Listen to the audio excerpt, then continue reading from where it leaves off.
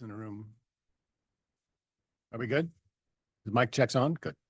I want to ask folks to be in the room to be quiet. There's a lot of microphones around and a lot of sounds can be picked up. And we will be live streaming. And so it's much more convenient for folks listening in on Zoom if we're quiet between the times when we're talking. So good morning and welcome to Cradle-to-Career's Governing Board meeting. My name is Gavin Payne. I serve as your chair. It's meeting in person today at the Cradle-to-Career Data Systems office at 400 R Street. I want to welcome and thank the members of the public who have joined us in person and virtually. Today we have ASL interpreters helping us interpret the meeting. Thank you very much, Daniel Schwartz and Paul DeMuro. We will also be offering translation services in Spanish. Thank you, Aldo Renteria and Leticia Reina, for your help today. To listen to comments given in Spanish, please select the globe icon at the bottom of the screen that says interpretation. Then select language interpretation and your language, such as Spanish. You'll then hear a live rendering of the comments in Spanish. So I will pause for a moment for our Spanish interpreter to translate. Thank you so much. I appreciate it. Muy buenos días a todos ustedes. El día de hoy se proporcionarán servicios de interpretación para todos ustedes para que puedan escuchar la reunión en su totalidad. En breve, en la parte inferior de su pantalla, ustedes encontrarán un icono en forma de un mundo. Favor de presionarlo y elegir el idioma de su preferencia. En este caso sería español. Una vez que lo elija, favor de presionarlo nuevamente y elegir poner en silencio audio original para que pueda escuchar al intérprete en vivo. Si tiene alguna pregunta sobre el audio, favor de escribirlo en el chat o de comunicarse con nosotros y con mucho gusto los apoyaremos. Muchísimas gracias y que tengan una buena reunión. Back to you. Thank you so much. Appreciate it.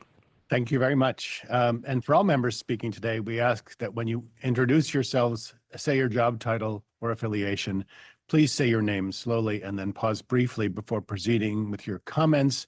It's the better way for us to capture comments in the record. I will show as an example, probably for the only time today, Gavin Payne, chair. But I will try.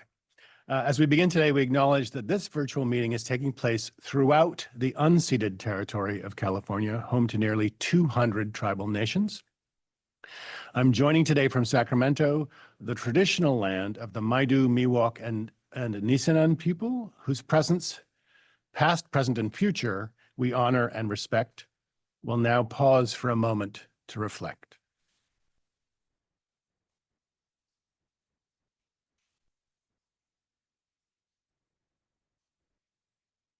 Thank you. We recognize the ancestral land on which we are collectively gathered and our responsibility to support and foster learning through the dissemination of knowledge consistent with the Cradle-to-Career Data Systems work to advance equity.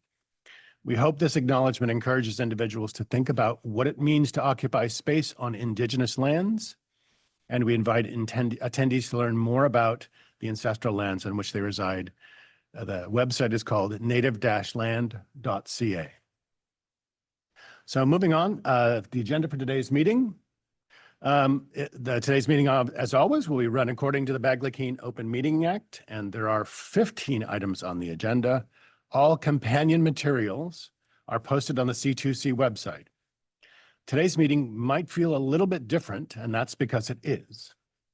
As chair, we have intentionally set the agenda with fewer items and have increased the space for board discussion as we would like to foster a more engaged and collaborative session, especially as we do some work around looking forward. In continuing to set the tone for today, I'd like to note that there is much to be celebrated as a board, and we will touch upon this several times today. Additionally, there are several moments in which we as a board can reflect upon our progress and our strategic vision, and I look forward to that dialogue with you. We as members are responsible for shaping the organization as we provide the vision and oversight to C2C. We'd also like to engage with members of the public. If you are here with us here in Sacramento and would like to make a comment, I request that you complete a speaker slip so that I can call on you. Speaker slips are voluntary. So please give a slip if you fill it out to Sophia Aguiar, who's in the back, raising her hand. And I'll let members of the public know when we will be accepting public comment. We have a very full agenda today and plan to end today's meeting in the late afternoon. We anticipate breaking for a 45-minute lunch at about 12:30 and adjourn the meeting at 4:30. There will also be two other breaks during the meeting itself. So I want to call the meeting to order at this time. Stephanie, could you please call the roll? Yeah. Chair Payne, Present. Vice Chair Tagorda, Present. Member Cifuentes, Member Cochran, Present. Member Evans, Present. Member Ferjueli, Member Gonzalez Vasquez, Member Hetz, Designee Bierke for Member Irwin, Member Jez, Designee Stivers for Member Laird, Present. Member Lee, Present. Member Moldoff, Member Nellam, Designee Rikcheska, Present. Member Romero, Present.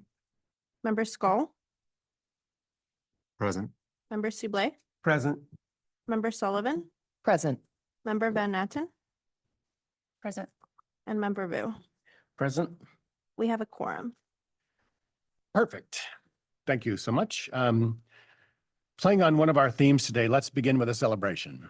It's with great pride that I introduce Agenda Item 2, presentation of the launch of the Cradle-to-Career Data System Dashboard. So first up, Ryan Estrellado, Director of Data Programs, will provide us with a live demonstration of the Student Pathways Dashboard. Then we'll be joined by Dr. Kate Akers, Vice President of Policy Implementation and Best Practices from the Data Quality Campaign.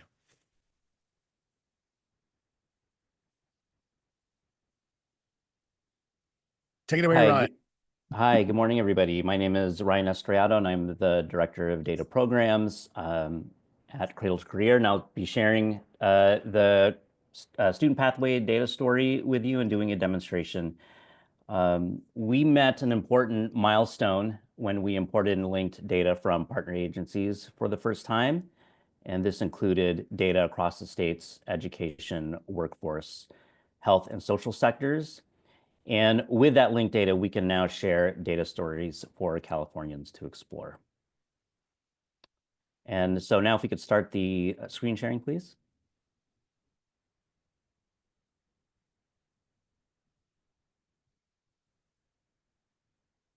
Just 1 second, Ryan. No problem.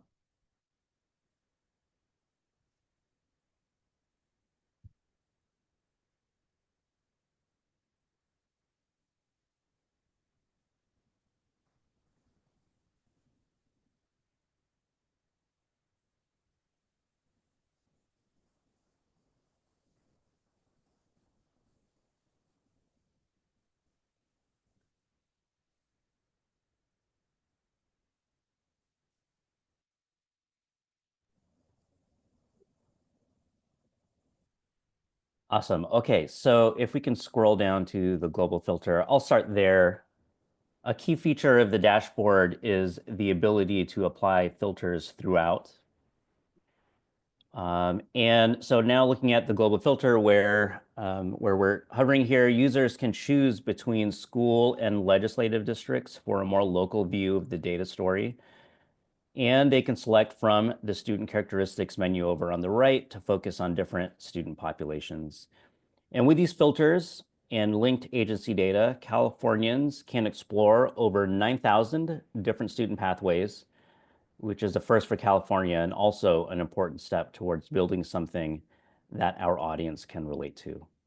When users set up their filters, they automatically apply to all 6 visualizations in the story. And speaking of story, we'll go to the first chart. It's about the 2015 public high school graduates and their education paths. The chart visualizes the experiences of almost 500,000 public high school graduates using linked data from the California Department of Education, the community colleges, California State Universities, and University of California schools to show the different pathways our young people take as they discover life after high school. And in this chart, you'll see that there are milestones and bands connecting each milestone, where each band represents a percentage of students from the previous milestone. Scrolling now to the next chart. This one is about demographics and college enrollment. Here, users can explore college enrollment by race and other demographic characteristics. And if you select a district in the global filter, this chart will then turn into a comparison of that district to the whole state.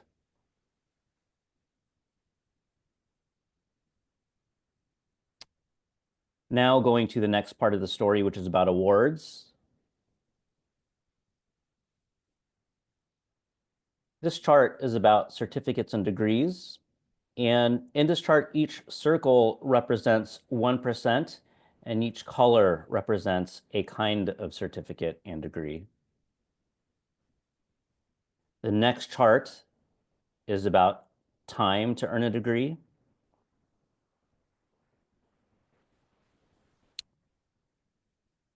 In this chart, users learn about how long it takes to earn a certificate or degree in California, where each bar represents a count of students, and where the chart also shows the median time to earn a certificate or degree.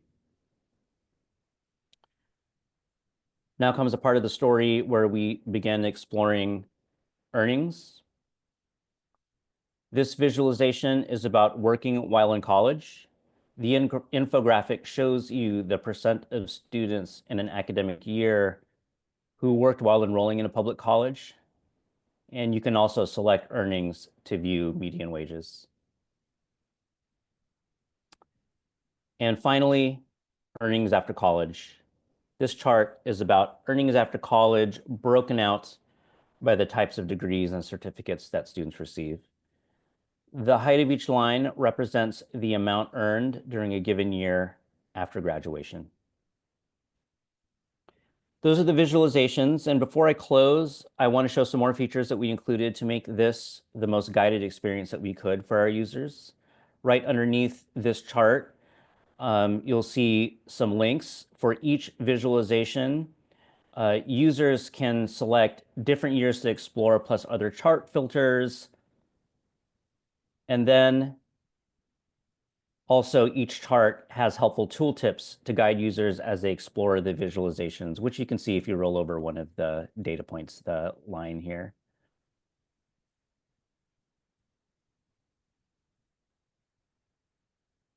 Each chart also has instructions how to interpret. So there's the rollover, and then in the bottom right-hand corner of this chart as an example of the instructions that users can see to interpret each chart.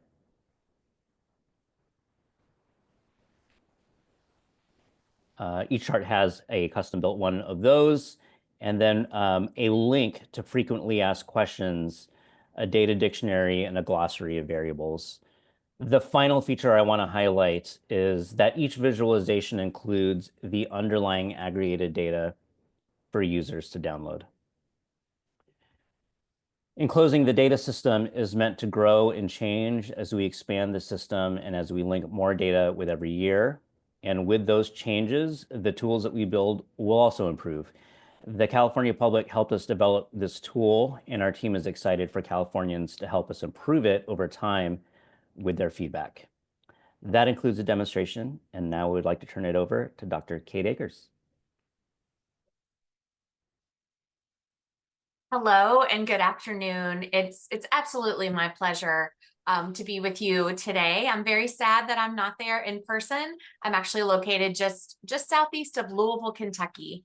So I want to talk just a little bit about what we're seeing nationally and kind of how this work in California at Cradle-to-Career is really leading in this space within the state longitudinal data systems, P20W systems.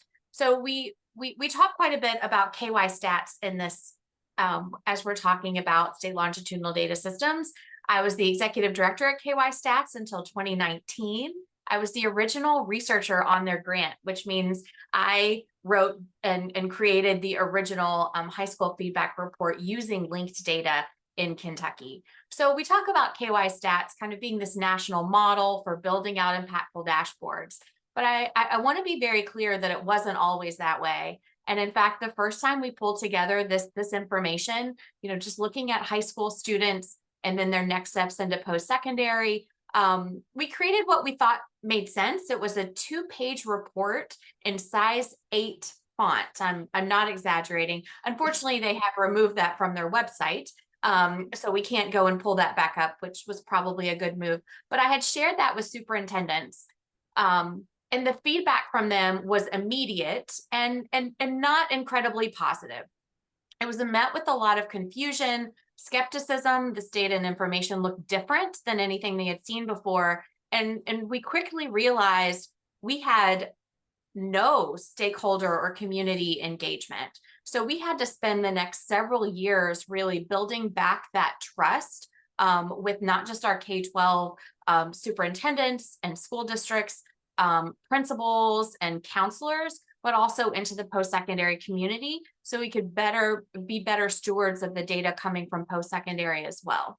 So we spent a lot of time really building out what stakeholder and community engagement could really look like in Kentucky. And then in the end, we came up with a dashboard, PDF, aggregate Excel files that we really hope could better meet the needs of Kentuckians. So I kind of frame that for you just to let you know what really, what this looks like throughout the country. KY Stats is still really used as a model in this space. But with the introduction of this dashboard and of the processes behind the dashboard, it's so exciting to now be able to demonstrate the work in California, Cradle-to-Career, really leading the way in the nation. So I want to talk very quickly about some ways when we talk about California leapfrogging the work that we're seeing in other states, really what we mean, organizations like Data Quality Campaign in particular. So what we're really seeing is that Cradle-to-Career is a national leader in this space with regards to stakeholder and community engagement. The ability to convert that engagement and feedback into actionable dashboards and a suite of tools that Ryan just demonstrated is really unprecedented within this amount of time. So the dashboard that's presented is much more comprehensive and user-friendly than the vast majority of feedback type dashboards, and really goes beyond just the traditional high school feedback or high school and beyond dashboards that we see in places like Kentucky, which, places like Kentucky have really been perfecting their dashboards for over 15 years. And then I want to recognize some of the challenges that I've really noted in California as they've gone through this. So just so you all are aware, Kentucky has a single student K-12 information system. They also have one of the strongest post-secondary data systems in the country that includes public and private nonprofit post-secondary institutions. So when we're talking about linking together data in Kentucky, we're talking about a much more simplistic data, coming in from really these two entities and bringing that together. So the work that Cradle-to-Career did, the staff, as well as all of data providers, those that are really engaged in the community, did to bring this together is so exciting. So this work on sharing data and information, pulling it all together in an organized, secure fashion, and really being so incredibly responsive to stakeholder and community engagement has absolutely demonstrated California's Cradle-to-Career is a true leader in the state longitudinal data system space. So I'm so excited to be able to congratulate not just the Cradle-to-Career team, the data providers, but also all of you, all of those within California that provided feedback and that are really working to make this dashboard, make this work actionable for Californians. So I'm looking forward to continuing to follow and supporting this journey, and really appreciate the opportunity to be here today. Thank you all. Thank you, Dr. Akers. Really appreciate your words today. I'm sorry, Gavin Payne, Chair. I want to now turn it over, please, to Shannon Serrato. Part of what we're about is making sure that these tools are public, and part of what we want to measure is how the public is seeing and what's happening and the analytics behind that. So Shannon, take it away, please. Thank you, Chair Payne. I'm crashing this party, so thank you all.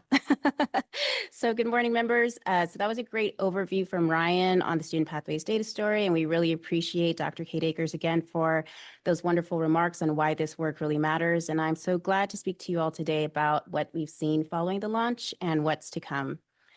So just to recap, the Student Pathways data story launched on the C2C site on April 22nd at 8:45 a.m. That time is burned into my brain because I'm the one who hit publish on the site. And so it was a very stressful time. But anything that I'm sharing after all the analytics I'm sharing are following that time through today, just so we have a frame of reference.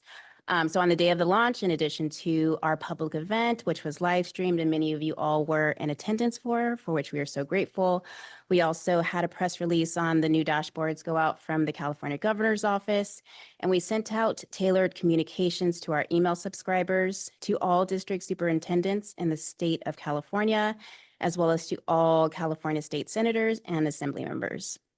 So first and foremost, while I'm incredibly proud of the strides that we've made at Cradle-to-Career in the time that I've been here, for example, when I started, we had less than 70 followers on LinkedIn. We had a logo that was made in Word and a website that was impossible to navigate. It goes without question to say that we've seen a huge spike, a huge surge in enrollment from the public in the 3 short weeks following the launch. We've seen over 12,500 engagements with the data story alone, with over 9,000 active users over the course of 16 days. And overall, we've seen a nearly 400% increase to the site overall. We've also seen an influx in interest from the press, with a huge shout out to C2C's Deputy Director of Communications, Angelique Palomar, for spearheading that work. We've gotten nearly 50 press hits, including reprints from outlets like EdSource, GovTech, and we've got 2 hits from CalMatters, including commentary from Dan Walters. So we're really proud of that. And we've also gotten a dozen broadcast hits, which have aired across the state in both English and Spanish, most recently on KCBS Radio's Ask an Expert. And just a shout out to a member of the public who was the expert on that call. I see you're in attendance, so we're grateful for you today. And then personally, it was really cool to see these time slots, 5 o'clock and 11 o'clock news air in my local TV station, KTVU. So I'm really, really excited about that work. And to round out with social media, we've seen over 25,000 post impressions with over 200 new followers on LinkedIn and nearly 900 views of our tutorial videos on YouTube. And if you're interested, the most viewed one is how to disaggregate by legislative and school district. Okay, next slide, please. So that was the data, that was the analytics. And on this side, we have the more qualitative side, the sentiments of folks who have uplifted and supported the dashboards that gave me the warm fuzzies, and I wanted to share them with you all today. So with the caveat that I've kept this to one slide, and this is certainly not reflective of everything or everything that we've heard, we've received an outpouring of support from our community, which has felt really good as we put something out into the world that we've worked so hard on. So on the screen are quotes from folks who have posted on social media, edited for space and just brevity. But I tried to capture a broad spectrum of perspectives from colleagues and partners across the board in the education, data, and tech spaces. So to highlight a few posts, I encourage you all to read them. These are on the materials as well. It was just really cool to see that partners revised workshops with their high school counselors to highlight the Student Pathways data story the day it launched, or that others really resonated and emphasized the importance of statements on the site that note not all paths to a post-secondary education are linear, and that our students have truly unique education journeys. And finally, I want to highlight a post that calls out the feedback that we are asking for from the public. Stated on our site, we note that while most launches feel like the end of the process, for C2C, for us, it really does feel like the beginning. And we look forward to ways to improve the tools over time. So with that, I'm going to make a plug for the upcoming community conversation, a virtual webinar that we'll be holding on May 20th, which will feature, again, a live demo, as well as interview and Q&A with our data programs team, who will answer questions from the public about the data story. So I encourage you all to attend. I encourage you to spread the word. It's going to be a great time. And that concludes my presentation. Thank you. I'll hand it back to Chair Payne. Thank you, Shannon. And thank you, Ryan, Kate, and Shannon, all of you for your comments today. Really appreciate the input. The story is a great one. I'm reflecting myself on some of the comments that I made on the launch itself. For me, it's a story of two numbers, 30 and 3. So don't stop me if you've heard this already, because I'm going to do it again. The state, as you know, those of us playing in the state policy space, especially the education space, have been talking about the need for this kind of system for over 30 years. And in the absence of action on that, many in this room have done their own things, and it's been a sort of a bits and pieces trying to cobble together things. And so the effort was a frustrating one for me, at least, as a person who believes that information is power. The fact that the system itself was launched in earnest 3 years ago and is now producing, has input so many billions of items and is now back out to the public with a useful tool is a significant achievement, and a significant time achievement, and a significant demonstration that the power of the state to do things right and to do things well is embodied in this announcement and what has come from this. And so, yay us on that, as I said at the meeting, and let's proceed. Thank you again, Ryan, Shannon, and Kate. We'll now move on to item 3, update from the Cradle-to-Career Governing Board Chair. That's me, Gavin Ping, and the Office of Cradle-to-Career Executive Director. I'll be presenting my part of this, and we'll go from there to Mary Ann Bates. So as I've shared already, it's an auspicious time for the organization and for the work that we're doing. The team that Mary Ann has put together has really delivered for the state and for the people of the state through a very inclusive process. When we last met in February, we anticipated that we would be sharing the Student Pathways Dashboard, and it was indeed launched on the 22nd. You heard all the activity around that. In doing so, we're fulfilling the mission that was set for us. It was a mission that was derived from a long sort of planning process. It was a mission that was reinforced with the strategic planning process that the organization undertook when it started. And it's an impressive achievement, as I've said. I think it also sets the tone for us to have a conversation later on today. That's what are we looking at forward, right? So I'll make some comments on item 5 coming up, but I think that it really positions us to have a great conversation about what we see as a board for the future of the organization going forward. When we last met, we talked about a number of things, including governing board liaison roles. And one of the things that I want to highlight for folks now, too, is that the liaison role for the board has served an incredible function. And I want to thank specifically Meredith Lee in being the liaison on this entire sort of Pathways Journey activity and giving an amazing, current, frank feedback to the team as it was building out these tools. I also want to thank Ana Luz Gonzalez and Vasquez, and Chris Nellam, who are our liaisons for our advisory boards. And we've been working closely with them, and they've been working closely with those advisory boards to provide us with a lot of great information that we'll hear about later on today in the conversation. The other piece that I just wanted to report out, and I've talked about it a little bit too, one of my roles as chair has been to develop partnerships between C2C and our friends in philanthropy so that we can augment and expand the amount of work that we can do and that we move going forward. I'm hustling for support from those same philanthropies to help set up that activity, and I'll have more to report at our next meeting. As I said, today's meeting will focus on looking ahead.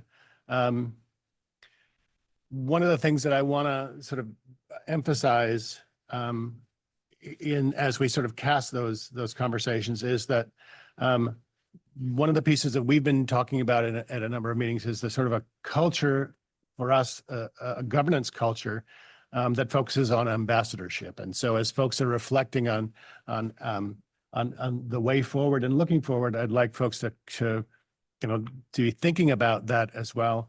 One of the items that we'll have on the agenda today, item 7, will focus on the governance survey that you all conducted. I want to thank you all individually and collectively, because we had 100% completion rate for that survey and the demographics survey that we had as well. The other thing that I'd like to talk about too is that we have actionable information. This Pathways dashboard has actionable information for both policymakers and principals and superintendents and individuals and families. And one of the things for us looking forward, I think, is for us to continue to focus on what are those things that we can help interface with the public about in the role that we have as a sort of a nonpartisan, honest broker of the information that I've talked about before. It was May last year that we had our last meeting at the Foundation for the California Community Colleges. We've moved in here. During that time, we have become a fully functioning state entity. And I'm very proud of that. And I hope you share that pride in moving forward. We have, in 3 short years, have come a very long way. And I think that's much to be celebrated. So with that and those general comments, I want to introduce Mary Ann for her update. Thank you so much, Chair Payne. If we can go to the next slide, I'll start with just a few reflections on the launch. And it was really exciting to kick off today, demonstrating live what we've all worked together for so long to build. The Student Pathways data story was really built by and for Californians. And I think the most heartening part for me of putting this out into the world was seeing how people respond to it, how teachers responded to it, students, educators, researchers, advocates, and just seeing all of the reactions come in. And I'm thinking back to more than 2 years ago when Shannon joined, Shannon Serrato, our Director of Engagement. When she joined our team, she talked about her vision for creating a website that would really feel inviting, that would feel welcoming, and that people would really feel that C2C is by and for them. And that's the experience I believe people had in looking at this data tool, playing with it. My own kids like to play with it. It's very easy to use and understand. And I really want to thank the engagement team for a multi-year strategy, truly, that is now coming to life and built this story. I also want to reflect on the wisdom of user-centered design. This is literally written into our statute, right? We have to prioritize the needs of students and families and use this approach. And listening first and building second, really doing that user-centered design was important. The idea of the Sankey chart, right? That headliner, the top visual in the data story, started in the planning process. Kathy Booth was just telling me the story of one of the participants in the planning process saying in a meeting that she wished she could see everything in one place, the paths of all of California students that in kind of a flow like a river to see the different paths and how those move. And so that was the starting point for our work. And Ryan Estrellato's data programs team mocked up different versions and watched how people reacted to it. And they looked at every last detail, right? How do people respond when it's all one color or multiple colors? More or less information overlaid. Months of conversations with our data providers to ensure we actually understood the underlying data and how we were bringing it together. So huge thanks to the data programs team. And of course, enormous thanks to the data infrastructure team, especially Dan Lamery and Minnie Chitneni, who are here today, who built what we heard Californians ask for, even if it was complicated. The 6 visualizations look so clear and simple to use, but what was needed to build that was truly a heroic labor of love. So huge thanks to the data infrastructure team. And I also want to emphasize, part of what I love about this picture of our team at launch day here is that it really took every single member of the team and the entire team. And that includes operations, that includes the legal team, all of the procurements that needed to happen, all of the work that needs to happen for this work to be done collectively. It took every member of the team. So huge thanks to the Cradle-to-Career team and really want to celebrate that effort. So thank you.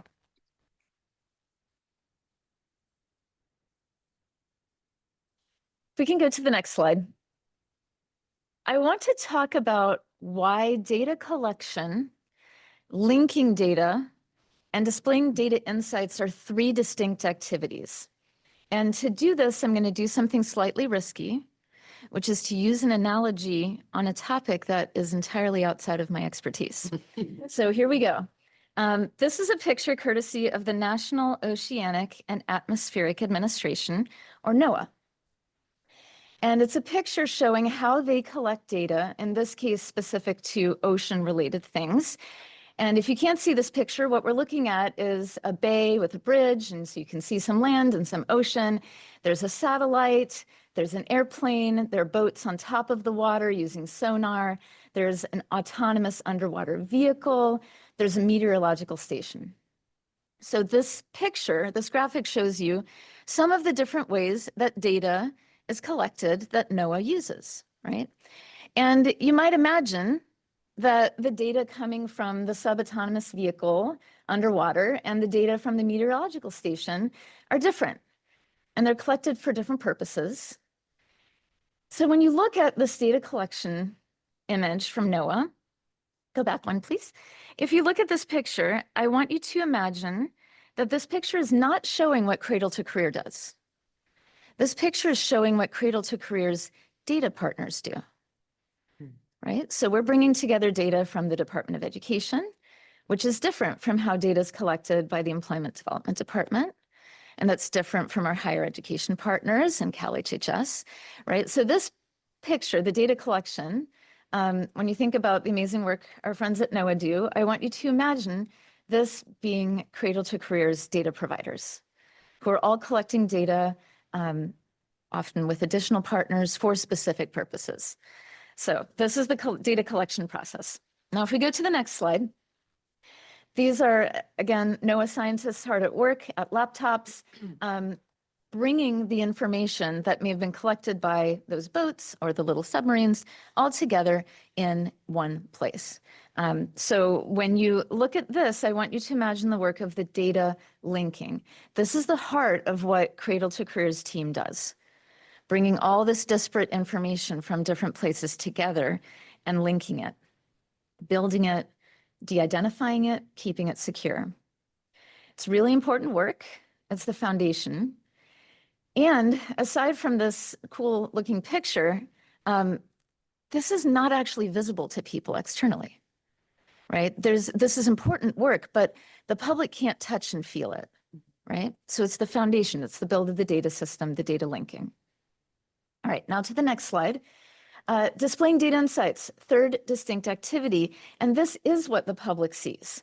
So if you think about NOAA, one of the most accessible ways most of us as humans in everyday life use the information they collect is when we want to know what the weather is. So how hot is it going to be in Sacramento today, right?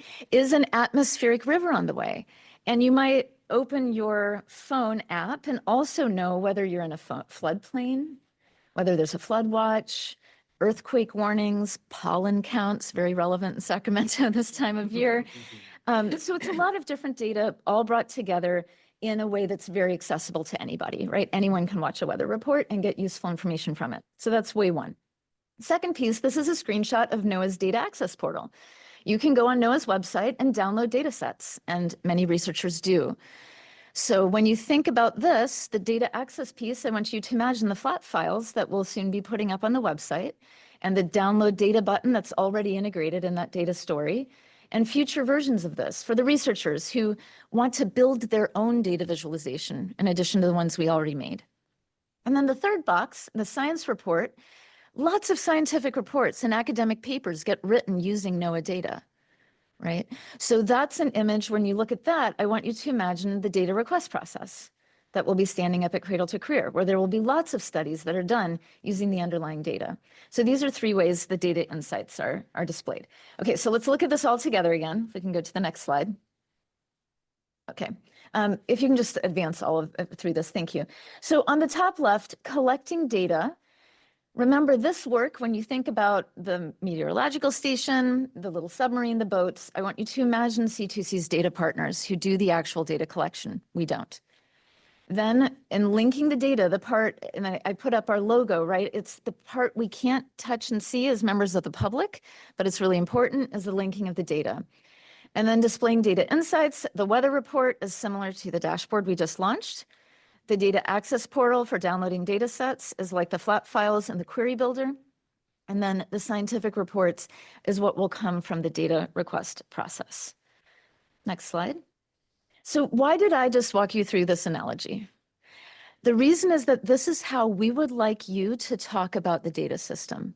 You don't have to show the NOAA slides, but helping people understand the difference between the data collections our partners do, the foundational work of the build of the data system, and then these data tools that plug into that and will build over time. So the main message is data collection, linking data, and displaying data insights are 3 distinct activities. One's done by our data partners, the other 2 are done by Cradle-to-Career. If we can go to the next slide, we made a new resource for you. This is a handout with a screenshot that's too small to read, but you'll have a link to it. And the main message here is that the Student Pathways data story, as excited as we are about launching it, by definition only shows a small portion of the data that's already in the data system. And this handout can help you explain in a really quick way what data today are already in the data system and linked. And it's from 9 partners who are listed here across K-12, higher ed, the earnings data, and social services take-up data. The dark box then identifies all the different student populations and geographies that you can use to disaggregate it. If we can go to the next slide, where this is slightly larger, I want to highlight that the narrative at the top of this illustrates that it was in 2024 that we completed the initial data system build, ingested more than 10 years of historical data, and highlights how that's brought together and what the data is. So this handout can be a complement for you to the data story that's live on the website so that you can see and help tell the story of how the data system is something we're building that's broader than any one particular data story. So it's a both and. All right, if we can go to the next slide, please. I am happy to provide an update on the National Student Clearinghouse. This is something we've talked about across multiple meetings. And if we can go to the next slide, I'm happy to report that as of this week, we have signed a partnership with the National Student Clearinghouse that goes across multiple years. And the National Student Clearinghouse data is important because it will enable insights on a number of things. California public high school students who then attend college out of state or at nonprofit or for-profit colleges, students at AICCU member institutions after those colleges opt in. Currently, I believe 14 of about more than 85 of AICCU's members have, and students who apply to or enroll at California's public higher eds, but then transfer out of state or to non-public colleges. And so as you can see with the puzzle pieces here across C2C and the Clearinghouse and AICCU and the Department of Education, this is really a collaboration across many parties. Next slide, please. As I mentioned, I want to highlight just how much collaboration this entails. So for overall context, we're using the Cradle-to-Career budget and our resources to cover the costs overall. National Student Clearinghouse will then prepare data on California high school graduates and students at participating AICCU schools. And I want to give a big thank you to the California Department of Education, who've been partners with us on negotiating this partnership and figuring out all of the complexities of how this data submission can work. So CDE is partnering on those data submissions to the National Student Clearinghouse for the information about high school graduates. NSC then returns files enabling CDE's reporting of the college going rate. So this will enable CDE to continue to have the data that they received from NSC in the past. And the agreement we signed enables us to share that NSC data with state level partners like CDE, like the Student Aid Commission, the higher eds, at no additional cost. So we're really happy about that, and the fact that this is kind of a statewide agreement for the state level partners overall. As a part of this, NSC has also agreed that the 3 public higher eds who have long had a relationship with the National Student Clearinghouse and sharing their data with them and receiving files back, they'll continue to do so and are able to share those files that NSC already prepares for them with Cradle-to-Career at no additional cost to the state.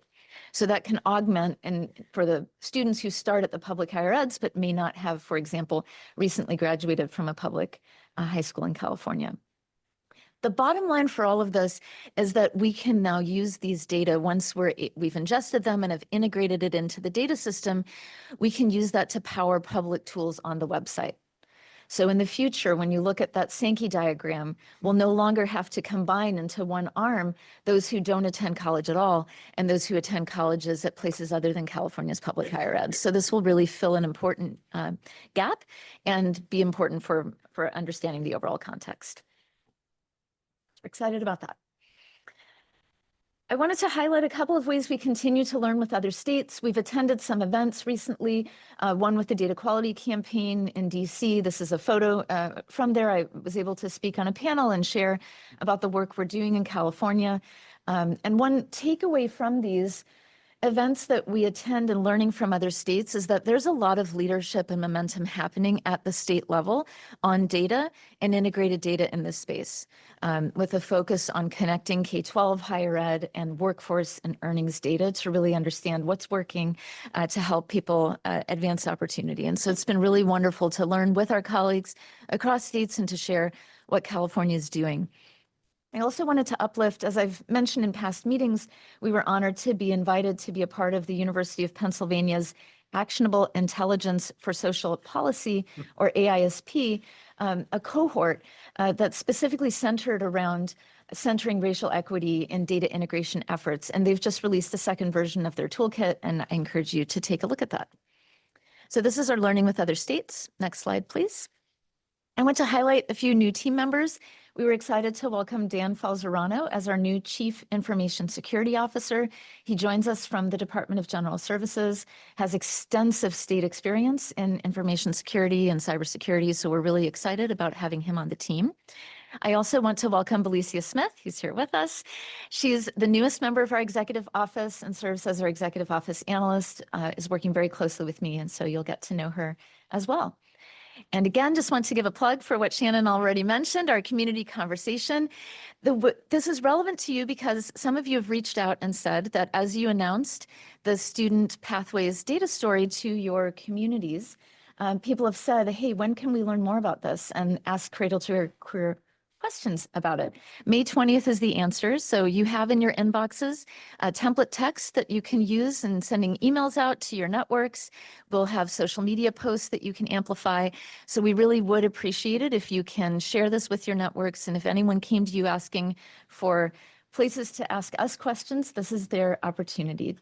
So we really welcome that. So with that, I will turn it back over to Chair Payne. Thank you. Thank you, Gavin Payne, Chair. I want to open it up. You've all been sitting very patiently. I'd like to open it up to any comments or questions that board members might have about what we've just talked about. Yes, Member Vu. Hi, good morning, Thomas Vu, Vice AICCU. Just first wanted to say thank you, Marianne, for your leadership on this whole National Student Clearinghouse partnership with CDE and AICCU and to the C2C team for their hard work on this as well. I know this has been months and months in the making, and really a question that's been long considered, by the board and before the board, by the working group that put together the board over the last 4 or 5 years now, about how to integrate nonprofit colleges and universities into the data system. And, as the name implies, each institution is independent, right? They have their own board, they have their own data system. Some are much more sophisticated than others. So how does this entity deal with such a complicated, varying, consortium of entities? And, I think this partnership will allow an easier pathway of incorporation of our students' information, which is so integral to California and to this country. 20% of our students, of 4-year undergraduate students, attend a nonprofit. So, this is such a key part of, the higher education landscape and the workforce landscape as well. So I see really positive things moving forward. Hopefully this can happen now faster than what we've been seeing. So thank you, C2C, for this great work. Appreciate it.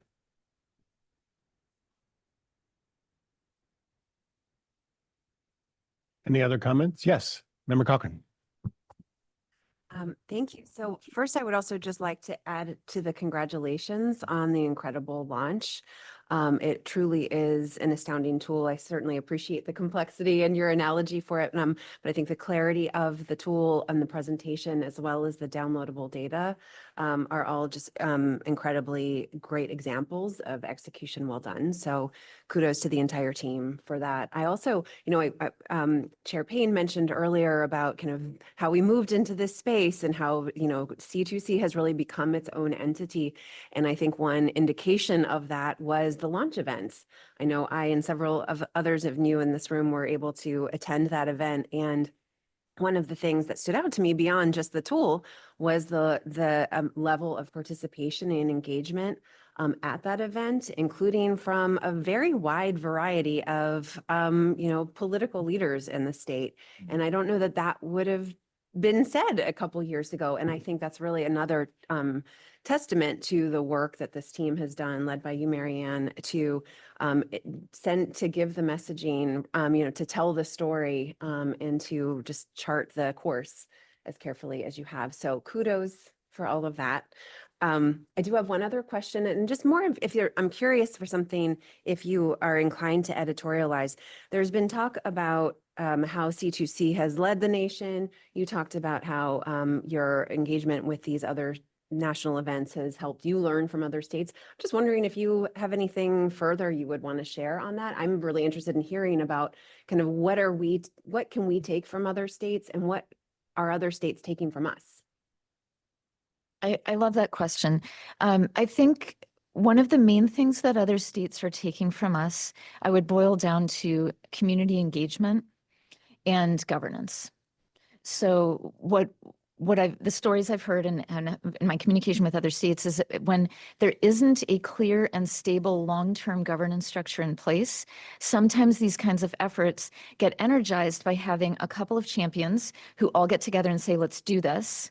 But then inevitably, as there's turnover over time, if MOUs have sunset dates, right? If data sharing agreements aren't standing, if you have to renegotiate data sharing agreements every time a new party joins or things get added or removed, if it's dependent on a few particular people being in the seats that they sit in that moment, it's really hard to sustain that over time. So having this clear governance structure where, later today, you will contemplate adding 2 new data providers and a whole set of new data points. And it's very clear in statute, right? Who gets to make these decisions, how that fits with the data provider's ongoing, ownership of the data, et cetera. But who gets to decide about what has been pretty clearly defined for Cradle-to-Career. And I think that governance piece is something other states are looking at. The C2C legislation has been used as a model for legislation that has passed or is in the process of being considered in multiple other states. The second piece on community engagement is another one where I think people have looked to California the most, because as I think was highlighted this morning in Shannon's presentation and all of the work from both the engagement team and that user-centered design that the data programs team does, is it takes a lot of time, resources, and concerted effort in a particular mindset to say, we're going to start by listening to what you want and then try to build toward that. And so the resources that we've had available to dedicate a team to that has really made a big difference in California, and a lot of other states are looking to that. What we're learning from other states, a lot of it is just even the foundational pieces of how do you, what kinds of data integrations have other states done that have been most crucial to having a complete picture? So for example, other states using the National Clearinghouse data.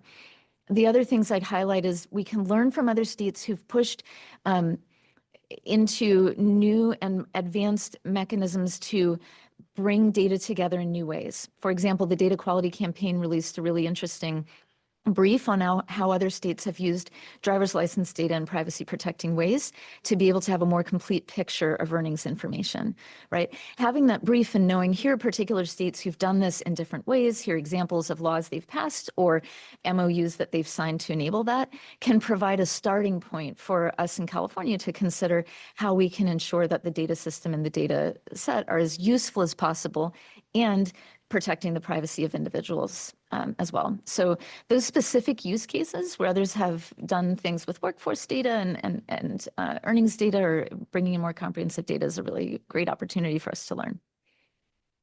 Thank you. Yes, Member Jess. Thank you. Thank you so much for this update. I feel like with the launch of the dashboard itself feels like enough to celebrate, but going through, I think just demonstrates sort of like how many plates you have spinning. Wanted to comment particularly on the National Student Clearinghouse data, and I feel like it's exciting for a number of reasons. Obviously getting, the private nonprofit institutions represented, which, educate so many Californians. And then that this obviously required some creativity to make work. And I feel like the last update that I remember hearing was, we've got some challenges we have to figure out. And I feel like not only is it going to be a part of this data system, but I also love around how you talked about there's a strategy that allows it not only to be a part of C2C, but also that many other state partners get access. So it makes me really excited about the role of C2C, not just as an entity for itself, but also in supporting broader state interests. So we're just really excited about that update and sort of the many ways it shows the relevance and usefulness of this data system for California and the functioning of our state. And maybe my question is, what's the possibility for non-AICCU members around the data? And then thinking particularly around private for-profit institutions in our state. I'm happy to speak to that. For students who graduate from California's public high schools, the partnership with the Department of Education enables the NSC data to give us visibility regardless of where they go, in state or out of state. For students who don't graduate from a California public high school, maybe they attended a private high school or they come in from out of state, that's where we would have visibility into their data only if the AICCU member schools opt in. And we have an agreement that have shared that's templatized that enables them to do that. So I think that will be particularly important as we think about our transfers dashboard coming up as well, where we'd want to be able to show the paths of people, including those who didn't graduate from a California public high school. For the private for-profit institutions, we have the Bureau for Private Post-Secondary Education. So I would defer to our board member for that, but that's something that was contemplated in the planning process already and to have integrated data from them as well in the future. But I don't know if there's anything else you'd like to share on that. Not to put you on the spot. I mean, I think time will tell. I think it seems like that this could be a really great possibility. It also depends on which institutions are in the NSC data. And, as the bureau chief of the Bureau for Private Post-Secondary Education, I can tell you that California law defines college a lot more broadly than what we think of as college. Right? We think of, there's so many UCs and so many 85 AICCU institutions and so many, the Bureau for Private Post-Secondary Education regulates about 1,000 entities that operate as colleges in the state of California. So again, the scale is large. I think that the data that we will be providing to C2C will provide a lot of information that would not be accessible through NSC, it's particularly unaccredited institutions, which about 500 of our institutions are. Marvelous.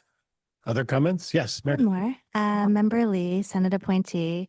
I just wanted to lift up and appreciate the thoughtfulness of having that companion handout as a surprise additional way to spread the word. It's really exciting to see the initial engagement and particularly the leadership in the community. Love the story about the workshop that the high school counselors are putting together, empowered by the dashboard. But I think it's on all of us as board members to really continue spreading the word about the resources and that ecosystem, plus the NOAA analogy just really help move the dial. So thank you for that. It's really great. Marvelous. Thank you. Yes. Member Bjerke. Designee Bjerke on behalf of Assemblywoman Jackie Irwin. Just a question going back to the NSC partnership with the AICCU opt-ins. At 14 out of 85 seems like we still have a blind spot. Can you talk about what the efforts are to encourage the AICCU member institutions to opt in so we can see that full picture? Yes, I'm happy to. And I know our member just had to step out who's there, so he could speak to this more.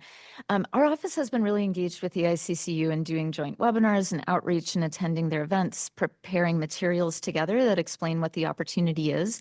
And we continue to stand by to support AICCU in anything we can do to share information about this opportunity. I also would hope that the fact that the data story is now live and you can see in a very clear way that the top arm of the Sankey combines those who never attend college and those who do attend college, just not at the public universities, that seeing that will kind of make very salient what the opportunity is for the stories of the students who attend the AICCU member institutions to be more salient in the data system. So we really look to our partners at AICCU and are standing by to support their efforts to bring their, to encourage their members to be a part of this effort as well. Perfect.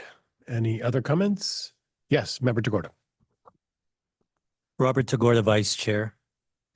I just want to echo all of the sentiments from the board with regard to the congratulations for Marianne's leadership and the entire C2C office for this Herculean effort over the past couple of years, culminating in the dashboard that we saw launched just a couple of weeks ago.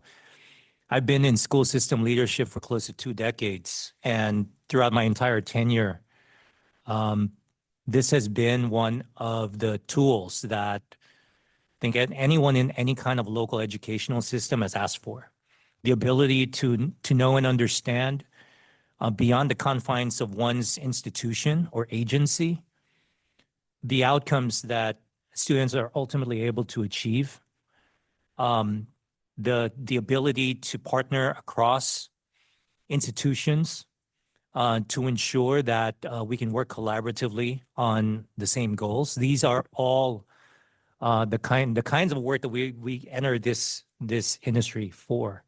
And I think it's a great testament to the work of this governing board, our advisory boards, and contributions from all of our stakeholders that we've gotten to this place. So I commend all who have been involved in this work. It's been phenomenal. I also just want to appreciate the level of technical and human complexity that was described by Marianne in her executive director report. We all can sense and see the challenges that C2C has to overcome to achieve its objectives.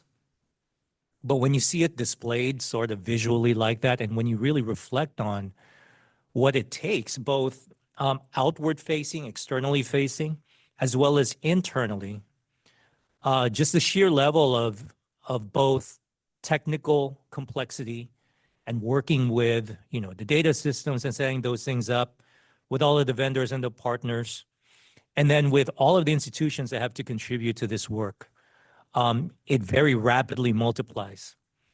And, even just now talking about National Student Clearinghouse adds, tenfold layers of complexity to the work that the office does.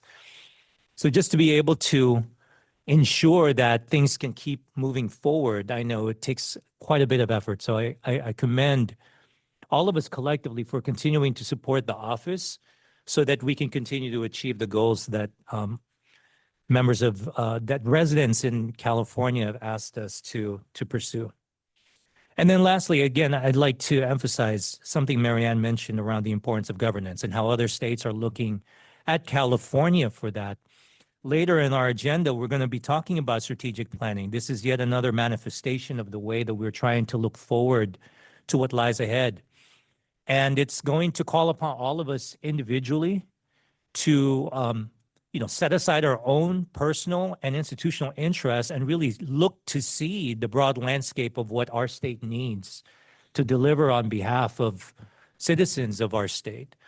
And now is our time, to really look forward and imagine what this data system can truly be in light of where we're at right now, in light of where we've been, and then be able to move this project forward in light of the many challenges that we know exist right now, not only here in California, but throughout the country, and what that's going to look like over the next several years. So thank you to Chair Payne for giving us this opportunity to discuss some of these really big matters, because I know it's important for all of us in the governing board. Thank you, Vice Chair Tagorda. Just to put another note and just to call you out as well for praise, Vice Chair Tagorda will be participating in a national panel in July with the Education Commission of the States, which is the organization of governors and state school chiefs that come together on an annual basis to talk about best practice in the field. And guess what he's going to be talking about. So thank you, Vice Chair Tagorda, for that. And thank you all for your thoughtful questions and comments. With that, let's move on to some business. Our next agenda item is agenda item 4, approval of the consent calendar, and I'll be presenting that. So as I noted at the beginning of our meeting today, we have fewer agenda items. And one of the ways that we have decided to do this is by utilizing a consent calendar, which should be familiar to most of you who've sort of dealt with boards like ours. The matters on the consent calendar are routine in nature and are approved en banc with a single vote. So prior to action by the governing board members and the public will be given the opportunity to remove any item from the consent calendar for discussion. Items removed may be heard immediately following approval of the consent calendar itself. And so that's the process that we're going to use. We might also opt for timing reasons to set the item aside for later in the day. With that, the items on the consent calendar are reflected here on this slide. Would any member wish to remove any item from the consent calendar?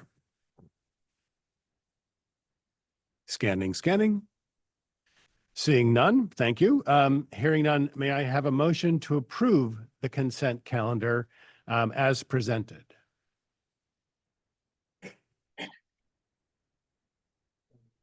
Motion by Member Soublé, thank you very much.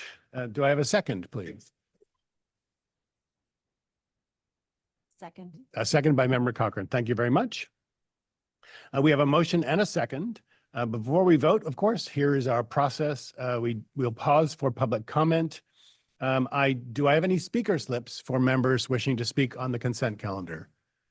None in the back. Are there any members of the public who wish to speak on the consent calendar who did not submit a speaker slip? Seeing none, let's turn to the Zoom. Stephanie, anybody on Zoom? Yes, for members of the public attending via Zoom, please raise your hand at this time if you would like to comment. Member Payne, I see one raised hand. Give me 1 second to allow them to speak. Thank you. Raquel, you should be able to speak. I will set a timer for 2 minutes. I'm sorry, I did not mean to raise my hand. Thank you. At this time, I see no other raised hands. I will close public comment on Zoom. Perfect. Thank you. We have a motion and a second. So Stephanie, if you could please call the roll. Chair Payne, Aye. Vice Chair Tagorda, Aye. Member Cifuentes, Aye. Member Cochran, Aye. Member Evans, Member Fargiueli, Member Gonzalez Vasquez, Aye. Member Hetz, Aye. Designee Bierke for Member Irwin, Aye. Member Jez, Designee Stivers for Member Laird, Aye. Member Lee, Aye. Member Moldoff, Member Nellum, Designee Rikcheska for Member Ohanian,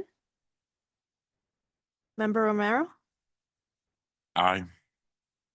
Member Skull, Aye. Member Soublé, Aye. Member Sullivan, Aye. Member Van Natten, Aye. and Member Vu. For the clarity of the record, we have 16 ayes. Thank you. The motion passes. Wonderful. It now comes to us to have a break. It is 10:40. If we could have people back here at 10:55, a 15-minute break. Thank you very much. Perfect. The hour of 10:55 having arrived. Thank you all for being so prompt for our next conversation. It's now, we're moving on to agenda item 5, update, discussion, public comment, and possible action on the future operations of the Office of Cradle-to-Career Data. I will be presenting this update and facilitating the conversation amongst us. So as I mentioned, a little housekeeping. For the interpreters, we've been speaking a bit too quickly, myself included. So the request was for us to speak more slowly and to make sure that our mouths are fairly close to the microphones, if we could, please. So as I mentioned during my update earlier, today's theme will focus on sort of looking ahead as C2C's future focus and opportunities. So this agenda item is the first in a series of conversations related to the future state and long-term direction of the office. And I want us to have some opportunity to talk together as a kind of committee of the whole. Sort of normally these conversations we would sort of create a subcommittee or a task force. The committee would go out and deliberate and have meetings and then come back with a report to the board. But for this one, I felt it was really important for us to be sitting as sort of a committee as a whole, to have a holistic conversation about the work going forward as an organization. Obviously, this is a conversation we're going to have. We're going to have a couple of other opportunities to take action and to vote on specific items. But just to give people a sense of the ground rules, as you know, that anything that might come of this conversation would then sort of later need to be discussed more formally in the future and voted upon in order to become directed to the office and or requested of the governor and legislature. So the action items, you'll note from the report that you got in your packets, we will take action on required components at the August and November board meetings.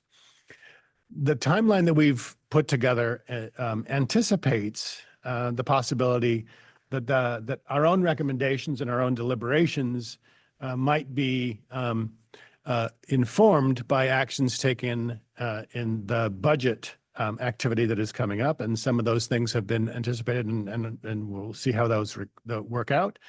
But also, the timeline also leaves open the possibility that we might ourselves be requesting budgetary or legislative changes. And so we want to make sure that we take action on those items as early as we can to inform legislative changes and resource requests.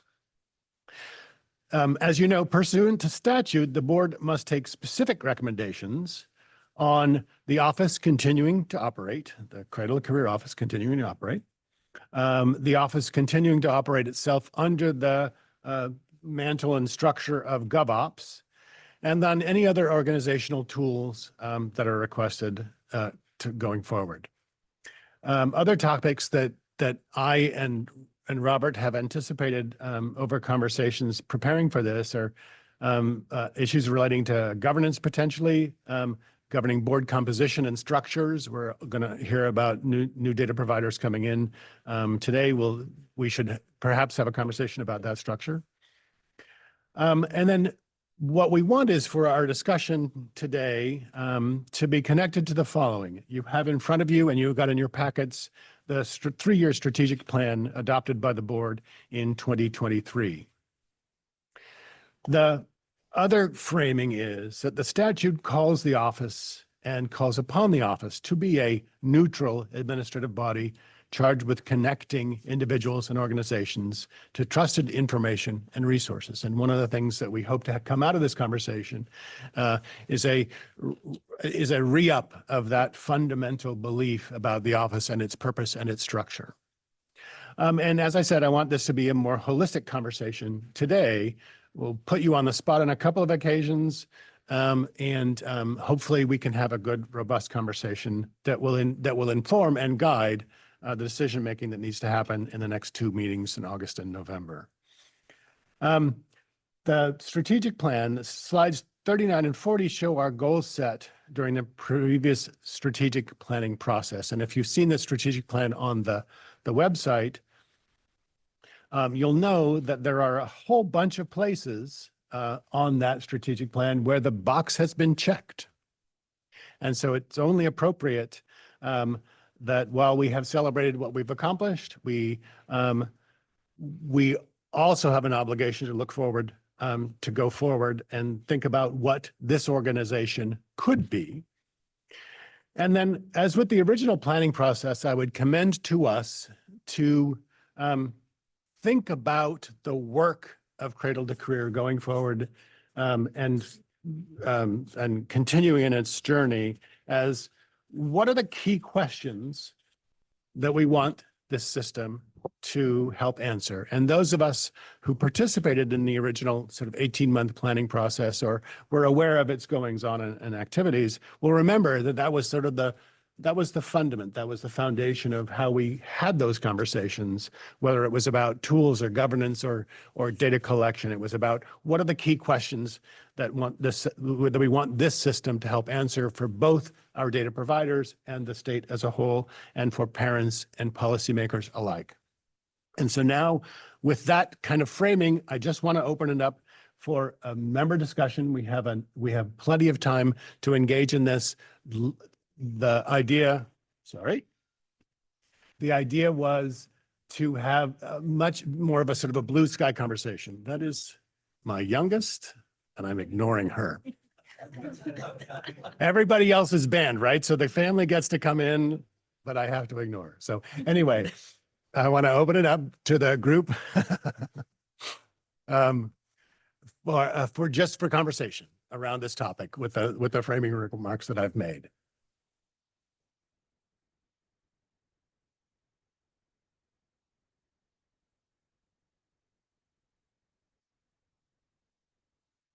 Right, Member Sullivan, please. Thank you. Member Sullivan, Commission on Teacher Credentialing.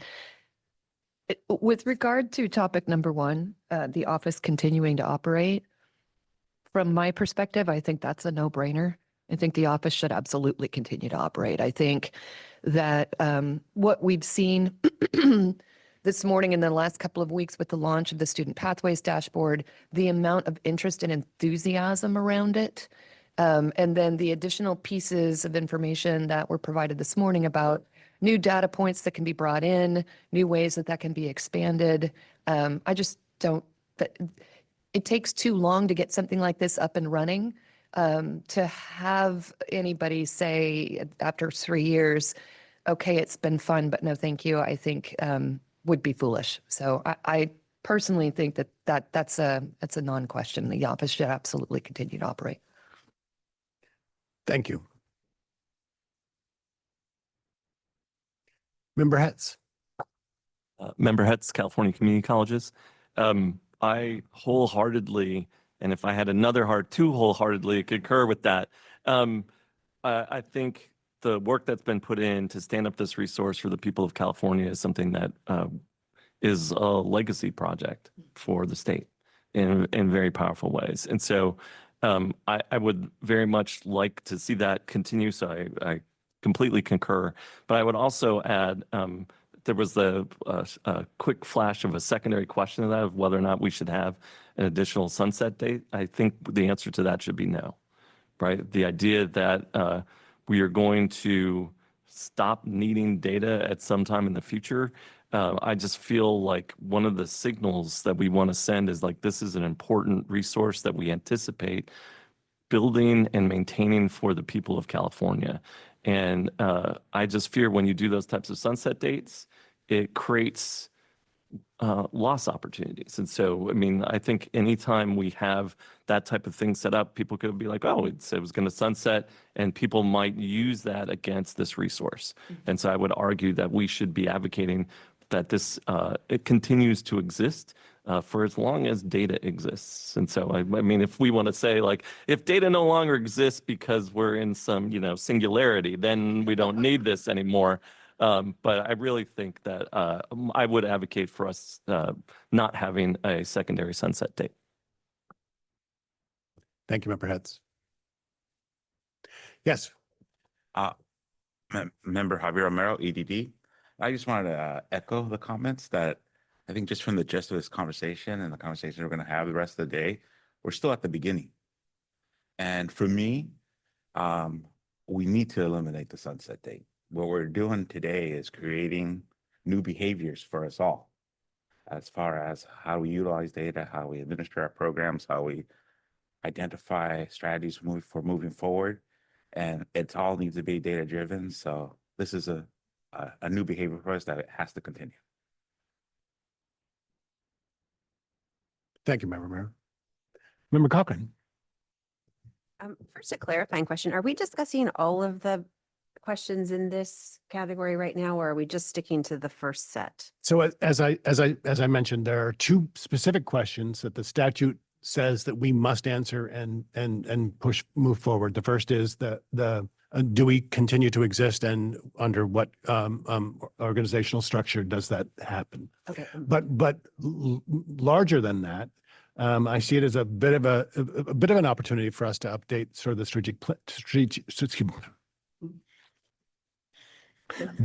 the plan, sort of moving forward and giving us an opportunity to sort of blue sky what we think the opportunities going forward are, so that we can help inform, especially if we're doing legislative asks or budget asks. This is what we see the thing can be and the potential of the system itself moving forward.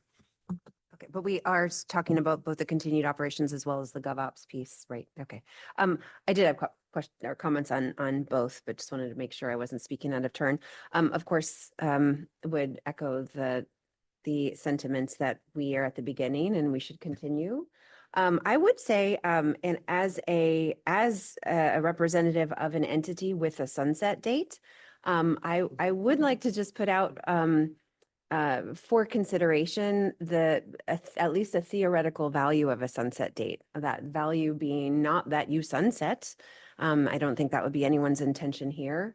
It's certainly a risk of having a sunset date, but I think the value of it is a periodic review of the authorization, the specific terms, for instance, of the governance, how governance is defined in the statute, and are there periodic, is it helpful for there to be a periodic review of the authorizing statute in a way that could lead to needed reforms that would be harder to enact in piecemeal legislative requests. So I don't know that again, I wouldn't like to see C2C sunset, but I do think that there's a value in the concept of a sunset that I think should be part of the discussion today. So that's one piece. And I think with respect to the placement of C2C within GovOps, I think there's no perfect bureaucratic structure as far as I have seen. And there's pros and cons of lots of different government bureaucratic entities. I think I would certainly defer to the team if they have faced particular limitations that we should be considering with respect to this question. I think from where I sit and what I'm seeing is I see a tremendous amount of progress You know, we've already celebrated some of that progress here today. The reality is that progress would not have been possible if the structure of where C2C was placed was inordinately burdensome or not helpful to the cause. So my conclusion from that would be that something about the placement within GovOps is working. So in the absence of information to say something otherwise, I would suggest that C2C remain where it is. Thank you. I'm going to go with Member Vu, and then we'll go back. Thank you. Thomas Vu, AICCU. Thomas Vu with AICCU. I would agree with Member Cochran. On all of those aspects. There is a value in having a sunset date because it forces, I don't want to say forces, but it reinforces reevaluation. I do get the challenge of going back to the legislature every few years. We do track your your sunset pretty regularly. So I get that. I wonder though, is it possible to not have the sunset, but have periodic reports? Can I clarify? Because I'm looking at the legislative language. There's no sunsetting language. Sunsetting language is really specific. It says this statute shall sunset unless reauthorized. It says it shall operate until July 1st, 2026, or a later date as approved by the governing board. So there doesn't need to be legislative action to continue the operation. There needs to be board action, and that's authorized in the statute. No, well, that changes the context quite a bit then. But again, I think just having periodic reviews. I don't want to put another report on anyone's plate. We all hate doing legislative reports, but I think just to have regular check-ins with with legislature, governor, Department of Finance, there is value in that. In terms of having C2C play, keep it within GovOps. I think things seem to be working well now. To Debbie's point, unless C2C team believes that something isn't working and can be improved upon. I think we also have to keep in mind the budget realities that the state is in for the next few years, and also this the concept of another coordinating entity and how C2C fits into that. So there are a lot of moving parts that we need to keep in mind. I don't have an answer, but I would look to the C2C team to provide guidance on how things are currently working within this structure. Marianne Bates, Executive Director. Just a few clarifications based on your comments just now. First, as a resource, the staff memo for this item actually has the snippets of the relevant statute. So thank you to our General Counsel for highlighting the nuanced language there related to the June 2026 date. The other piece I'll just mention, we are actually required in statute to provide a legislative report that goes to both the legislature and the governor's office annually. So we already have that. We're doing that annually. And you as a board are already required in statute to review and approve our annual work plan and our strategic plan on an annual basis, the work plan on an annual basis, and all of the budget requests. So I just highlight that because, again, thinking back to, I think one of Cradle-to-Career's strengths is the specificity of the governance. You have a statutory context already that provides for those reports to the legislature and the governor, and for your annual direction to the office on what we're doing and how we're spending our time. Perfect. Other comments, other ideas? Yes, Member Sublé. Member Sublé, having spent the better part of my career in state service at a very large state department that was part of an agency, one thing that I found that was beneficial of actually being in that agency structure was the fact that you had an additional advocate and additional resources when there was a need. It wasn't just my legal office, but it was my agency's legal office. It wasn't just my director advocating for something. It was the agency secretary that would be carrying the mantle with you, in meetings with the governor's office. So, there are some, and I don't know if the staff has seen some cons of being part of GovOps, but I can say that yes, there are the additional reporting requirements when you're a part of a structure like that, but there are some definite advantages. Thank you, Member Sullivan. So I have some questions, clarifying questions, and they absolutely come from a place of I have only always worked for the Commission on Teacher Credentialing. And we are one of the smaller state agencies for sure. So I don't know, broadly. So in GovOps, is the agency secretary at GovOps appointed by the governor? Marianne Bates, Executive Director. Yes. So the GovOps Secretary is a governor's appointee and is a member of the governor's cabinet. And the way that the structure works is that I report to and am appointed by this body, you, the 21-person governing board. And I have a dotted line reporting relationship to the GovOps secretary.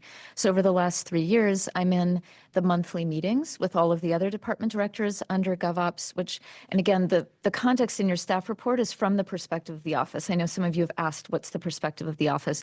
What's in the part of the staff report that provides that context on some of the benefits we've seen from those connection points with the other department secretaries has helped in accelerating the work and helping us overcome what can sometimes just be process timelines, process that happens when you're navigating everything from hiring people to, issuing procurements and contracts and understanding how to comply with a very, very, very long list of requirements that every state entity has to comply with. So I mentioned that because even just in working with the National Student Clearinghouse contract, for example, right, there are a lot of questions that go back and forth between DGS, which we need to work with to execute that. So that's a long-winded way of saying the connection points with the other GovOps directors is helpful, and the dotted line reporting relationship to a member of the governor's cabinet, and especially in the context over the last 3 years of having a governor who personally champions this data system, has been very positive. Thank you for that. If I may, I have some follow-ups. Please. And I didn't identify myself. I'm sorry, Erin Sullivan, Commission on Teacher Credentialing. So again, from the perspective of a smaller agency, the connections that you have with some of those other agency secretaries is pretty great. Congratulations on that, because for those of us who do not, and we're a smaller agency, for instance, we have to contract out a little bit more some of our fiscal work with other pieces of Department of General Services. We don't, and it's mentioned in the staff report, if you were to become an independent agency, you may need to increase your staff by quite a bit. But you would lose those connections. So I don't know if the increase of staff and the increase of workload is worth the loss of those connections.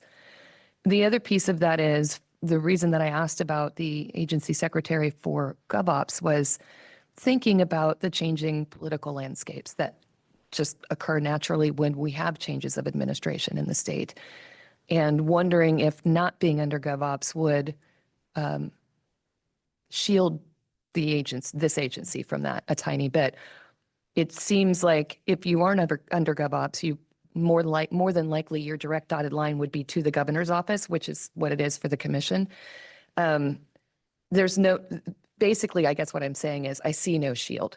If the governor is appointing the director of GovOps, that dotted line exists. If this agency becomes standalone, your dotted line to the governor is still there. So my thinking was just around, is there any way to protect from changes in the state administration and directions that they may or may not want to take with data in the future? And I don't see anything there. And so I guess that's a long way of saying I agree with some of the other comments made that if being within GovOps is working for this agency now, and again, it's just been 3 years, and if we have to review this again in another few years and see how things are working, that's another opportunity.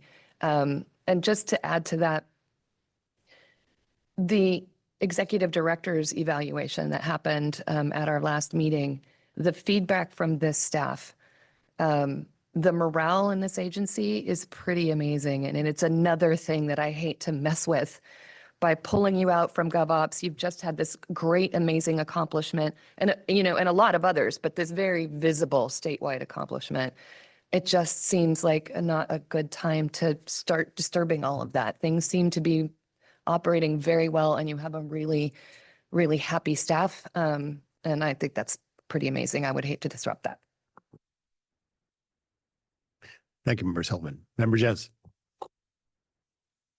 Thank you, Member Jez, California Competes. I just want to concur with, I feel like the comments that have been made so far, GovOps, well, continuing C2C.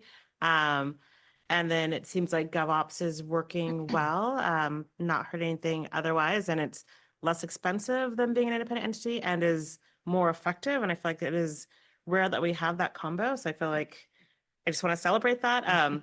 But if we were to move someplace else, I definitely think it's really important for the data system to live either independently or within an entity that is not one of the data providers here at the table. That seems like a really important position for the data system to be in. Thank you. I think that's important messaging too, about sort of the whole, we're the honest broker of information. Yeah, thank you. Yes, Member Bjerke. Designee Bjerke on behalf of Assemblymember Irwin. I just wanted to concur with Member Jez. I think in this discussion, rather than maybe focusing on a specific agency that we want to be within, what benefits we want to secure, and what are our kind of guardrails, not being within an agency that is also a data provider.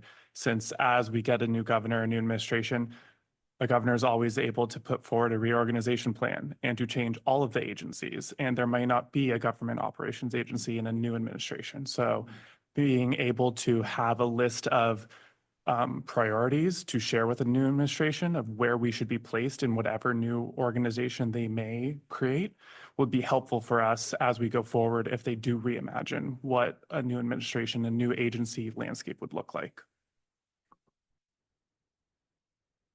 I think that's a really important comment. Thank you very much. Yes. Member Romero. And that attribute, I think, is nimbleness. I'm still enamored by the fact that you did the Pell process in 9 months. That's unheard of. So I suspect is where you're situated wasn't why. So it's like how we maintain that nimbleness so we're responsive, because you have to be responsive to all of us providers and whatever comes down the pike policy-wise. So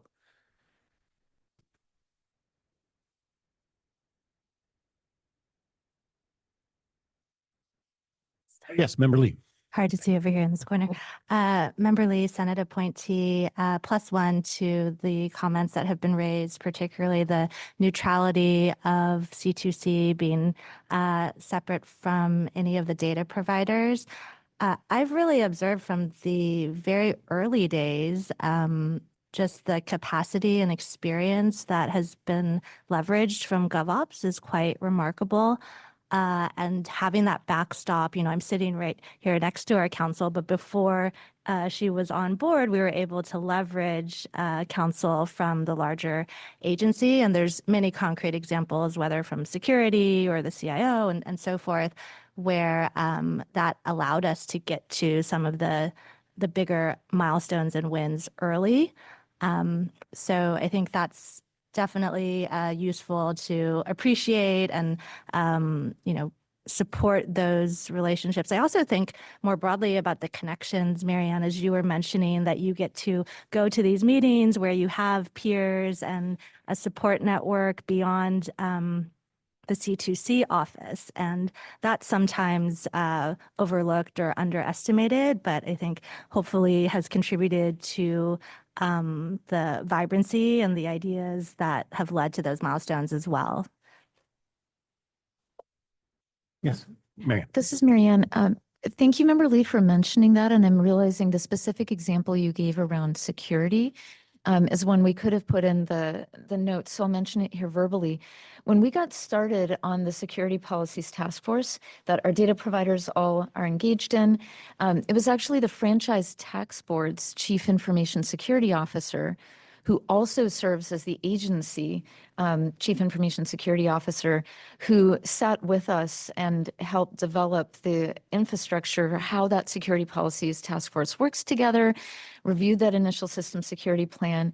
And we also work very closely with the Department of Technology and with the Department of General Services, DGS, on an ongoing basis on cybersecurity and data security issues.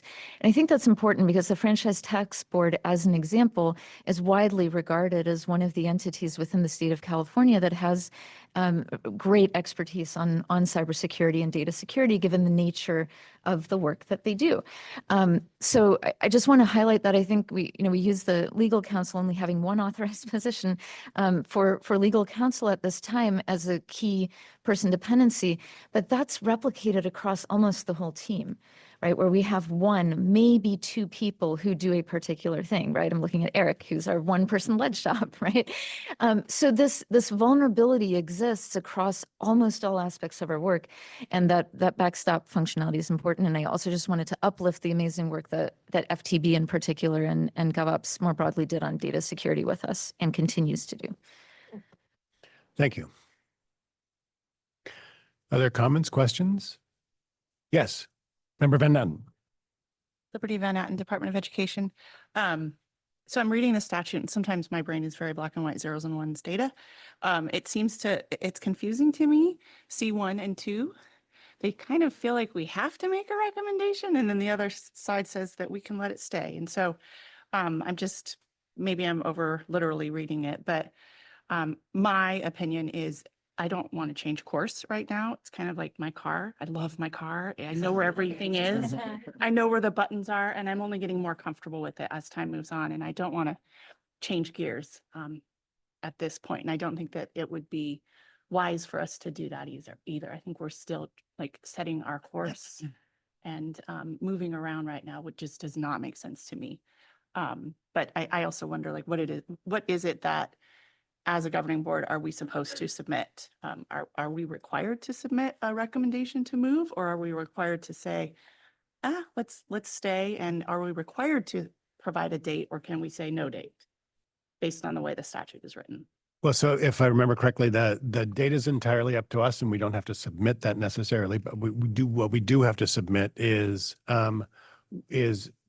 any recommendation about where we want to be other than here. So if our desire is for status quo, then I think that's a fairly easy report to submit and to have be considered by the governor and the administration. The second part obviously is in the opportunity that we've been given with that to submit something. Is there, as I've said, are there ways that we want the organization to grow that might require legislative action or gubernatorial action, especially since we know we have at least a year left of the governor who's very supportive of the organization and the activities that we've undertaken. And so that's part of the other purpose of the conversation today, to sort of bring some of that to light and people's sort of desires and goals for the future as we continue to run our wonderful jalopy down the road. Yes. Member Nellam. Morning, Member Nellam. I just want to say I agree with continuing C2C, of course. I see in the staff report becoming an independent agency would require more staffing. I think that's probably going to be an uphill battle if that is what is desired. And so I think that's another reason to think about staying put. The other thing that, unless my understanding is outdated, I think for us there was another member suggested we think about principles. And I think just looking forward, there's a desire to have the California Education Interagency Council, which would also in the proposal be in GovOps and have a relationship with C2C. I think that's a good idea as well, but I do think we might want to, if possible, clarify what that relationship means and doesn't mean, given our desire to remain neutral. There's some proposed language that for the Interagency Council that, although desired to be neutral, there's some stuff in there that would require decision-making that is not neutral. So I think we should try to get out in front of that and determine for ourselves what the relationship should or could be. Yeah, thank you. Marvelous. That's very helpful. Thank you very much. And now, Member. Agnieszka Rykaczewska, Cal HHS Center for Data Insights and Innovation. First of all, absolutely +1 on everybody saying C2C should absolutely continue. We're just getting started on this incredibly exciting and important work, and just the amount of progress in such a short amount of time just speaks to the value and the incredible nature of the staff. And similarly, I would also say if things are working, don't try to fix it, right? You know, don't break something by trying to fix something that's already working. So I think in general, would want to support continuing the ways things have been, and a +1 to the comments on making sure we're clear on what are those principles or what are those priorities that we want to maintain moving forward. I think if we are forming a recommendation, that would be a good part of the recommendation, both in terms of when administration changes may happen, but also continuing to assess that maybe in the longer term of are things still working this way? Are these relationships still supporting these priorities and principles as we move forward? So I would definitely encourage us to include that as part of our recommendations. Thank you very much. Member Hetz. John Hetz, California Community Colleges. I just want to follow up on Member Van Natten's question, because I'm not sure if as I read the statute, I'm not sure if I heard an answer. And so, like, looking at that statute, one could read it to say that we are supposed to, like, that GovOps is a temporary home and that we are supposed to recommend a subsequent home. Like that's one of the ways you could read it. Shall be the recommendation to move the managing entity. It doesn't say whether or not to move. It says a recommendation to move the managing entity under the administration of another state department or agency shall be submitted. So are we required to make a recommendation that of what the other agency would be? I think that's what you were trying to get at. Okay. And I didn't quite hear an answer to that. So Yeah. So if you read the preceding sentence, it says the board, contingent on a review of the appropriateness and efficacy of GovOps continuing to house the managing entity after July 1st, 2026. So I read this as when you are contemplating the continued operation of C2C, that should include contemplation of the appropriateness of GovOps. And if you make a recommendation to move it, that should be submitted with the annual budget report to the legislature. We've had this sort of the conversation a couple of times too. It's not the most artfully worded language too, and we've been trying to parse that. But I think part of it too is to get the mood of the group to be able to inform sort of decision making around that, and then we'll fit it within whichever reporting activity we have to undertake.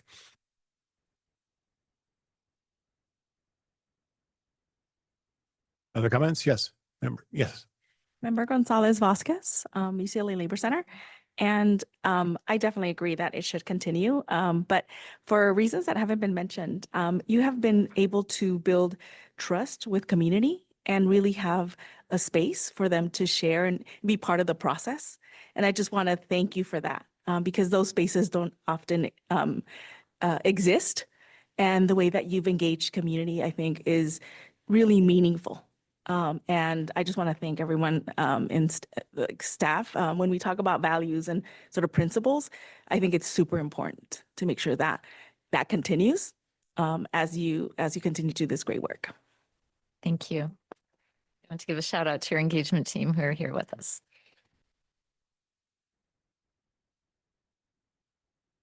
Other comments, requests, suggestions? Member Cifuentes, I know you're joining us by Zoom, but I wanted to give you a specific opportunity if there's something you want to add.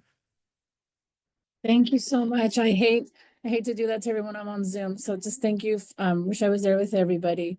Catalina Cifuentes from Riverside County Office of Education. I just can't echo enough what everyone has shared already. I want to just say we just got started. You know, I know it doesn't feel like that for the team, the Cradle-to-Career team. They've been working so hard these past few years. But when I say that, I mean, we just got started with, we're going to be able to really change outcomes for students I think of the millions of dollars in CalKids accounts that students will now be able to get access to. I think of the awareness just in the launching of the data recently. How many students we create all these programs, dual enrollment, all these college access and career enrollment programs, and then we just assume students show up. And I think this data being public and the follow-up will continue. I mean, the need is there to truly understand what's the return on investment for these things that we're doing as a state in general. I think about funding like just after pandemic for the UC, CSU, A through G improvement funds, right? All these resources were given to us in K-12 to help improve those rates and increase access at our institutions. Yet our legislators didn't have baseline data of how many of our students were even on track to even set us a goal. They just, they believed in it, they trusted us, and they gave us these resources to do right by students. But when you think about that, how do we not have a baseline that they could even say, hey, Riverside County, we gave your districts this much funding.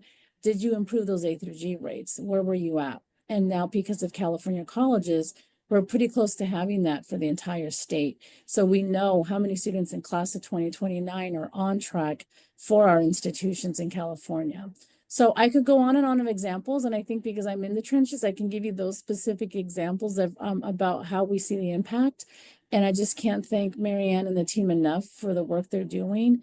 And we just, like I said, we just got started. We just got started on what we can actually start measuring and impacting and bringing awareness to the public. And this recent launch of the dashboard is the conversations are happening.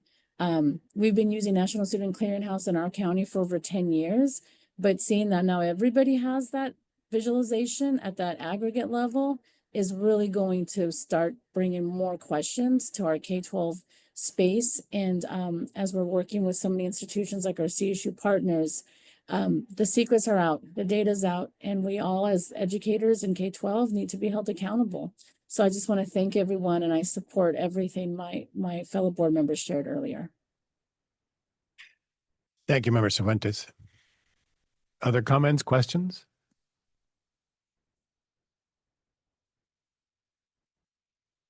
Yes. Vice Chair DeGorda. Robert DeGorda, Vice Chair. Just like to echo some of the sort of key themes that have emerged so far. Well, one is timing and the importance of timing. I think that's come up loudly and clearly from everyone, given both the maturity of the initiative up to this point, the particular circumstances in which we're finding ourselves right now. Timing should play a very critical role in the way that we make a decision about the key questions that have been brought before us. So, I heard, for example, from Member Romero, new behaviors right now we're developing. And so some of these things take time to take root and to become institutionalized. And so there is a risk if we try to make any drastic changes to our current course of action, given exactly where we're at right now. So that's stood out to me up to this point. And I think the second is just appreciation for the whole group so far in this discussion. Everyone's really contributing a lot of their wisdom and experience at your respective institutions. That's really allowing us to surface this in this kind of governing body to make a decision that's going to work best for this entire project. And so I just want to appreciate everyone really contributing and leaning into this conversation, because it's not an easy conversation to have at this particular juncture, but everyone's is really able to bring a lot of wisdom to this discussion, which I appreciate. Did I see a hand raised on the right? Member Sullivan. Thank you, Erin Sullivan, Commission on Teacher Credentialing. I was thinking about some of the question prompts in the item, and also something I think that you had said, Chair Payne, about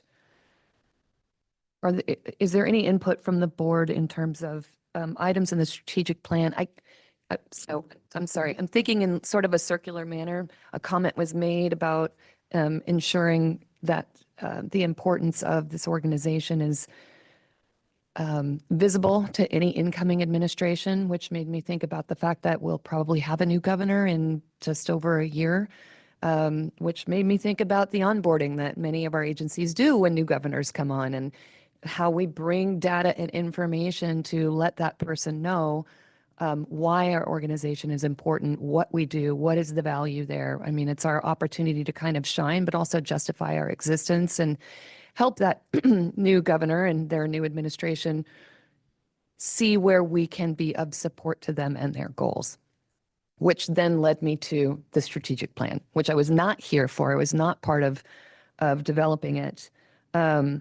So I don't know at what point. It just made me think, would you like us to engage a little bit in a conversation about what's in the strategic plan and anything that we think needs to be uplifted or modified? Or you had said you'd love to see us do a new strategic plan at some point. So is that conversation for then?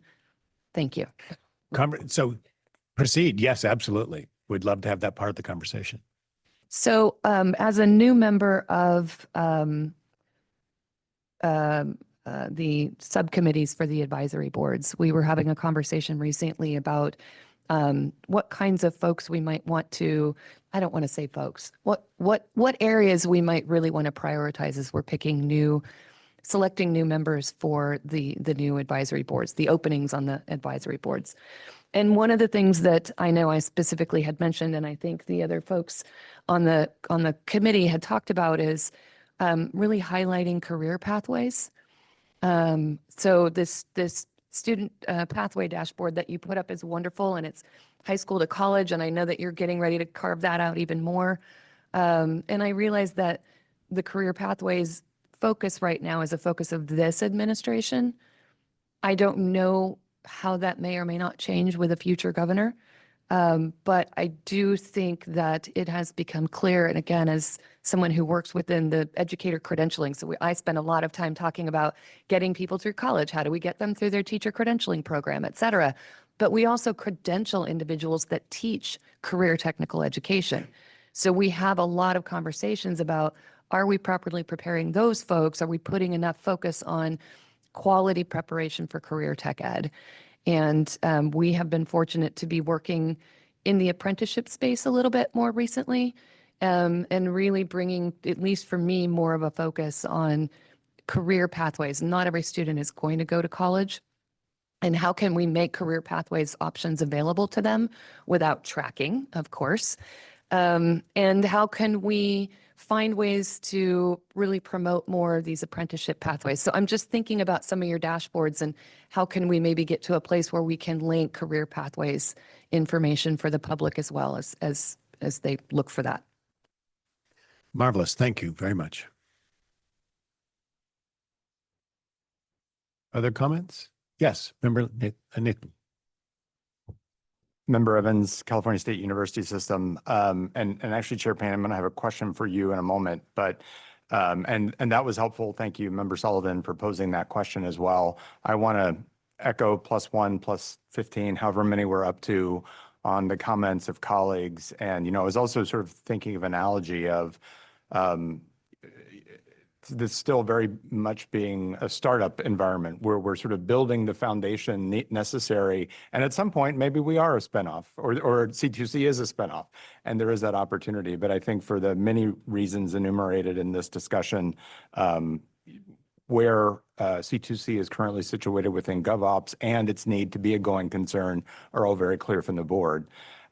My question, I guess, as chair, in terms of thinking about moving this from a discussion today to an action item in August, and what fulfills, since this is sort of a new space that we're in, and it's in the organization's youth, I won't call it infancy, but youth, we are hitting that milestone. Is there something in particular as chair that you need from the board at this moment to move from this discussion to an action item in August that we have not yet achieved in our discussion? Thank you, Member Evans, for asking that question. I actually didn't have a set of expectations coming into this conversation because I wanted it to be a holistic board conversation. I think on the natural, obviously, I think successfully answered the two questions that were required to deal with. But on the natural, I think a lot of this discussion will inform the team going back and sort of preparing the items for both August and November for your consideration and sort of and election on that too. And I will also offer an off ramp to folks if you're not comfortable with sort of contributing today, or if you inevitably, as I do, sort of leave here and I'm half an hour into my travels home and realize, oh, there was a thing I wanted to contribute. Please feel free when you do that, when that happens, whether you're on a train or a plane or in your car, just pen a note to myself and Marianne, and it'll be we'll make it part of the record and make it part of the deliberations that the team engages in before they bring action items forward to you going forward. Thank you. Other comments or contributions? Member Romero. Yeah, Member Romero, EDD, Labor Agency. I just want to put a pin on that. I think it was a great idea about the principles. And then, and connecting with Member Sullivan's points regarding, making it clear we have more expansive view of pathways and not just that perfect sequential path from secondary to post-secondary, and I think we're going to talk more about later, but, people in the workforce that need to track back and so on. So I think that's for us to all think about as we move forward. Perfect. Thank you. Other comments? Yes, Member Hetz. Member Hetz, California Community Colleges, or I guess John Hetz, California Community Colleges. When we're getting to the bigger strategic plan conversation, I think one of the things that we should probably consider wrestling with as a board is there's a set of questions I know that I get asked a lot. I suspect many of you are asked as well, whether or not there's future operational utility of this, right? So right now, for the most part, we have it set up for informational purposes. But I think a lot of people around the state go, well, you're putting this data together. Are there ways to start thinking about how you make it operationally useful for the different folks in a more real-time way? I'm not saying that we should go there. That's a very expensive and different data system. But I think as a board, we need to talk about that because that pressure and set of questions is going to continue to come to us. And so I think it's worth having that as part of our strategic conversation. It's not an advocacy position. It's just that we should talk about it. Suggestion. Marvelous. Thank you. Other comments? Seeing none, you also have your off-ramp and backstop, so please make use of that. I want to thank you all for a good, robust conversation. I think we dealt with the main questions that we had to answer, and that we have some good ideas to think about for the team going forward before we put in front of you some more tools, some more ideas, some decisions in both August and November, hopefully informed by conversations that are happening in the legislature as we speak on the budget and other matters going forward. So thank you all for that conversation. I'd like to turn now, if you're ready, to item 6. We'll move to this next agenda item. As I said, number 6, it'll be our presentation on the California State University contributions to the Cradle-to-Career data system. I want to invite Member Evans to the podium, Dr. Edward Sullivan on Zoom, I'm assuming, and Dr. April Gromo, Assistant Vice Chancellor for Strategic Enrollment Management, to present this update. There's one on the Zoom, and there she is, number 2 on the Zoom. Dr. Evans, take it away, please. Thank you very much, Chair Payne. Good afternoon again, everyone. I appreciate the time today.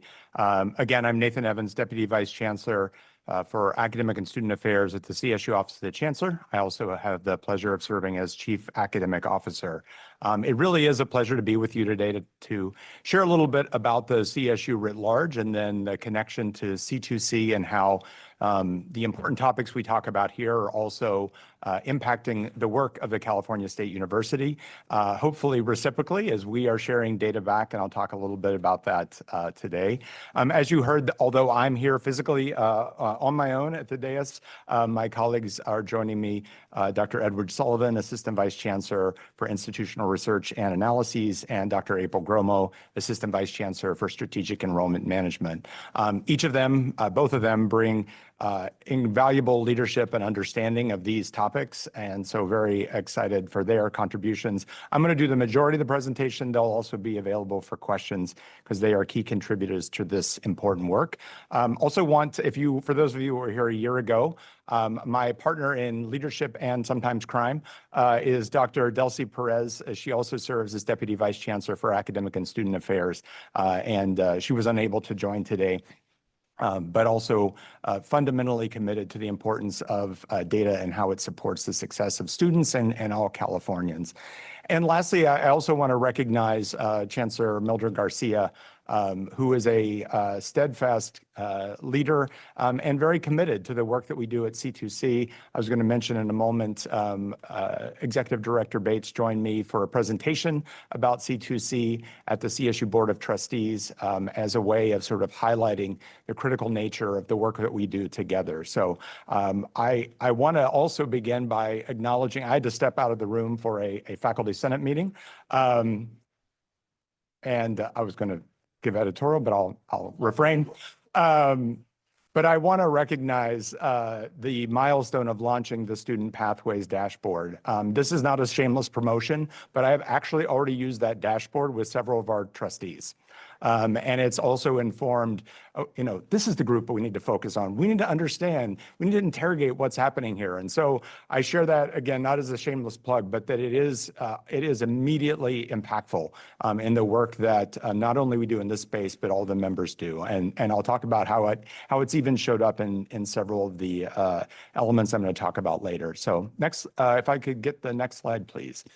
So as a starting point, I wanted to just share a little bit about who we are in the CSU today. You can see some data on there. We are the largest four-year university system in the nation with more than 460,000 students across 23 universities today. And they range in size from about 800 students at the California Maritime Academy to around 44,000 at several of our larger urban universities. And I mentioned the California State University Maritime Academy, and you may be aware we are in the midst of an integration between the Maritime Academy and Cal Poly San Luis Obispo. And I have to share that this is an example of the CSU responding to the realities of post-secondary education and looking for sustainable ways to ensure that there are pathways to all the necessary academic programs and services that our institutions provide. And so we actually hit a milestone last week in that integration with WASH Senior recognizing that the Maritime Academy will now be an additional location of Cal Poly San Luis Obispo. So that work is proceeding for higher education at exponential speed. And it is academic programs are being aligned, curriculums being worked on. Our two faculty governance bodies at each campus have agreed and have a plan for merger as of July 1, as well as our student association. So, you see a lot of national press coverage of institutions sometimes being forced to merge, or this is really an example of sort of proactive leadership in the CSU, I believe, and really addressing the realities of our contemporary times in higher education. So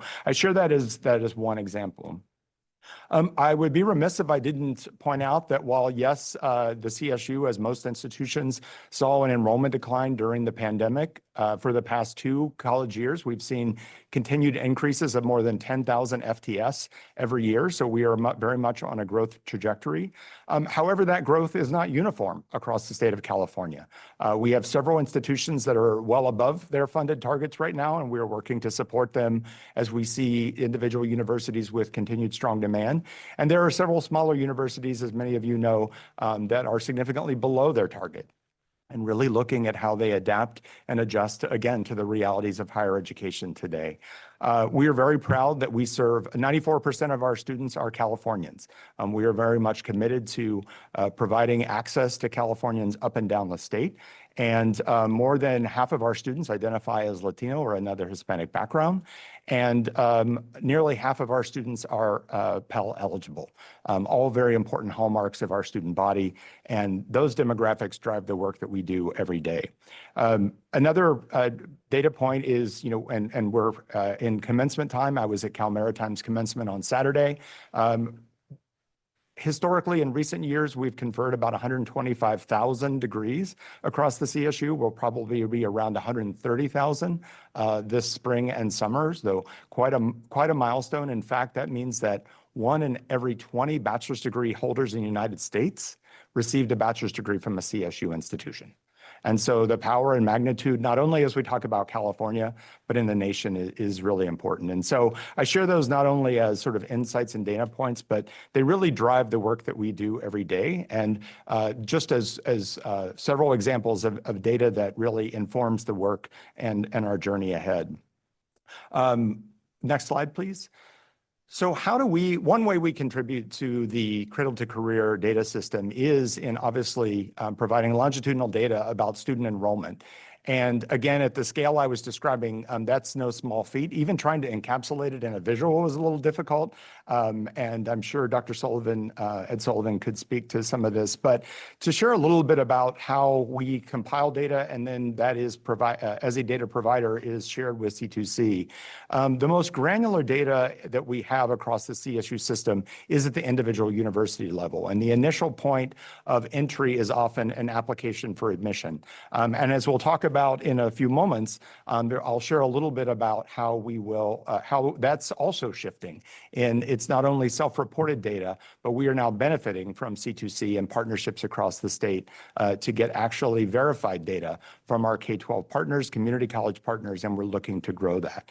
So you can sort of see we have the 23 universities that are managing their own local data. The system, the Chancellor's Office has developed a set of standards around that, how we norm that so we can talk more cohesively about data across and demographics and student enrollment and course information more consistently. It is imperfect. It is always a work in progress, and we are always identifying other opportunities to do better by data. And much of that emerges as we work with our campuses to use data to sort of elevate the challenges, the opportunities, and the successes that are happening across our system.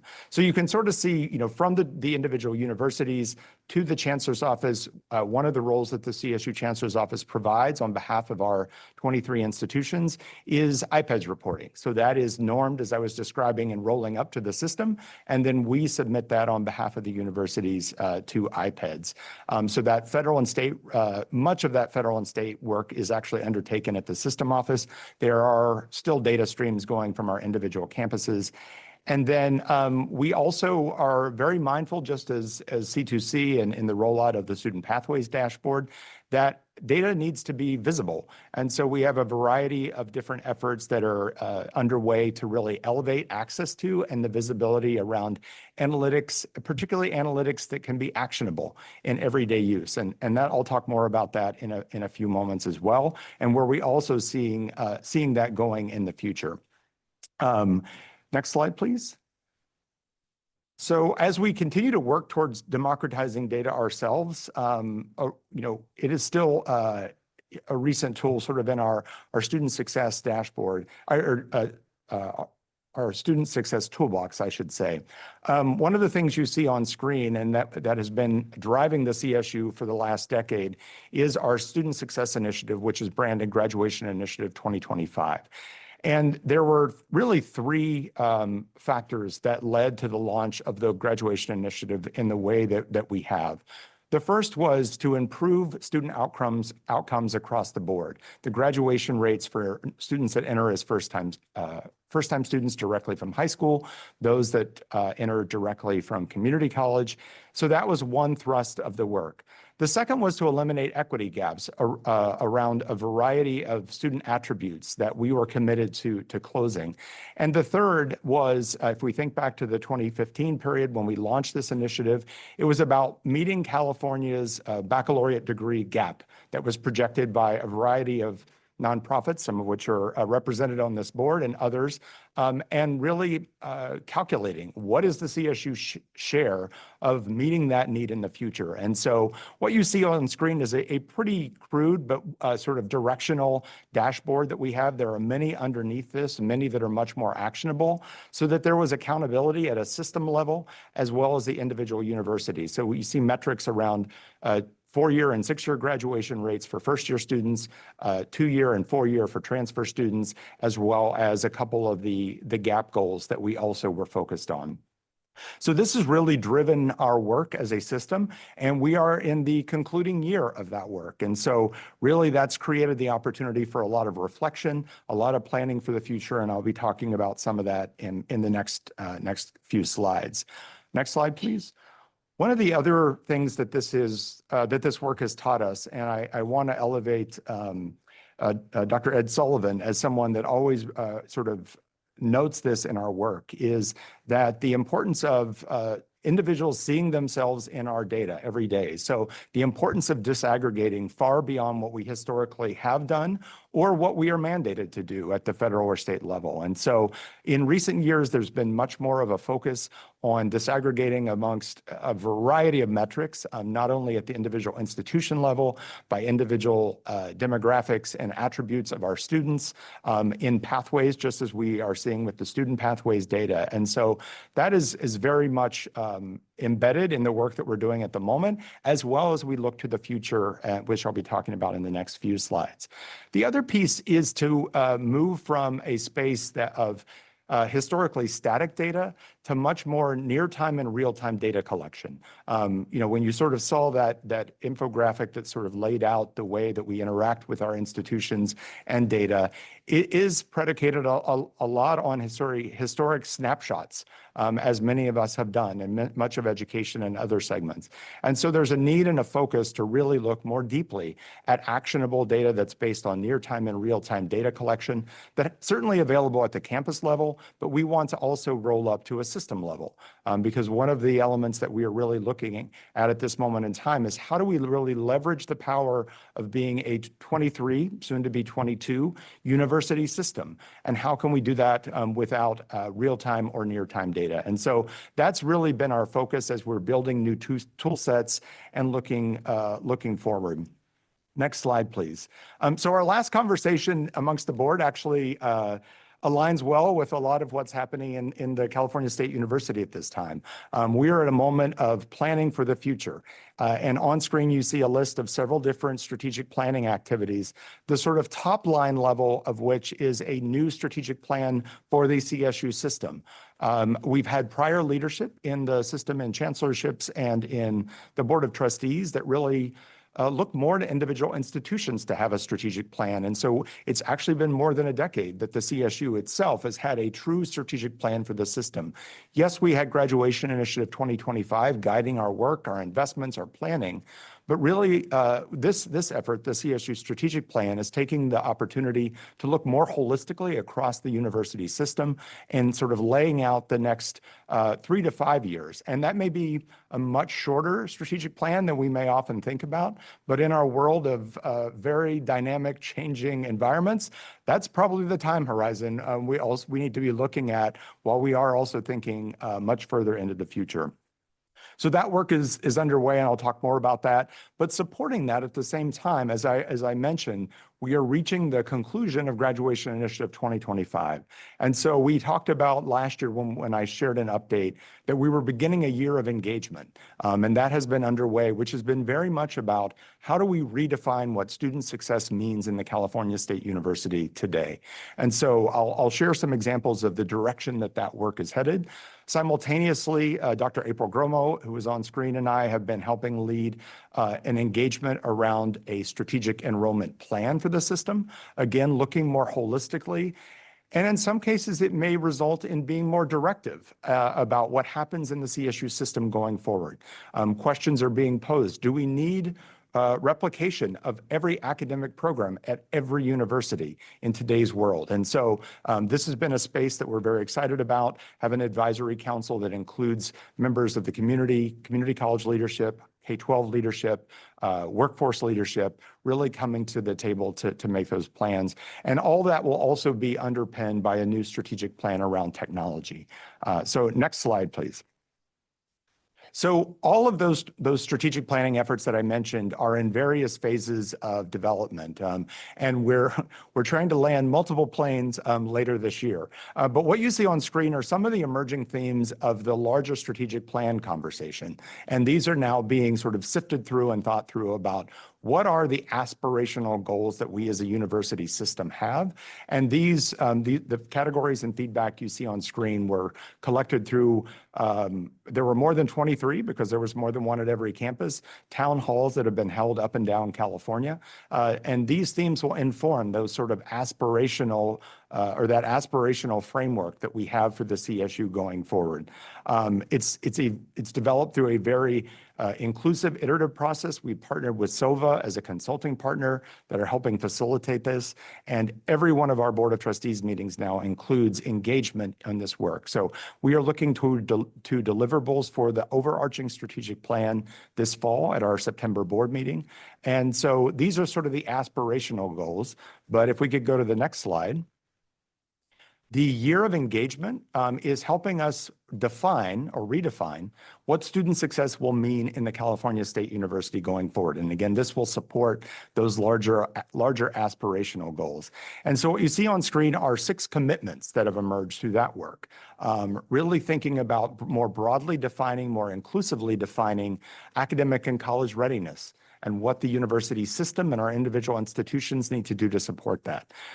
More broadly defining and thinking about affordability, not beyond just traditional financial aid, but the ways that our structures, our internal operations can even support affordability and access. The third is personalized journeys to success. And I'll share that, this is one that I see our campus leadership as they're thinking, how do we actualize that? When we are a system of 460,000 students, how do you actualize personalized journeys? And in many ways, we have exemplars in our system already. Our educational opportunity programs, our other support programs that are really creating individual learning opportunities. And so that's one area of focus. Number 4 is adaptive and responsive teaching and learning. One thing, if you look at many of not only our strategic work, but in many institutions, sometimes we are loath to talk about what happens in the classroom and outside of the classroom. And this is a commitment to really examine that. And are we supporting all students in their learning? And so that pillar has a lot more work to be done, but that directionally is where that topic is headed. Number 5, a focus on experiential learning as well, and ensuring that all students have access to a variety of experiential learning. And perhaps most importantly, and I think what will be a defining element of the student success framework and definition is post-degree opportunity. When I talked about the graduation initiative before, the metric we are measuring is graduation. But we know that our students, their families, our communities are not solely focused on actually just earning the degree. It's what they're able to achieve after that. And so how we then define and measure the opportunities after graduation is as critically important as how, when, how timely students graduate and who doesn't graduate and how we re-engage them. And so that's an amazing opportunity. I think that is an opportunity for us to work with C2C, and I'll talk about that in a moment, going forward, because the collection of data that we have within this body really helps us inform that going forward. And then the last, next slide, please. Other strategic planning effort that we have, as I mentioned, is really around strategic enrollment planning, thinking about enrollment holistically, not just about access, which is critically important, but supporting students all the way to and through the CSU system. And so what you see on screen here are sort of 5 emerging principles that work is organized around. The first 3 are directional, thinking much more broadly. While yes, we have many students that are adult learners, that are returning students, if we look at our systems and structures, they are largely focused on supporting students that are traditional, coming either directly from high school or directly from community college. So we need to think about our systems and structures much more broadly to support working adults, to support those individuals that aren't seeking just a degree, but other types of educational experiences. The second is really focused around academic programs that are intentionally focused on meeting the student and workforce demands, and so how that can look within a university system. And then the third is the idea of learning and access across the learner lifespan. Again, 1 and 3 work in tandem. I'm not only thinking about the ways that individuals access us, but also thinking about, there was, for example, a national report that was out earlier this college year, it was actually out last fall, that synthesized what recent college graduates, and so these were individuals that had graduated in the last 5 years, what they felt they missed in higher education. The number one response, because of the timing of when they would have graduated, was artificial intelligence. They missed that window of when it was emerging. So one of the ways that we're trying to be responsive to that is to deliver free access to basic prompt training through our continuing and professional education programs. And so we need to think much more broadly around the learner life cycle and learner lifespan. And so that's an element of this as well. The last 2 elements are really foundational. How do we think about leveraging the system? For example, we have 4 universities that have university farms.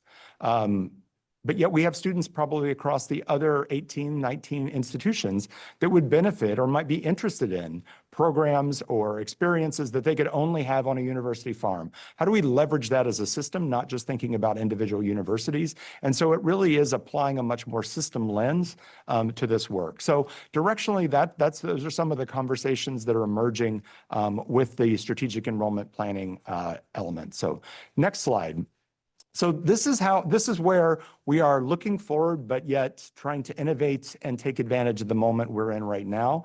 And I want to honor and acknowledge the amazing work and partnership between the CSU and Cradle-to-Career data system, not only in the submission of data, but what it's allowing us to actualize, the support for California College Guidance Initiative, eTranscript California. Many of the things I have just talked about can only be achieved if we are leveraging that statewide data, and that it's also now informing our own tools like the CSU transfer planner.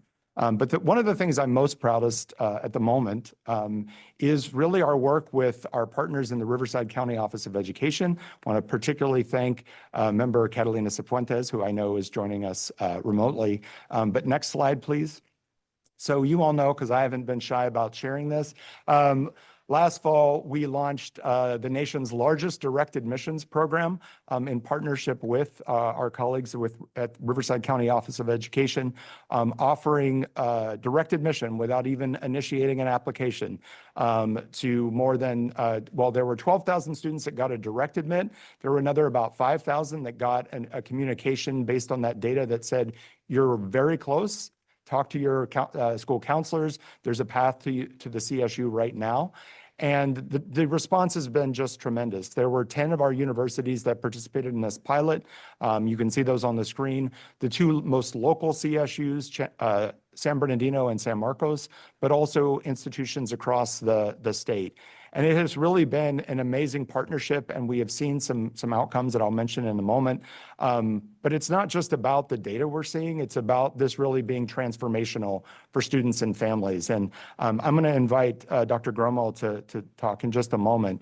But so you can see, and I even brought, because again, I'm shameless in plugging, we actually sent old-fashioned mailings to students and families. This one was, congratulations, you're in. To those students that received that. As I said, there was the other model that was about there's a place for you and the work. And we followed that up with financial aid information, which again was sent. So going a little old school, a little tactile, but for students to receive that without even initiating an application has been an amazing and transformational pilot project that we are now looking to see how we elevate statewide. And so if you could go to the next slide, I just want to show something on screen, and then I'm going to invite Dr. Gromo to share a little bit about her reflections. So to support not only mailings, the amazing work that our colleagues in RCOE, our universities were doing, we also jointly hosted some admitted student receptions. You see a couple examples on screen, one in Riverside, one in Rancho Mirage, with hundreds of students at each individual location, collectively thousands of students and family members attending, buses coming from schools during the day. And again, this is the power of what data can do. It's not just about the data exchange and what it's allowed us to do, but this is about sort of that being able to sort of transform the way that students and families are thinking about what happens after high school. So I want to turn to Dr. Gromo to share some reflections and also talk about how we're leveraging this and a grant from the Lumina Foundation to think about the statewide application for this. April? Thank you, Nathan. Good afternoon or good morning. I guess it is afternoon, everybody. Thank you for allowing us some time to talk about this. So firstly, I just have to say that our partnership with Riverside has been a great support for this work and for their students. We are definitely seeing an impact on this from a CSU perspective, but as well as a student perspective from Riverside County.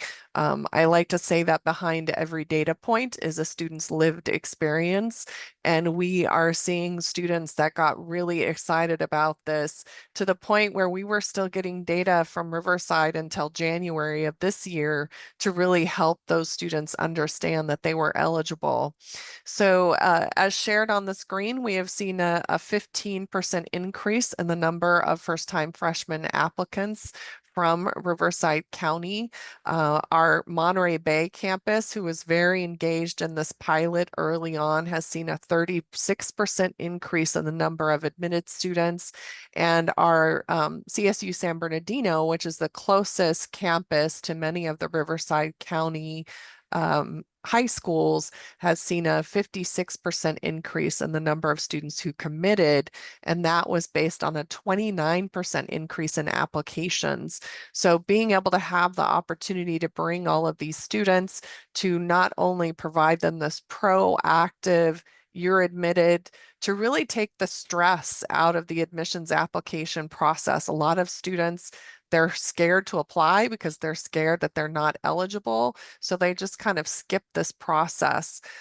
So far, we have seen an 8.6% increase in the number of students that have been admitted to a CSU, and we are still tracking. We still have a lot of campuses that are accepting intent to enroll, but we've seen a 1,300 student increase in the number of students that did their intent over last year. So we are still working with our campuses to really support the students through the summer. They have orientations to attend, and their financial aid packages have been provided. And as Nathan shared, we did want to follow up the information about the admissions with financial aid information. So that financial aid information, we mailed it so that students and families saw it. It was a letter and a flyer about CSU financial aid, because one of the things that we know is that students don't always understand that they're eligible for financial aid and how much financial aid is available to them at the CSU. So we are truly excited about this work and we'll be expanding it through our partnership with California College Guidance Initiative. And we have already been working with Riverside County Office of Education and all of their high schools to plan for next year for this work as well. Thank you. Thank you, April. Next slide. We're in the home stretch, I promise. So this also was a proof of concept for an award that was rendered by the Lumina Foundation, a grant as part of the Great Admissions Redesign. That's a partnership again between the CSU and leveraging California College Guidance Initiative. And so, and actually, April, before I came up to the dais, April had forwarded me, we sort of had to submit a recent grant update on that work. And the acknowledgement from the Lumina Foundation said, you are exceeding all measure of where we thought you would be at this point. And so really excited about how we then leverage what we've learned and take this statewide. It is baked in to that strategic enrollment plan I was talking about earlier, and this becoming the default path that students from high school and eventually community college as well can be admitted to the CSU. So very excited about this work and appreciate the support not only of our partners, but the Lumina Foundation. We have already identified some areas of the state where we know this will definitely be scaled next for the next cycle as we work toward covering all of California. The last thing I wanted to mention, if we could go to the last slide, is maybe just to sort of share a space of opportunity. One of the other exciting announcements within the CSU system this year has been the CSU's Artificial Intelligence Initiative. And I want to acknowledge, I mentioned I was with our faculty senate earlier, and I said this to them yesterday, that we all have to be eyes wide open as we think about the ethical use of AI going forward and the opportunities that exist with AI, but also the new challenges that it creates. And so always want to acknowledge that when we're talking about artificial intelligence. And at the same time, just as I described that national study about recent college graduates, we know it is the reality of all of us now every day in different ways. And so earlier this year, the CSU announced a significant AI initiative in which we have sort of three elements of that work, and the three boxes on screen represent that. The first is a partnership with multiple the CSU system and multiple technology companies, including Adobe, Alphabet, which is Google, Amazon Web Services, IBM, Instructure, LinkedIn, Microsoft, NVIDIA, and OpenAI, as well as the state of California through the governor's office and others. And that's to create an AI workforce acceleration board where we have members of the CSU community meeting with members of the state administration and all those entities about how do we ensure that California is preparing the workforce of the future needed for artificial intelligence in all domains, not just in technology, but in all aspects of both public and private entities. And so that work has gotten underway. It's already brought us great examples of placements for internships and other work as we go forward. The second is really around a more equitable strategy to provide access to AI tools. The reality is we were seeing an emergent digital divide of today happening even across our own campuses in two different ways. There were individual institutions amongst our CSU system that were choosing to invest for all their students in AI tools. And there were others that simply do not have the means at this moment to make that a reality. Likewise, we saw students that are able to purchase the paid versions of AI tools versus the free versions and the inequity that can create.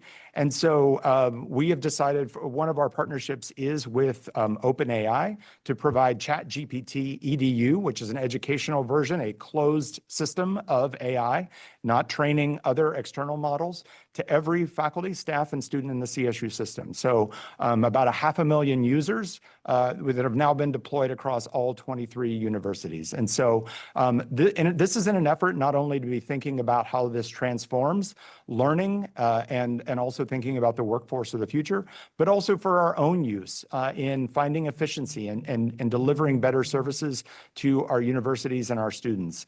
And then the last is to really inspire and incentivize educational innovations with AI.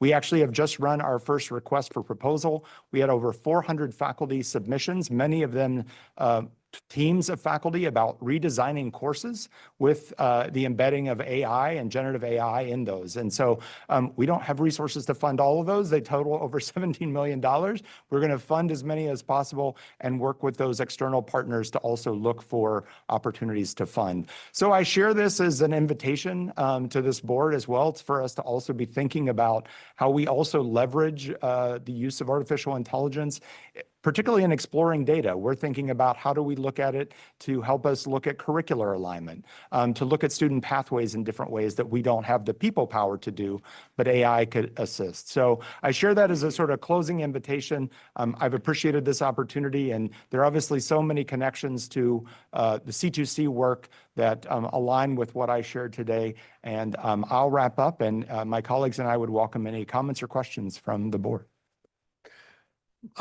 Marvelous. Thank you, Dr. Evans. I probably have mentioned this in the past, but I'm the father of two very proud CSU graduates, one at one at Cal Poly and one at San Diego State, both of whom were on time, especially the younger one who actually wrote herself a triple major at San Diego State. So, and your systems and processes work from that standpoint. And thank you from a grateful father. I want to open it up for the group. Any questions of them going forward and see what we have? Okay. Thank you all. Thank you for joining us by Zoom, Dr. Sullivan and Dr. Gromo. Did I miss someone? One of our partners in crime, Member Cifuentes, had her hand raised. Oh, on Zoom. sorry, Member Cifuentes.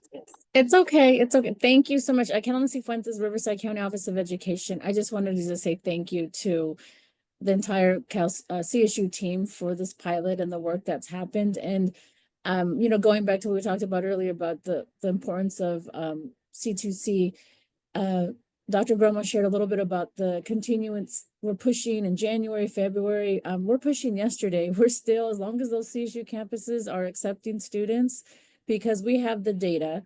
Like I said, Riverside County is unique, and we've been able to do this work with data sharing since we have, for example, California Department of Education data access. We're able to create lists right now. We're making sure every foster youth in our county that was on that list, every English learner, every students with disabilities that were eligible that still have not applied to at least one CSU are applying and still up to this month as well. And so I just want to just echo this. Thank you for the work. And I know we're going to see leaps and bounds on that C2C dashboard for our county, but more importantly, just to echo, this is a reminder of why we need that C2C in this partnership, because we're not able to just look at all students, but going down deep to the most students that need us the most. And so hoping when we finalize and we get data to come back in the fall, we're going to see that impact. But that's what I always get. I get questions. I've met with Oakland Promise this week, LA City, so many different groups who want to learn about what we're doing in Riverside County. And I always get, why do you guys get to do this? And this was always my dream as we worked in what I've always thought was the plan for C2C is to be able to do this for the entire state. It's not just something that continues to just happen in one county. So I just want to say thank you to Dr. Gromo especially. And I know Ginger Reyes is not here with us on the team, but they have been relentless down to the last student, right? Dr. Gromo, to the very end. To the very end, all those campuses closed, we're going to keep pushing for our students. So I just want to share that.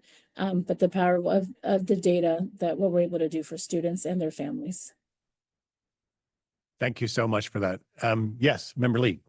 Member Lee, Senate appointee. This is just so amazing. I remember Member Evans when you had the postcard, and Member Cifuentes was also there. And I know we will be looking at the dashboard for this, manifestation of the success, but I would encourage uplifting sort of the story behind that, because this was just such a great example of something that happened fortuitously because of C2C's work that might have not, pretty certain we could say it probably would not have happened if we weren't having these regular governing board touch points. And so love to see the initial data points, and it's going to be a really great visualization, whether for the C2C office to put forward or another data viz partner. So thank you. Perfect. Thank you. And did I see Member Jez? Sujin Jez, California Good Fates. Thank you so much for the presentation. I am very excited about direct admissions, and I think moving the onus from the individual to the system is something that we should be thinking about across all of our government systems, and shared data is, I think, really the key to making that possible. I had a question about you sharing a lot of the emerging focus of the CSU, and I appreciate this focus on experiential learning, the post-degree opportunity, along with the strategic enrollment plan direction of academic programs that align with student demand and workforce needs. And work-based learning opportunities seems like one of those things that's really critical to that. We know it's so valuable for students, for employers. And I'm wondering, does the CSU capture experiential learning or work-based learning opportunities, or is that thinking in the works? And I asked this also because I know there was a proposal from Braven in the past around C2C collecting this, but one of the concerns was the data doesn't exist yet.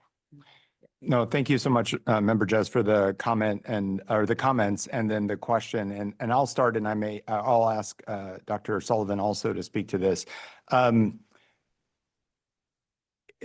I'm trying to phrase this. A yes, and yes, it is collected, but often at the local institutional level and often in a siloed way, which is what we are trying to break free of, looking forward, beginning with sort of norming of definitions and intensity. What is that? You know, a one-day experience is quite different than a full term or full year experience. And how do we, and we've had some of those conversations in this space as well.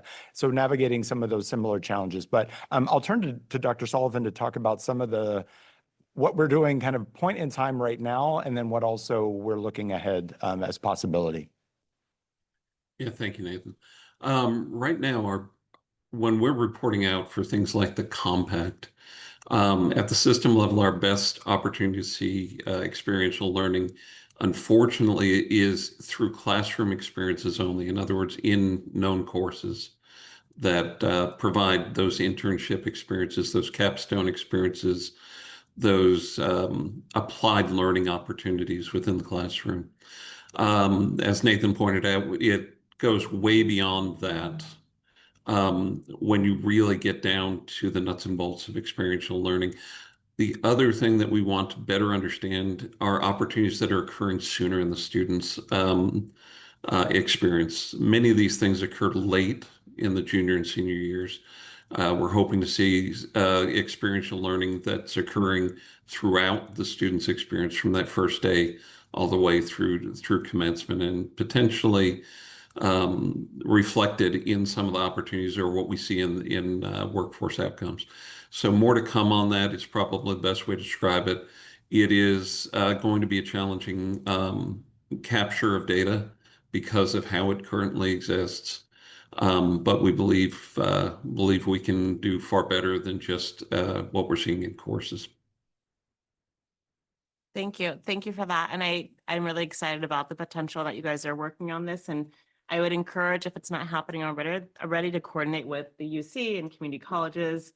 I know this is a statewide priority, and I think for all systems, so that if there were a way that the data were collected, and I bet you guys could probably navigate some of the challenges that you're flagging together, or I'm guessing are not unique.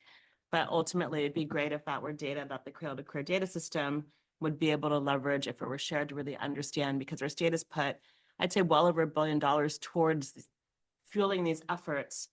And I can say that at least $500 million has been taken back because higher ed hasn't been able to roll it out. And I think with better data and information, we could do better to make sure students have these experiences, because we know they're so valuable. Thank you very much. Any other questions? Okay, thank you. Thank you very much. All of you from our colleagues at CSU, appreciate your time today. With your permission, I'm going to call it a little bit of an audible. Lunch isn't quite ready yet, so I'd like to move up item number 8 and ask Shannon Serrato to join us and talk to us about the demographic survey and the LAP. So if you'll bear with, please take it away, Shannon. Thank you, Member Payne. I would make a joke that I'm standing between you and lunch, but lunch isn't here yet. So we're going to make the best use of our time. Next slide, please. As written in statute, Cradle-to-Career's governing board is intended to reflect the cultural, racial, geographical, economic, and social diversity of California. And the office has facilitated the collection of governing board demographic information following a request for said information of C2C's leadership in 2022. The office committed to conducting the survey annually, and in 2023, both the Data and Tools and Community Engagement Advisory Boards agreed to expand the survey scope to include their responses. The first year's survey asked about race, ethnicity, and gender, as well as if board members would like to share more about their lived experiences in future iterations. All responses were self-reported and collected anonymously via survey, and that information was aggregated for the purposes of equity and transparency and posted to the Cradle-to-Career website. So this year's survey, the 2024-2025 survey, was issued to members on February 6th, and this year C2C's governing board had a 100% response rate. So just want to pause and give you all a shout out for that. up from 95% last year. The Data and Tools Advisory Board had a 94% response rate, down from 100%, with an 82% response rate from community engagement, down from 88% in 2023-24. So as always, we will post all aggregated responses from C2C's boards, governing data and tools and community engagement advisory boards on the C2C site soon. But I'm glad to share responses or results from this year's board demographic survey with you all now. Next slide, please. So on the screen, starting with the governing board, I would like to reiterate that members were asked to self-report on race, ethnicity, and gender. And this year, 9 respondents identified as female and 12 as male.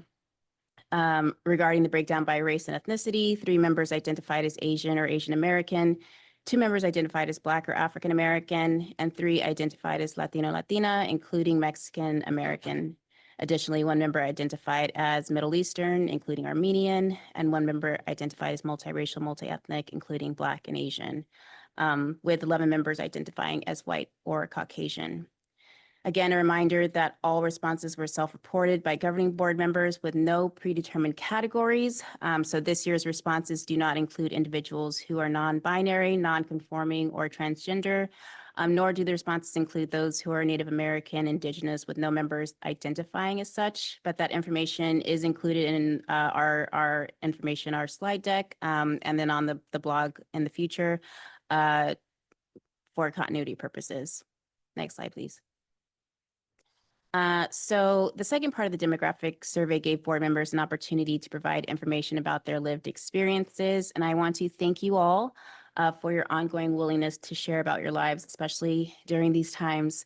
For 2024, 2025, over half of respondents identified as first-generation college students, with nearly half, 9 members total, sharing that they came from a low-income background. 4 board members identified as immigrants, with 8 members identifying as bilingual. 5 respondents noted that they provide care for someone in their household, with 4 members stating that they don't identify with any of the named categories. We also asked members to volunteer additional information about their lived experiences, and some members shared that they identified as LGBTQ+, or single mothers, or women in STEM. So again, I just want to say and reiterate how proud and thankful we are to have you as members. Your representation is a reflection of the state, and you all play a critical role as we continue this work to build a data system that is truly inclusive of all Californians. Next slide, please. So on this screen, you will see responses from C2C's Data and Tools and Community Engagement Advisory Boards on race, ethnicity, and gender. And I'm not going to do a deep dive of that information. We will all see this in the forthcoming blogs soon, but I would like to note the responses for I would like to note that DTAB for this year's responses do not include individuals who identify as multiracial or multi-ethnic, nor as Native American or Indigenous. And CEAB does also not include those who identified as Middle Eastern, but that information was reported in previous years, so we've included that in the full board's results, again, for continuity over time. Next slide, please. Turning to the lived experiences of C2C's advisory boards, again, you can see the responses on the screen. I know that's small, but you will see it in bigger form soon. I will share the additional information that members provided. So some of our Data and Tools advisory board members shared that they were children of refugees, while others noted that they came from a mixed immigration status household. Other members shared that they were children of teen parents or from a single parent household. And our community engagement members shared that they were from migrant families, while others self-identified as father, son, husband, and student. Next slide, please. So I'm really excited to share this as part of our ongoing equity efforts at C2C. I'm proud to introduce our new Language Access Plan, or LAP, and the office's efforts to ensure meaningful access to C2C's public tools and resources. So again, as you all have discussed at length today, C2C is housed within the Government Operations Agency, and last year, GovOps directed departments to identify a language access coordinator and develop and adopt a language access plan. As C2C's equity lead, I'm glad to be able to document and detail all of the work that we've been doing already, such as ensuring interpretation services for public meetings such as these, or translating materials and products which range from the C2C website to fact sheets and infographics, and then thinking about the groundwork, really thinking about what we want to be doing going forward with an expanded language access scope for C2C. So in addition to C2C's IO1 Cynthia Lopez Montes, who joined the office last fall and serves in a bilingual capacity, and as C2C's official language access coordinator, I would like to recognize former and current C2C staff, Brittany Ortiz, Helen Fun, and Angelique Palomar, who met over the course of many months to research language access plans and efforts on both the national and state level, identify models and best practices for C2C, and really work to operationalize language access for the office. Included in the LAP are the needed next steps for the office, such as building out a C2C specific glossary or expanding the reach of our language access survey, which will help ensure that we're developing materials and information in the languages of all the populations that we serve. We're also excited to embark on this work with our new language access liaisons, Marissa Johnson and Lorenzo Gamboa, two members from our Community Engagement Advisory Board, who will serve in a primary and secondary capacity as sounding boards to help guide this work. And the office will collaborate with these language access liaisons to flesh out our language access goals this year. So that concludes this portion of the presentation, but as noted in the staff report, we have a few questions for members that we would love to get your feedback on. So I'm gonna just lay them all out there because time is of the essence. I see things are moving, but I'd be glad to know if there are considerations that we should be thinking about with the language access plan. Are there other criteria that we should be considering when thinking about the translation of documents or other materials? And would you consider, what would you consider to be a successful implementation as we continue refining this plan and beginning the first stages of this work? So I'm going to pause, glad to repeat, but glad to hear your thoughts today. Member Vu. Thomas Vu, AICCU. Just a quick question. I may have missed this in your presentation, but what languages are being considered for this plan? So currently we translate all of our materials in English and Spanish at a minimum, and we provide simplified Chinese for our evergreen materials.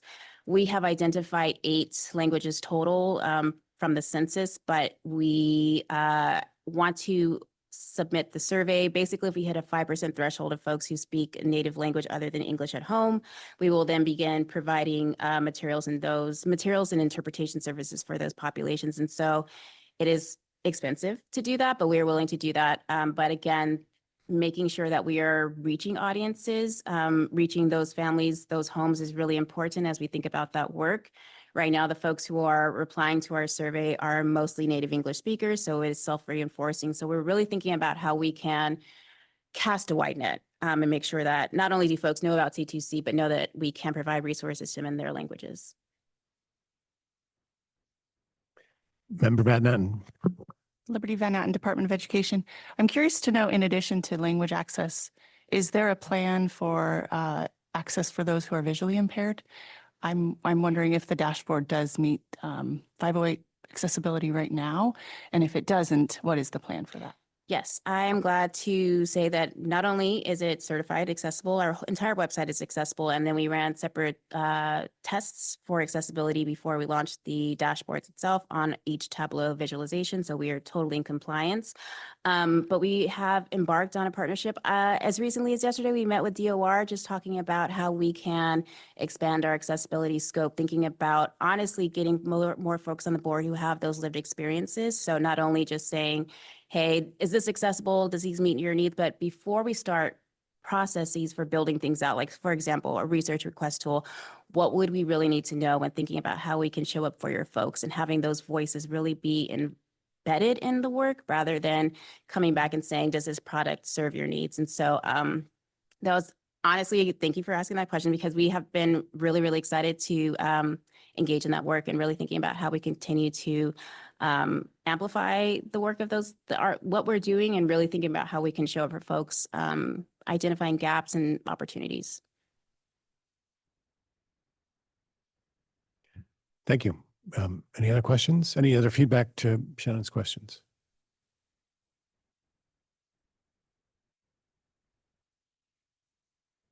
Okay, well, we'll offer the fallback too. So as you are thinking about this after the meeting, please make sure you let her know what you're thinking about those questions. Indeed, this is a living document, so Right. feel free. Thank you. Thank you, Shannon. Appreciate it. Okay, we're just about to go to lunch. As is customary with us, we do public comment opportunities on anything not on the agenda, both before lunch and at the end of our meeting. And so this is the time for us to do a general public comment activity.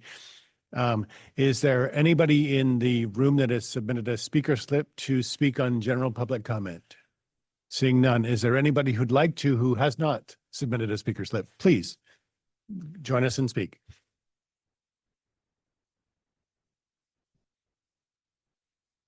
Good afternoon, everyone. Raquel Morales with Trust West.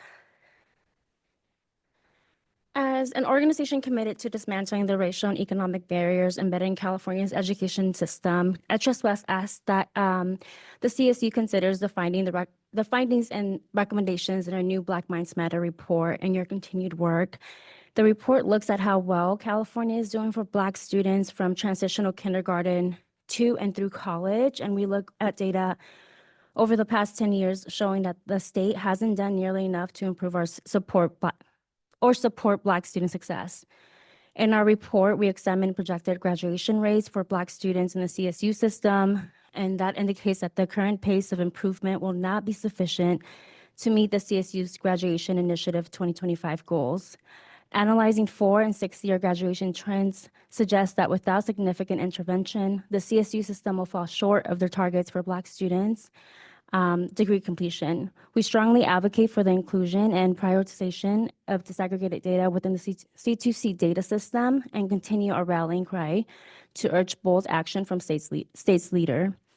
In addition, aligned with today's CSU presentation, our Black Minds Matter report recommends support for direct admission policies. We commend the CSU's direct admission pilot program with the Riverside County Office of Education and are also very encouraged by your continued collaboration with the California College Guidance Initiative. Thank you. Thank you. Anybody else in the room care to submit public comment? Okay, seeing none, we will now turn to the Zoom. Stephanie. Yes, for members of the public attending via Zoom, please raise your hand at this time if you would like to comment. I see a raised hand from Anna Alvarado. Give me 1 second. Anna, I have allowed you to speak. I'm going to go ahead and set the timer for 2 minutes and you may begin. Thank you so much. Good afternoon, board members. I'm Ana Alvarado with the California Edge Coalition. On behalf of our advocates, I'd like to uplift our comment letter and express our strong support for the Workforce Task Force recommendations. I know we still have that on the agenda today, but I just really wanted to thank the board and the task force members for all the work and C2C staff. We believe the proposed labor agency data points, especially participant demographics and the research and analysis that will emerge from it, are crucial for transparency and effective policy decisions and helping identify training programs that truly sustain employment and support lasting career outcomes. In addition, we would like to suggest key data elements for future discussions. First, including an opportunity youth demographic, those aged 16 to 24 who are out of school and out of work, often involved with foster care, the justice system, and homelessness services. This is a critical yet overlooked group, and including this data element would help identify gaps and support re-engagement. We also understand that the state must also enhance data collection efforts for adult education. Integrating adult ed data is crucial to identify any gaps and understand how programs like ESL, skills training, and high school completion support returning students, immigrants, and underserved communities in achieving economic mobility. We also commend C2C prioritizing dual enrollment data and suggest it also captures adult dual enrollment. Adult dual enrollment serves returning learners who are balancing work, family, and education, and collecting data on demographics and outcomes will not only highlight its impact, but also advance equity for adult learners. Finally, to support the governor's master plan and skills-based hiring goals, We recommend including data on competency-based education and credit for prior learning. Tracking these elements will show how they can accelerate education, lower costs, and enable adult learners and opportunity youth to showcase job-ready skills. Thank you so much for your time and look forward to collaborating on you with these issues. Thank you very much. Anybody else? At this time, I see no other raised hands. I will close the general public comment. Marvelous. So that public comment having been offered, that gives us an opportunity to take a well-earned lunch. It's about 12:47 now. Let's reconvene at 1:35. Reconvene at 1:35. We stand adjourned. Right. Thank you. The hour of 1:35 having arrived. Thank you all for being so prompt and coming back. In order for us to continue our business, we have to establish a quorum. Stephanie, could you please call the roll? Yes, Chair Payne, Present. Vice Chair Tagorda, Present. Member Cifuentes, Present. Member Cochran, Present. Member Evans, Present. Member Farjueli, Member Gonzalez Vasquez, Present. Member Hetz, Designee Bierke for Member Irwin, Present. Member Jez, Designee Stivers for Member Laird, Present. Member Lee, Present. Member Moldoff, Member Nellum, Present. Designee Racheska for Member Ohanian, Present. Member Romero, Member Skoll, Present. Member Sublé, Present. Member Sullivan, Member Van Natten, Present. and Member Vu. Present. We have a quorum. Marvelous. Now we will be moving on to agenda item number 7, update on the Cradle-to-Career Governing Board Governance Survey. I would like to invite Ronnie Jones from Leading Resources Incorporated to join us and present this agenda item. Take it away, Ronnie. Great, thank you. It's nice to be here. Hoping you're all having a nice day. I am Ronnie Jones, and I am with LRI, and I helped to facilitate the governance survey this last time. So I would like to refer all of you to the staff report that was created for this item. And if you are a member of the public, that should be available to you on the website. On the first slide, what you'll see is that the survey was completed between March 7th and March 24th. And I'm happy to report that this year we had a 100% completion rate by the 24th of March, which was an 8% increase over last year. So thank you to everybody who took the time to complete the survey. And we really appreciate that.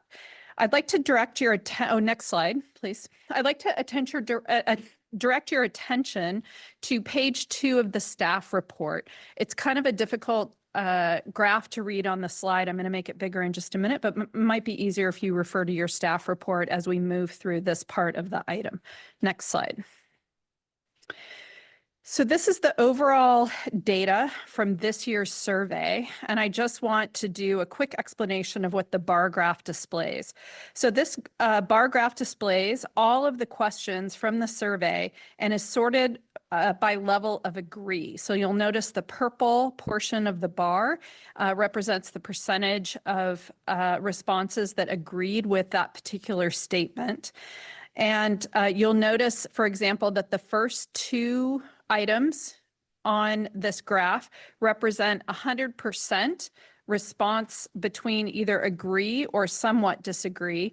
And then it's scaled down from there so that you can see those items. I'm going to give you just a moment to refresh yourselves. I know that you might have reviewed this already, but I'm just going to give you a moment to read through and review and get a sense of what the level of agreement was in some of the questions. And then I'll dive into an analysis of the data.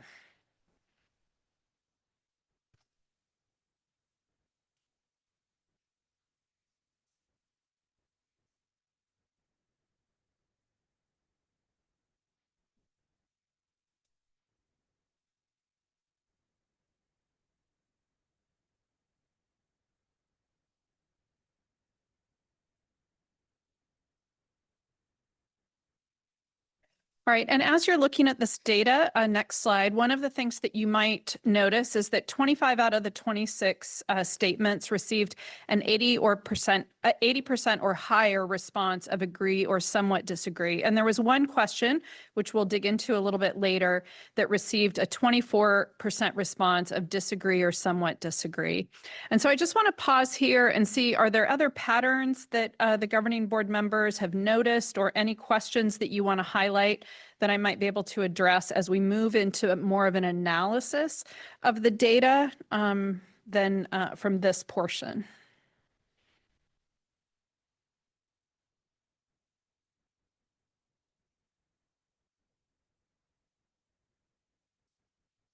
All right, hearing no responses, we'll move on, and then there'll be time as well for additional questions as we move through the presentation.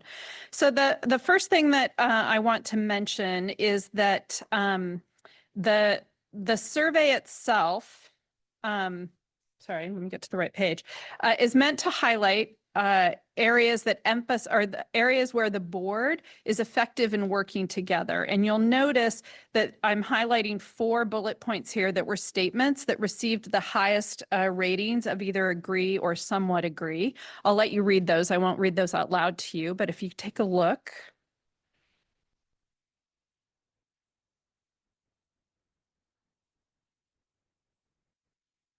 And then I'm going to get to an analysis in another slide. So if you go to the next slide, please. There were also some themes that came through in the open-ended questions around areas that contribute to the effectiveness of the board. So the first theme that we were able to identify from those open-ended responses had to do with staffing. And so the open-ended responses related to staffing highlighted the responsiveness and commitment of the staff to the C2C mission. Members reported that staff members received clear guidance, or sorry, that governing board members received clear guidance from staff that prepares them for decision making. The staff maintains consistent communication with governing board members through briefings and follow-up emails, and those items were highlighted as contributing to the effectiveness of the board. Another theme that I'd like to highlight is the strategic mission. And so the open-ended responses related to this call attention to the fact that the board operates with clear objectives guided by statute and the strategic plan. Additionally, members share a strong sense of purpose, open-mindedness, and commitment to the mission of C2C. The pre-meeting briefings and interaction with C2C leadership was also called out as strengths that contribute to the board's effectiveness to support the strategic mission of C2C. And the final theme was productivity. And in this case, the members who replied to this to the open-ended question really talked about the benefits of the diverse experience and expertise that make up the governing board, that make the time that you all spend together very productive. The Cradle-to-Career's leadership and staff also provide a strong framework that enables the board to work effectively and make the most of its time together. So in the next slide, you'll see that I've actually included all of these items together on one slide so that we can pause and take a moment to see if the board has any comments on these items that contribute to their effectiveness, or if you can identify any commonalities across the open-ended responses and the survey responses that you would like to call out.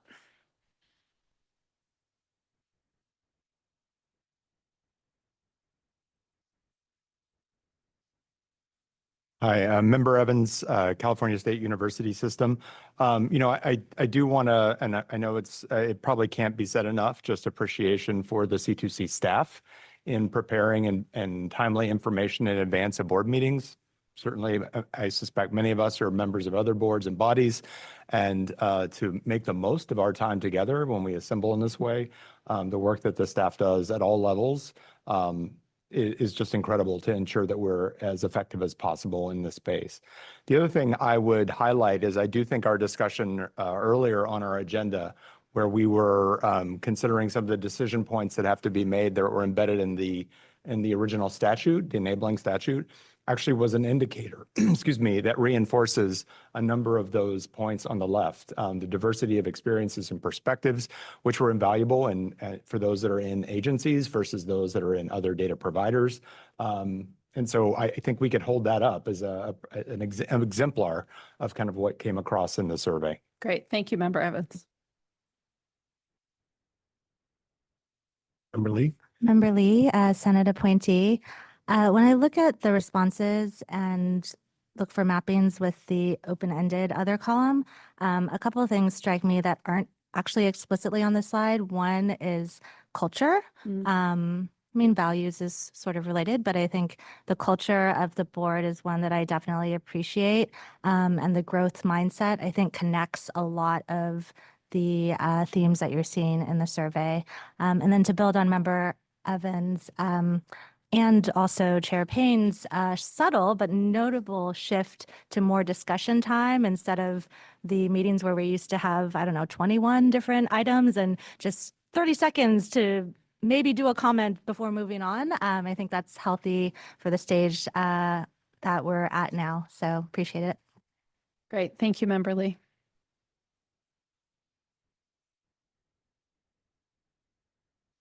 All right. Well, oh, yes, sorry.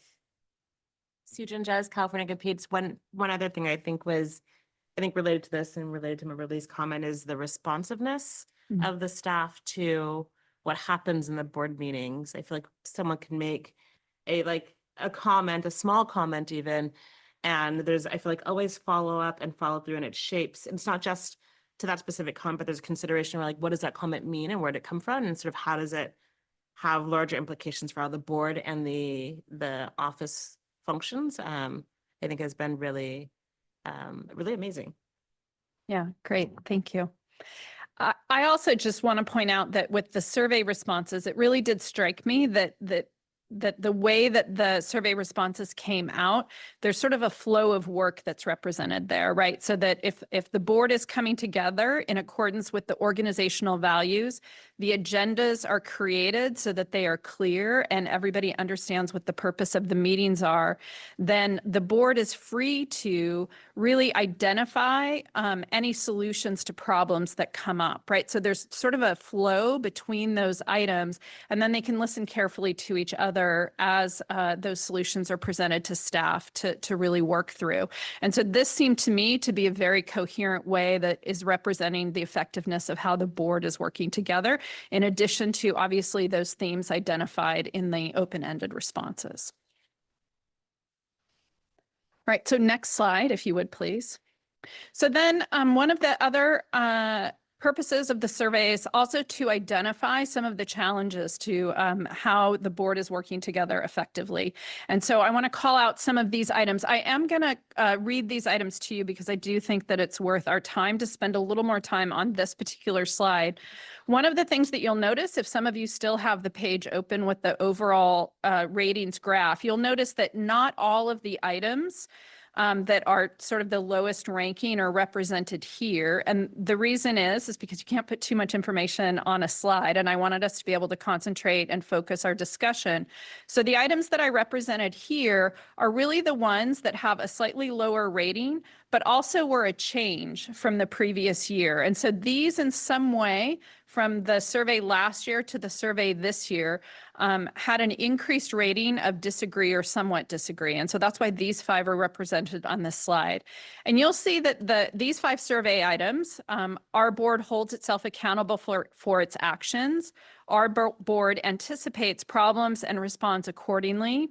Our board develops clear statements of the goals it seeks. Our board is willing to make tough decisions and set priorities.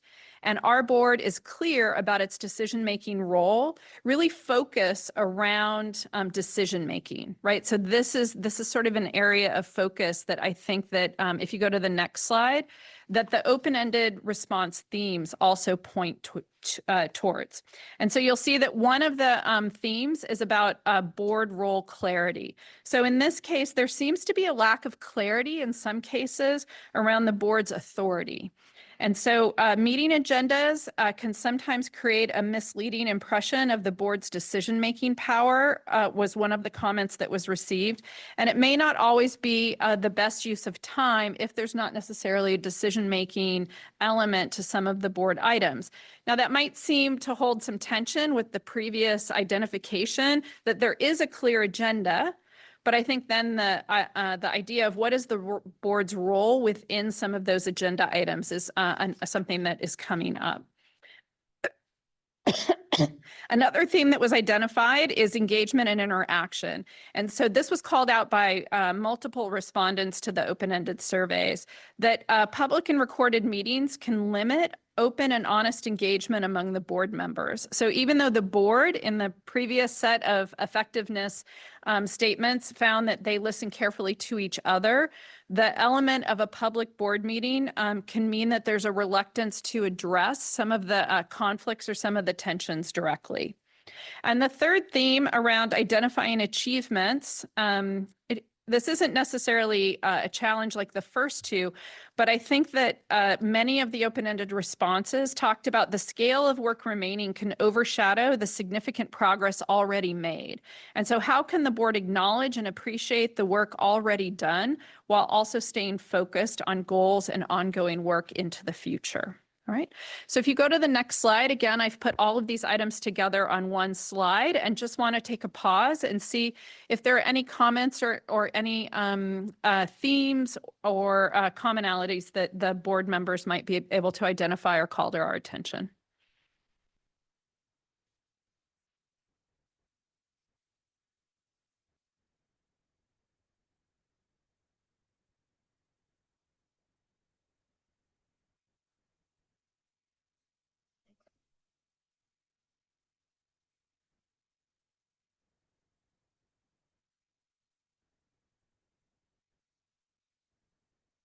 All right, and I'll just jump in and say, in our conversations, LRI's conversations with the board chair and other staff members, we have been talking about what are ways that we might begin to address some of the items that are represented on this challenges slide. And so that might be really working through identifying how could we clarify the role of the board, how might we support staff to make agendas as clear as possible when it comes to action and decision-making that the board has.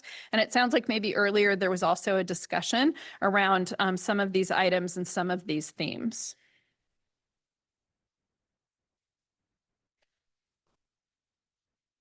All right, and I think that's the end of my slides. And so Chair Payne, I will pass it back to you for more questions and comments. Thank you very much. Any further questions or comments on the survey? Okay. Seeing none, thank you very much, Ronnie, for joining us. Then thank you for doing all of that work on the survey as well. It's an important part of how we manage ourselves. And so thank you for that. Absolutely. Thank you. Okay. Okay, so we now will move on to item number 9, having dispensed with item number 8 prior to lunch. The item number 9 is the update and discussion on the selection for advisory boards committee. And I would love to invite member Ana Luz Gonzalez Vasquez, the committee chair, to present this update for us. Great, thank you so much. Thank you, Chair Payne. Good afternoon, everyone. At the February 28th board meeting, the committee charter for the selection for advisory boards committee was approved. I am the chair of this committee, and board members Jess, Nullum, Sullivan, and Vu serve on this committee with me. Today, I'm going to provide a quick update on the last committee meeting and the process. The committee convened for the very first time on April 28th. During this meeting, the committee reviewed and provided feedback on the application, the rubric, and selection process, which also included the outreach plan. The committee also reviewed the current advisory board composition to determine desired characteristics and expertise for members of each advisory board. Next slide. I would like to provide a quick overview of the current data and tools advisory board. When looking at the vacancies that the data and tools advisory board will face, it is really important to analyze how these impending openings will affect the advisory board as a new selection process begins. Of the 6 members cycling off, there are 3 practitioners and 3 are researchers. For a more holistic view of the Data and Tools Advisory Board, please refer to attachment B in the staff report, member bios. Next slide. Next, we can see from the overview of the current Community Engagement Advisory Board, of the 6 members cycling off, we have 2 members that represent advocacy organizations. 1 member represents a community organization, and 3 are practitioners. Again, for a more holistic view of the Community Engagement Advisory Board, please refer to attachment C in the staff report member bios. Great. The committee acknowledges the importance of recruiting advisory board members with diverse perspectives and relevant experience. The committee has prioritized the following ideal populations to fill up the vacancies. For the Data and Tools Advisory Board, the committee is seeking to slate students, especially those at the undergraduate level, individuals with experience in apprenticeships and career pathways, and individuals with regional focuses in Northern California and the Central Valley. For the Community Engagement Advisory Board, the committee is seeking to slate individuals that represent tribal communities, California State University, Northern California, and the Central Valley. So I wanted to share some upcoming key dates. The application is open to the public on April 29th and will close on May 19th at 11:59 p.m. The committee is scheduled to reconvene for their second meeting on June 27th to discuss and deliberate final slate for each advisory board. And the committee will bring the recommended slating to the governing board for approval at the August 15th governing board meeting, at which time the board will review and determine whether to approve the slate of candidates, including runner-up candidates. And finally, I want to close with asking every governing board member to please spread the word. I would like to conclude an important note. In an effort to secure a diverse array of candidates to the advisory board, the office and the committee will look towards our board members to assist in sharing the information. Members should have received a media toolkit prior to the meeting with resources and information to share with their networks. I encourage members to share with the public and other stakeholders. And I've already done that. Thank you, and I'm happy to answer any questions. Great. Any member questions? I know I, for one, am recruiting actively, so I'm hoping everybody will join. Okay. Marvelous. Thank you very much.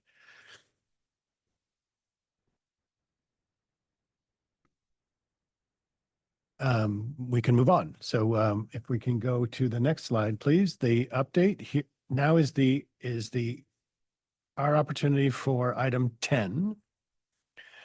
Update from the Workforce Data Task Force and possible action on the addition of data providers and inclusion of new data points in the P20 data set. I would like to invite Ryan Estrellado, Director of Data Programs, to start us off on this item. Ryan, are you up on the screen? I am. Fabulous. Okay, hi everybody, and thank you, Chair Payne. Good afternoon. My name is Ryan Estrellado. I'm the Director of Data Programs, and today we'll be hearing from our colleagues at the Labor and Workforce Development Agency and also members from the Workforce Task Force. And then in the following item, after we'll talk about proposed workforce data points. We'll stay on the slide here. This is about background. Recall that the Cradle-to-Career Data System Act references key milestones in the lives of Californians, and that includes skills training and employment. And to work towards this, C2C and LWDA recently finished a 3-month-long task force to identify research questions and data points. In this agenda item, we'll hear an update from the task force members on the recommendations they have for the board, and then we'll present data points and providers for possible board action. Joining me for this item are Abby Snay, Deputy Secretary of Workforce, Governing Board Member Romero Till von Wachter, Professor at UCLA, John Watson, Director at the Data and Impact Center for Excellence at the San Diego County Office of Education, also Advisory Board Member, and Governing Board Member Gonzalez Vasquez. And now I'll give the floor to Abby Snay to kick us off. Thank you. Apologies, could you turn your mic on by pushing the button? There you go. Perfect. Okay. So thank you, Ryan. Thank you for the opportunity to be here. And thank you for what I think will be the start of a beautiful relationship between the labor agency and Cradle to Career. In some ways, this event today, this meeting has felt like a culmination, but it really is hopefully just the beginning. We have been so excited to participate in what we hope will be the largest expansion to the data system. We have been an early and ardent supporter of Cradle to Career, and the timing could not be better for this expansion. The ingestion of workforce data into Cradle to Career is so well aligned with our priorities at the labor agency, with the recent release of the master plan for career education and the potential to really answer the research questions. And I know you'll go through those a little bit later, that have been, I think, tantalizing us, nagging us for a long time. We just really want to better understand, as a few examples, the relationship between workforce programs and earnings. How do participants fare in different workforce programs, in combinations of programs offered through the community and the workforce system and in the public higher education institutions?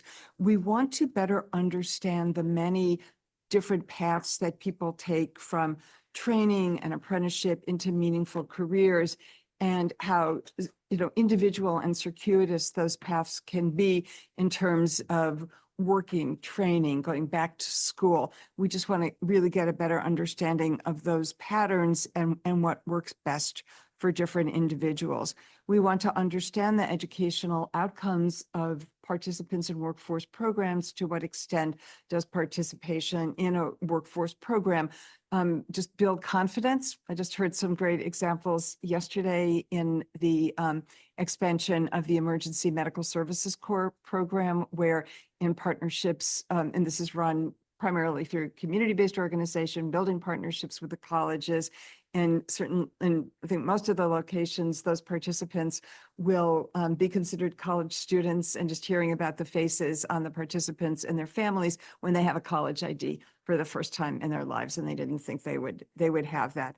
And we just want to understand more about the individuals who come to our programs, what happens to them, with the power to disaggregate among different population groups. And with this greater understanding of the data and the people we support together, we just really hope to be able to improve outcomes in employment and earnings for Californians. So thank you so much for this opportunity.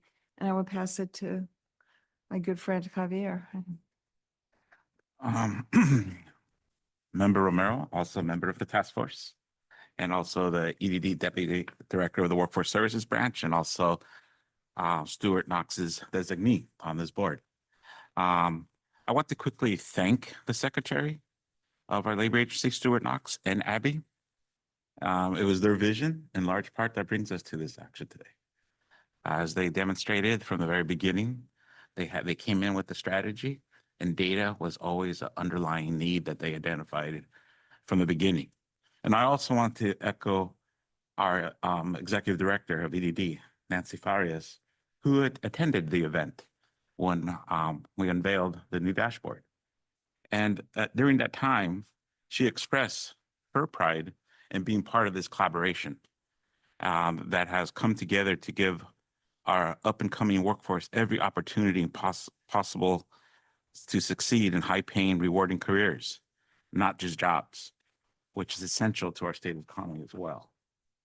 And as a reminder, the new Cradle-to-Career dashboard we launched features already EDD data, which we refer to as the career in Cradle-to-Career, which entails wages earned by workers in the state, industries that they are employed in, and what occupations are in high demand, and the skills required, and the salaries of those occupations.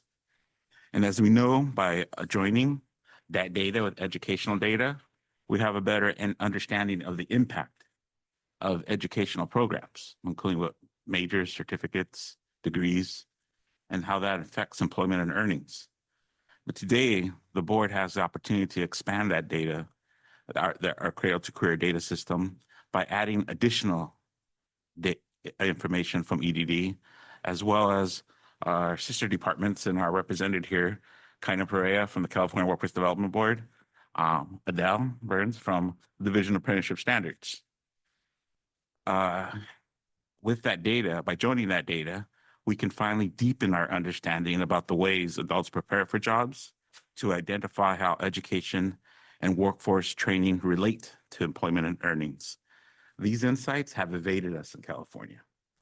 And I'm envious of your statement, Gavin, regarding 30 and 3. I can't claim 30, but we've been thinking about this for a long time. You know, as many of you know, our workforce programs often, more than often, target the most in need, the most disadvantaged.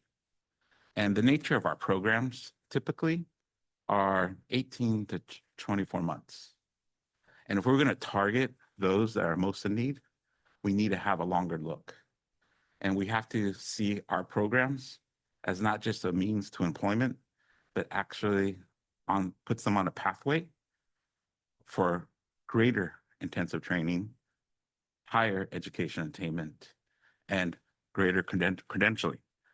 By putting this data together, we can actually start developing the insights of how well we're doing, hold ourselves accountable, and understand what's working and what's not.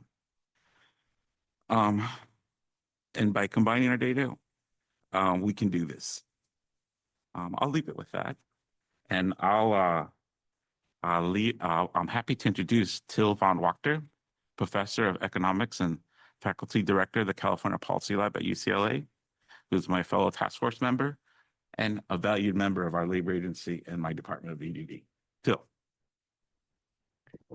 Thank you very much. It's a great pleasure to be here. I'm one of 2 members of the task force, and I'll introduce the task force and its responsibilities, and I will get us started on some of the recommendations. The task force had 14 members representing a wide range of stakeholders that are heavily relying on workforce and education data, and we met 3 times and did some heavy liftings. So I'm very proud to present some of the findings here today. If you slip to the next slide. So the task force had a few responsibilities. So the first charge was to make recommendations about what new workforce data could be added to C2C. And the focus here was on information that would help us better understand how adults prepare for jobs. So what are the career paths to different types of jobs, and what impact workforce training could have on workers' employment and earnings, and as Javier said, on the career paths and on the quality of those trajectories. The second charge was to develop recommendations about what data the labor agencies could share with C2C. And then we also weighed in on the proposal for C2C to provide data to a new California Education Interagency Council. If you go to the next slide. So the task force made a range of recommendations, and we had the pleasure to work off a really, really powerful memo that the labor agency provided and that laid out a range of research questions and data elements.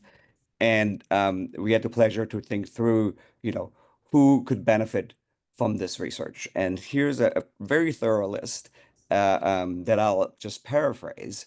But perhaps foremost, this additional data and integration into C2C will be extremely valuable for policymakers and state agencies to assess their funding and policy decisions.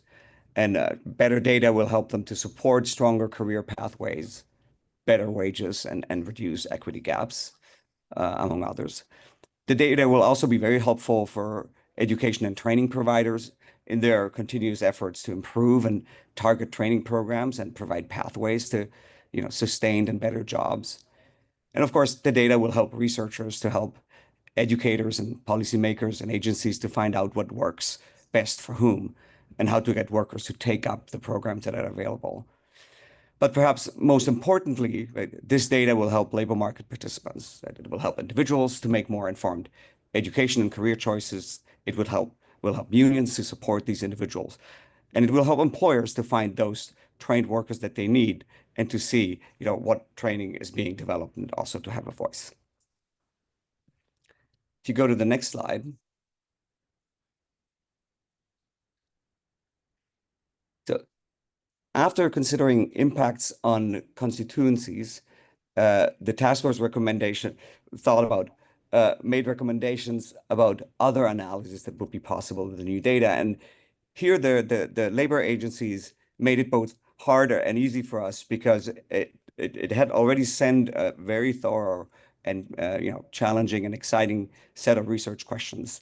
And the task force then tried to add on to that. But it's clear that this additional data would help us to better understand who's participating in different training and education programs and who isn't, and what the experiences of these workers in the workforce system are, right? That could include, right, what is the experience of English language learners and how do their employment outcomes differ, say, from those who are not English, who are English speakers, right? And how does it differ, say, by race and ethnicity?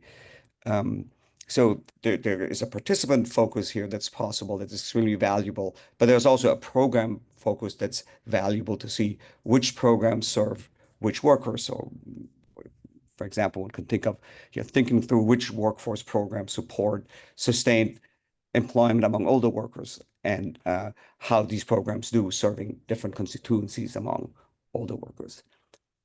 And perhaps finally, and very importantly, the data would allow us a deeper understanding of the impact of training and workforce services and education on a broad range of worker outcomes.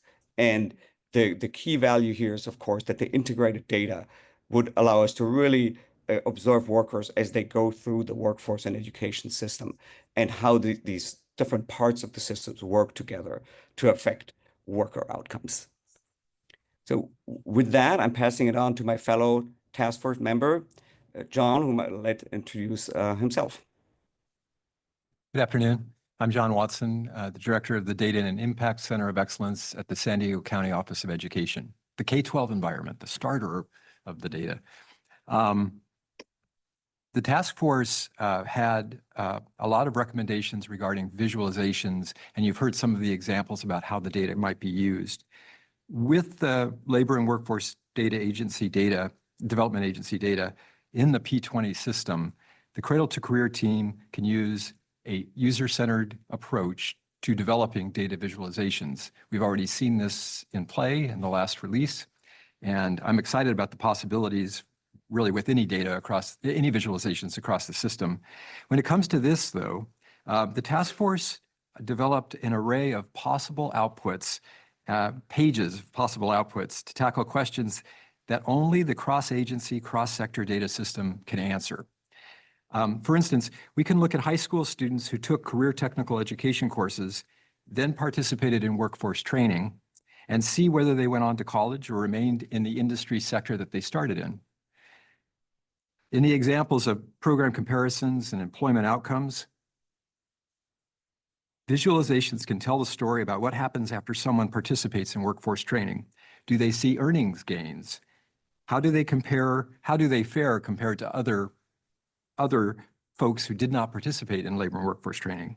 And what are the outcomes across different demographics, industries, and regions? Next slide. It's not just data visualizations, though. We considered a number of additional data points, and the task force agreed with the LWDA that data points from other sources could help address additional workforce questions. Given the fact that we have limited resources, the task force prioritized employment information, which would augment the state wage file that is already part of the P20W system. The additional sources identified are an enhanced state wage file, which could leverage national standards to expand information collected from employers regarding the region of employment, hours worked, and occupation.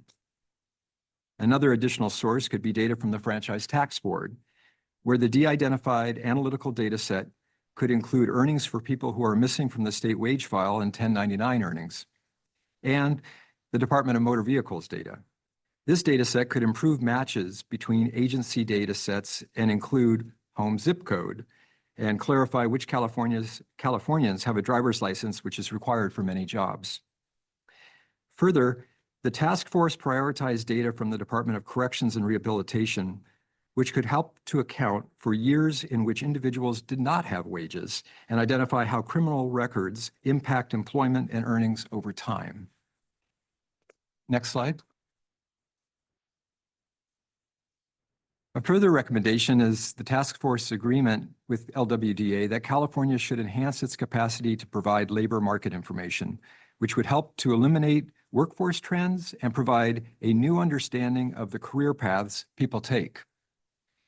Let me give you a few examples of how C2C could help California's new Education Interagency Council create labor market data. C2C could provide information to support reporting on the sequence of jobs that people held and which education and training programs those individuals participated in to prepare for those jobs. The whole path of an individual across their arc of jobs and education.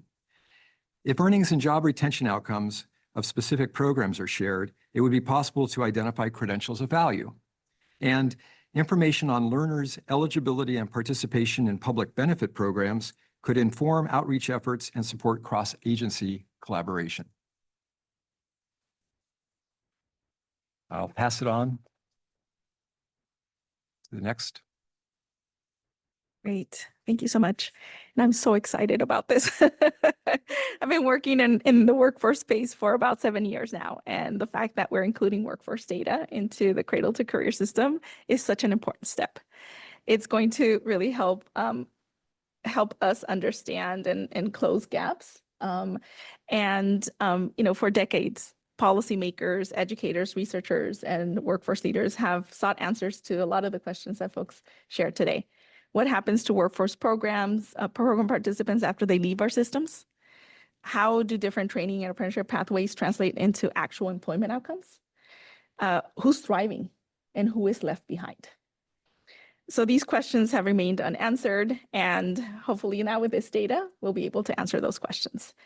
We can better understand how education and workforce training intersect to shape people's career outcomes, evaluate the effectiveness of programs designed to serve communities facing systemic barriers, and identify characteristics and experiences that lead to economic mobility. And this matters not only for accountability, but also for equity. As Javier noted, many of the individuals served by the workforce system are among the most vulnerable, those facing multiple barriers to livable wage employment, yet their trajectories have largely been invisible beyond their short term in a program. So by following individuals beyond their initial participation, we can begin to see a full picture. And whether they advance into education, secure stable employment, increase their earnings, or face continued barriers. So with this expanded visibility comes the opportunity, but also the responsibility to better support California residents in building meaningful careers and more secure lives.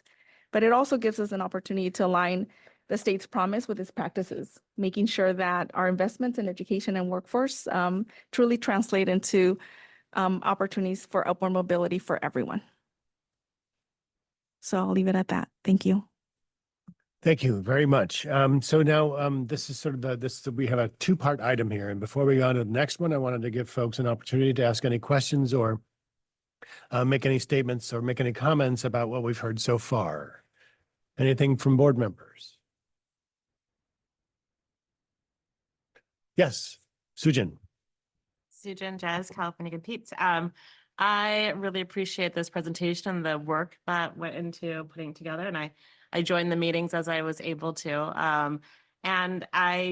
These recommendations I think are so spot on. It's exciting both just the way it happened and then what's actually going to move forward for our state. I'm particularly excited about thinking about enhancements to the base wage file, leveraging FTP data, connecting to the Department of Corrections and Rehabilitation, which I think is a question that I get a lot as a board member around this population of Californians that we really want to serve, who could, in many ways, probably most benefit from education and training opportunities that our state provides. And I know by adding these data to the Cradle-to-Career data system, as we're thinking about beyond education, what is this getting Californians, really having better information to understand that will be so critical for Californians to make better decisions, for our policymakers, for our practitioner partners. And I also appreciate the focus not just on the data, but also on the visualizations. And so how do people access them? And I'm wondering about sort of the operational tools too. So like wondering about if you are the CSU or the UC, how are you maybe one day able to leverage C2C data to be able to do your work better beyond the analytical piece, like be able to connect to seeing someone is in this program, how does this then impact how our traditional higher ed programs react, or health and human services? So maybe it's this vision of C2C one day, and that strategy. So I really appreciate that. And thinking also, I'd say about the connections to CCGI too. It just feels like all of these pieces coming together really nicely, and I appreciate this leadership. I appreciate that sentiment. Anybody else? Yes, Member Evans. I want to build on Member Jez's comment as our colleagues were presenting, and thinking back to some of the information I shared during the CSU conversation, and exactly as Member Jez just described, I mean, is what we have a vision of, not just for the purpose of analysis or research or the creation of knowledge and understanding these phenomena, but to really then impact and inform our own institutional planning. For example, and I appreciate the comment about CCGI, particularly students that might be using those tools today are exploring, and they're thinking about a specific career and a one-to-one match between a path and that career. But as we all know, those paths look wildly different by individual, and particularly in a space of the idea of stackable educational credentials. And so, as one example, and I have this vision of C2C being able to provide some of that, because right now we're trying to go through proprietary means to try to get at some of that data. And one example that came up in our strategic enrollment planning conversation about academic programs it would be unsurprising to share that when we work with an external partner to look at the sort of alignment of supply and demand of graduates by workforce, that there is always a dearth of nurses. There is a demand that always outstrips anyone's capacity right now. But also, and this helps assuage fears about nefarious use of data, for one of our universities, another mismatch between demand that does not meet the capacity was in history graduates. Because by examining the roles and careers that those individuals go into, that's where we see still a significant need. Even though one might think humanities, social science, well, what does that align to? The nature of the skills developed through that curricula really align with these various workforce needs that outstrip supply today. So I think just this vision of being able to leverage C2C, and particularly the idea, as was described, the idea of these sort of these scalable pathways and stackable pathways that students might take. I just have there's immense promise, and glad that we're bringing it all together and adding to the base of data for C2C, as well as future resource for a variety of aspects of California. Thank you, Member Van Etten. Liberty Van Etten, Department of Education. I think I'm certainly excited about this. I was really happy that you put the visual of the median wages for college graduates in the PowerPoint, because there was a data point in that stood out for me when I first saw it, and it was certificate earners earn more than associate degree earners. And I thought, what do we not understand about this? Because that definitely shocked me. And so I feel like this is a great way to get there. So thanks for sharing. Thank you, Member Sullivan. Thank you, Erin Sullivan, Commission on Teacher Credentialing and humanities major who ended up in government service. I think for the first time since I've been involved, and again, I've only been on the board officially since last November, I obviously am very excited about this because I was talking about career pathways earlier. But for the very first time, I think, and because of some of the language that was used, appropriate language, I feel a little bit of trepidation for the first time since working with this, because we are talking about some of our most vulnerable populations, right? And when I think about the use of franchise tax filings and information about people's interactions with the justice system, I think the word that comes to mind is protect. So, and I know I do, even with this short time, very much trust and understand the values of the people at C2C and how they look at this. But I was just, I think, struck really about like, okay, wanting to be sure that the data is not used for nefarious reasons, which, you know, nobody here certainly wants to do that. But I just wanted to share that. Some of the things that we were talking about collecting and the populations that we're talking about, the word protect really, really struck me as I was listening. So I just wanted to add that. Thank you. Member Sullivan. Other comments? Yes. This is Marianne Bates, Executive Director. If I can just add from the office's perspective, I want to add a huge thank you to agency, and we have all 4 departments here with leadership. It's been a phenomenal partnership and working with you over these past months. And in particular, I think the power of Secretary Knox's memo that kicked off this task force in not only starting with a default list of quite a few data points that could be shared, but also those key questions that could be answered with the data. Starting with that learning agenda, I think, is incredibly powerful. And I'd like to connect that to the really important comment that Member Sullivan just made, because as we think about the data that's being presented to you today, as an addition to the data system and some of the aspirational things that the task force was recommending, including other entities beyond Labor and Workforce Development Agency, is that connection between what could be answered with that data. Why would it need to be brought together? That has to be the starting point so that we can all in public with our communities weigh that and ensure that that is done only if we can do that in a way that protects everyone in California, especially the communities who are most vulnerable, and that we're doing so for a specific purpose. So I want to just say that and just really thank, you know, agency leadership and the department's leadership for how you've been engaging with us and really keeping the use of the data, why we're doing this, and those research questions at the center. So thank you. Thank you very much. Okay, now let's go through the second part of the presentation. And Ryan, I'm going to hand it back to you. Thank you, Chair Payne. And also thanks again to governing board members Romero and Gonzalez-Vasquez, advisory board member Watson, and also thank you to Abby and Till for sharing that information on behalf of the task force.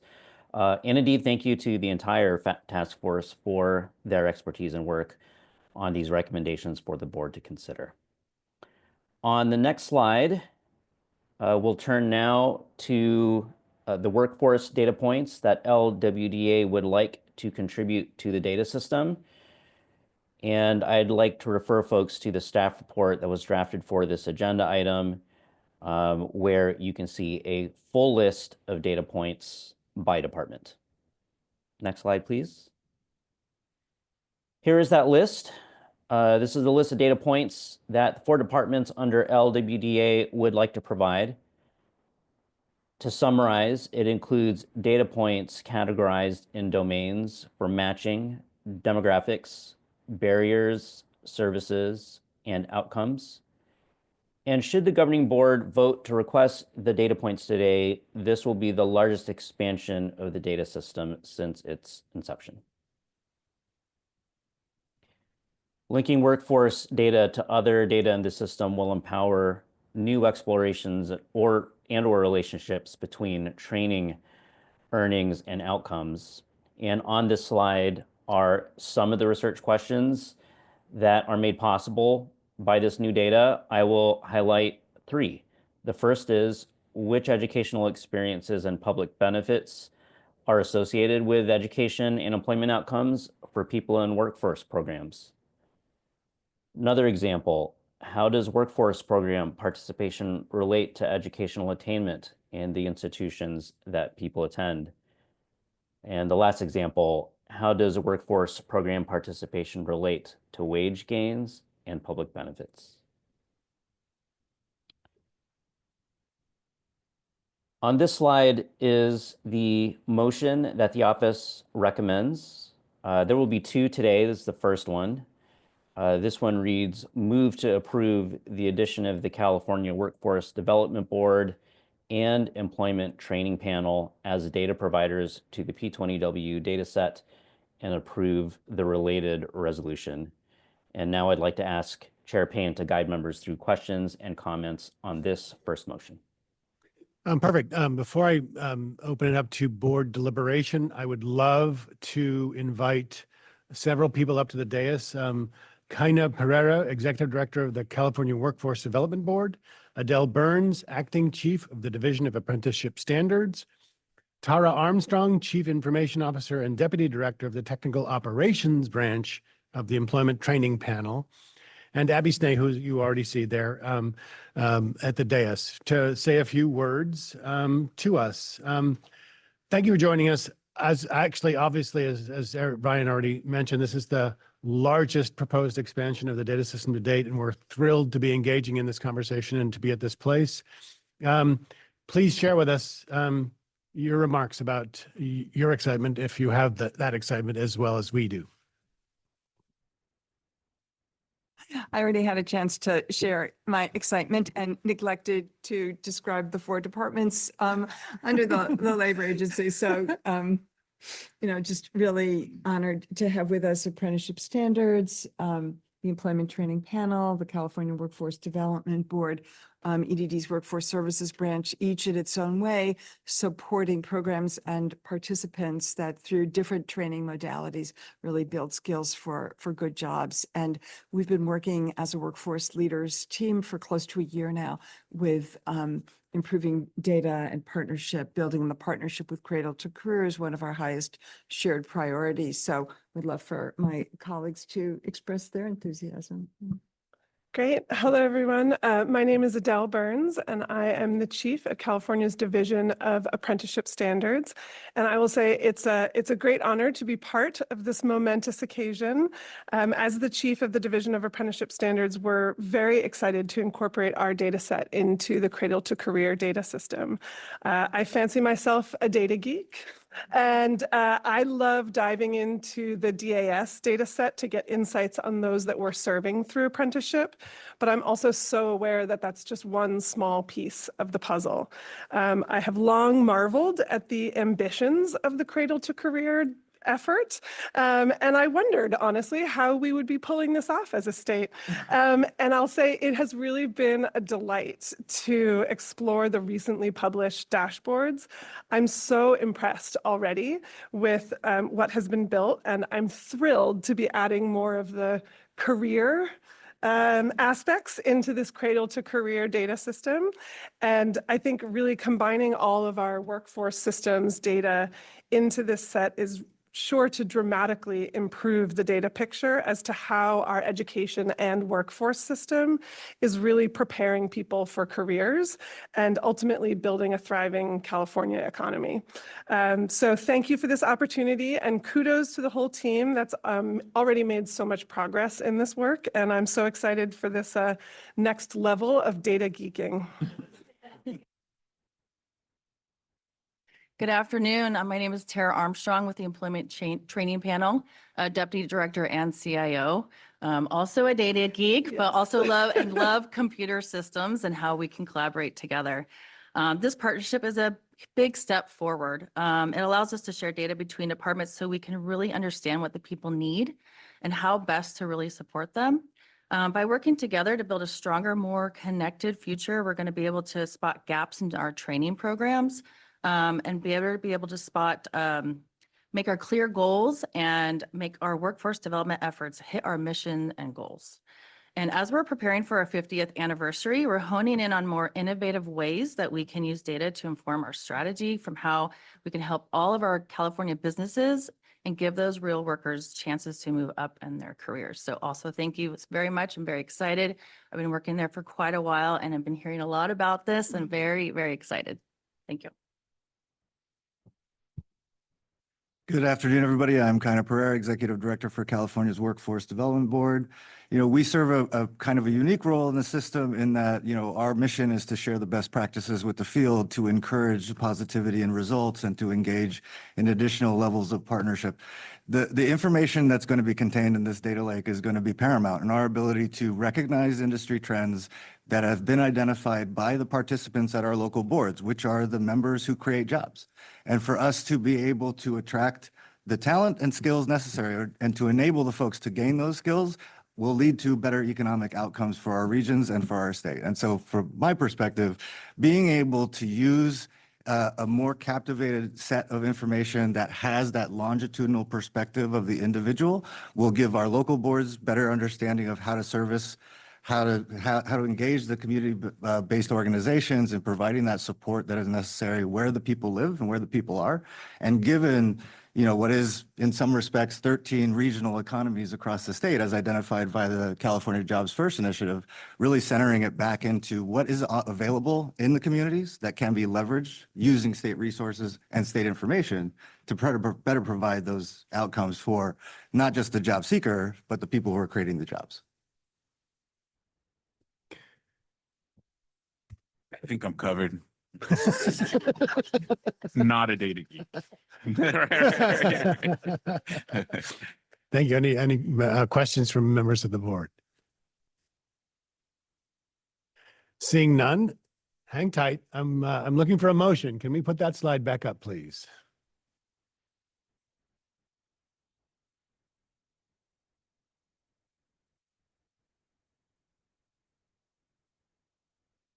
That's the first motion. We'll have two of them, but you've seen the motion. You've had it explained. I'm looking for someone to make the motion.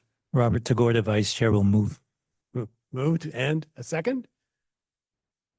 Ryan Seablay, second. Second by Member Sublé. Now it's time for member discussion. Are there any questions or concerns about the motion? Yes. I'll just make one comment. We started off this agenda talking about the student pathway data. We had a presentation from our Cal State University partners about the direct admission work, which is instrumental. This particular motion is going to help us round out the work that we're supposed to be doing on behalf of Californians in our state. And I commend the leadership that's in front of us for taking the initiative to want to help drive this forward for all of us here in California. So my commendations to all of you, and I greatly appreciate this opportunity to be able to support you. Okay, seeing no other board comment, we'll open it up for public comment. I have no speaker slips for this. Are there speaker slips submitted in the back? Is there anybody from the public in the room that did not fill out a speaker slip that would like to participate? Scanning, seeing none. Let's now move to Zoom.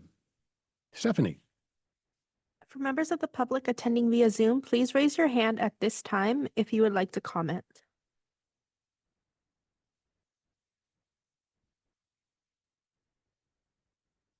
Okay, we have two public comments in the queue. Patty, I saw your hand first. Okay, Patty, you should be able to speak. I'm going to set a timer. I am so sorry. I think I have the wrong agenda. Please forgive me. I'll come back. Thank you. Column in the table.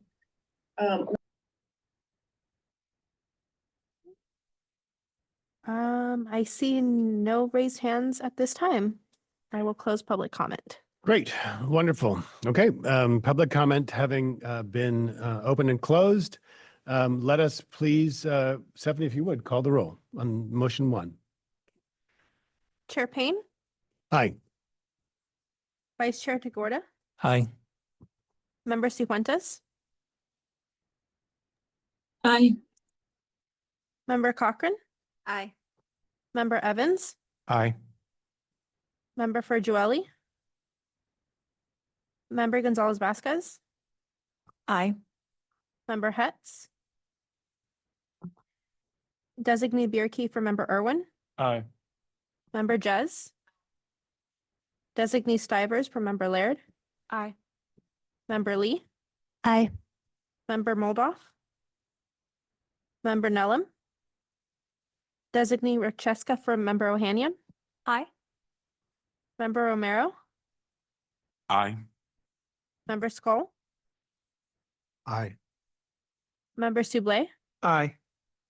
Member Sullivan, Aye.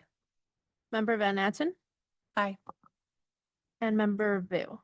Aye. For the clarity of the record, we have 18 ayes. It is unanimous. Thank you very much. All right, so let's take a look at the second motion.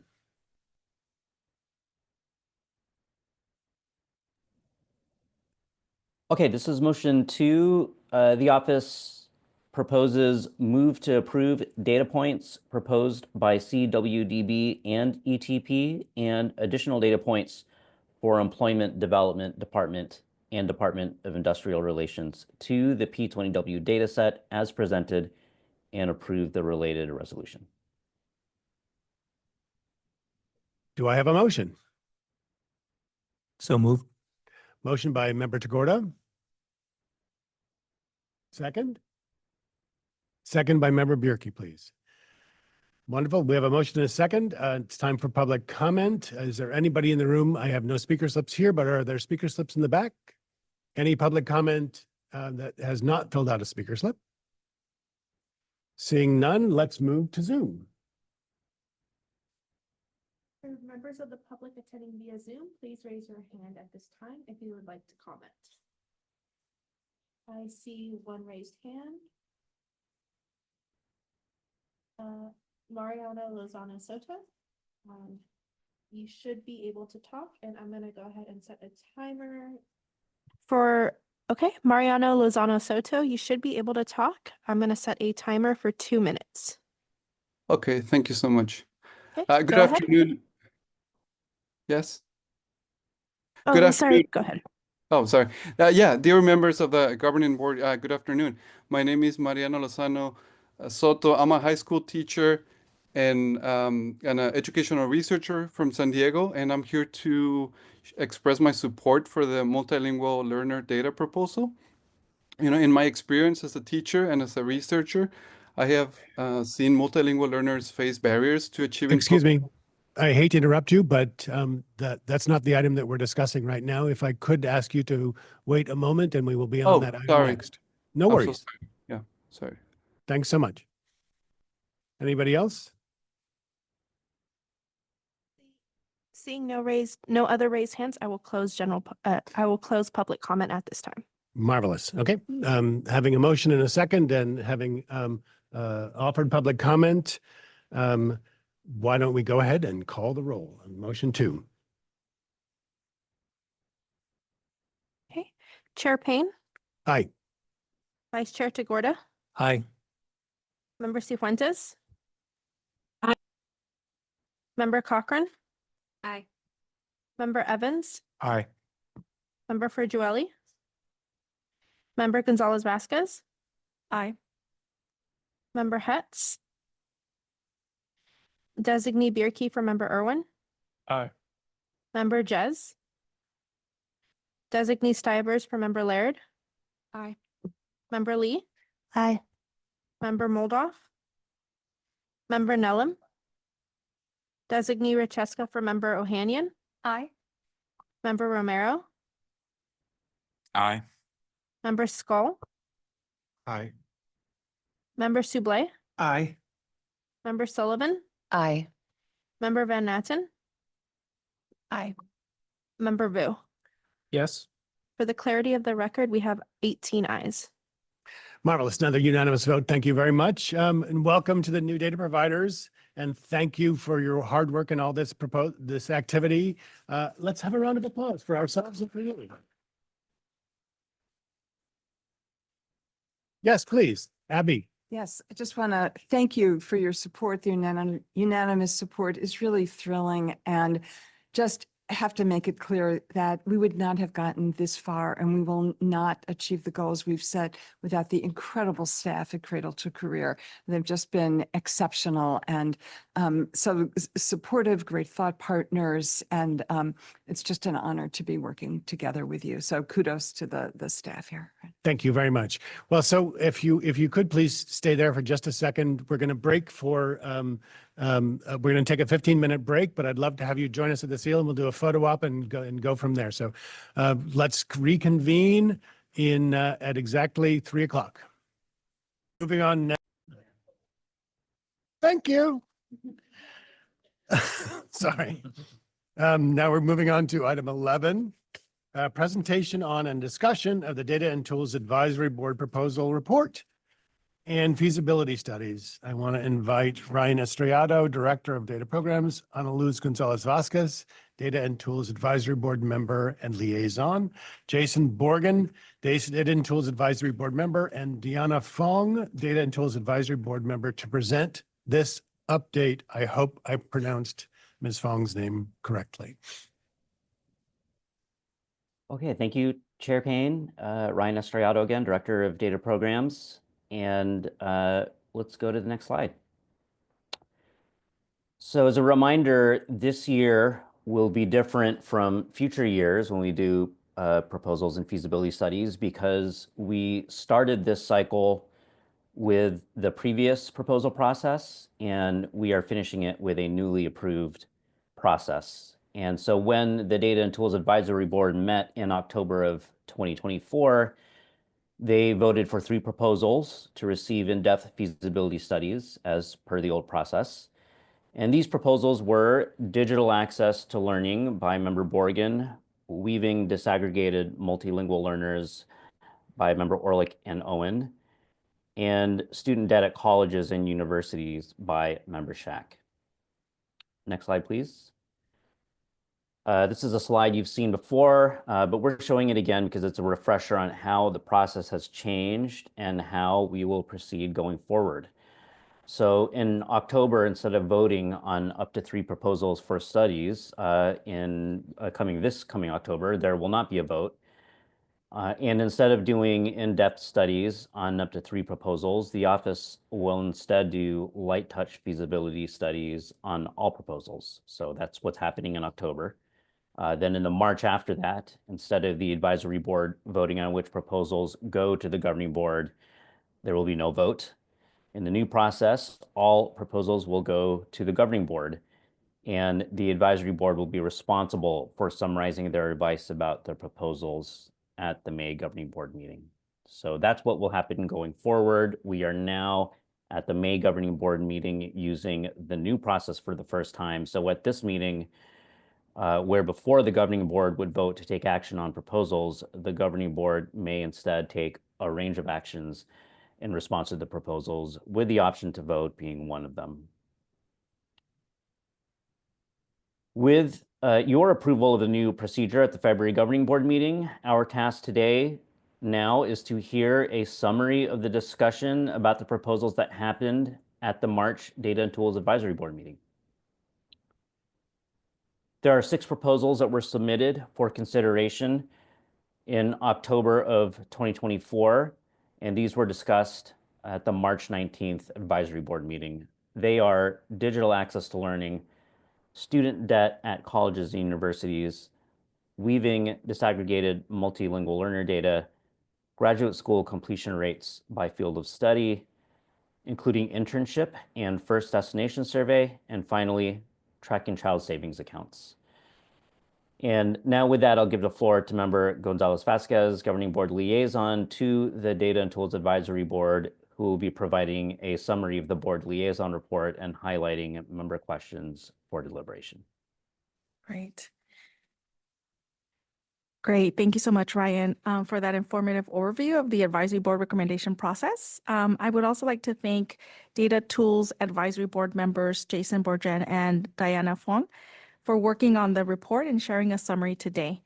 The report is included on attachment A of the staff report and includes a summary of the Data and Tools Advisory Board feasibility studies proposals, and Data Tools Advisory Board member discussion from the March 19th meeting. I just want to share some reflections. Reflecting on the process of developing this report, one theme stood out clearly.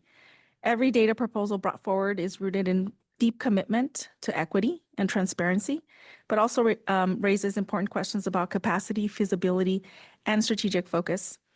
The most salient takeaway for members is the need to prioritize thoughtfully. Many of the proposals highlight real gaps in our understanding of student experiences, whether it's access to broadband, the nuances of multilingual learner outcomes, or the financial burdens students and families shoulder. But with limited resources and existing mandates already in place, we must be disciplined about what we take on and clear about the trade-offs involved. The proposals discussed are undeniably valuable for enhancing the Cradle-to-Career system, but they also bring to light critical challenges in terms of resource allocation, legal compliance, and the potential burden on local systems. As members listen to today's presentation, members should consider the following questions. Which proposals are the most feasible and have the highest potential impact? Are there any potential risks or drawbacks that need to be discussed? Does this proposal fit into the mission and vision of C2C? And how would this proposal fit into the C2C work plan? And now I would like to pass it on to Advisory Board members Borjan and Fong for their presentation.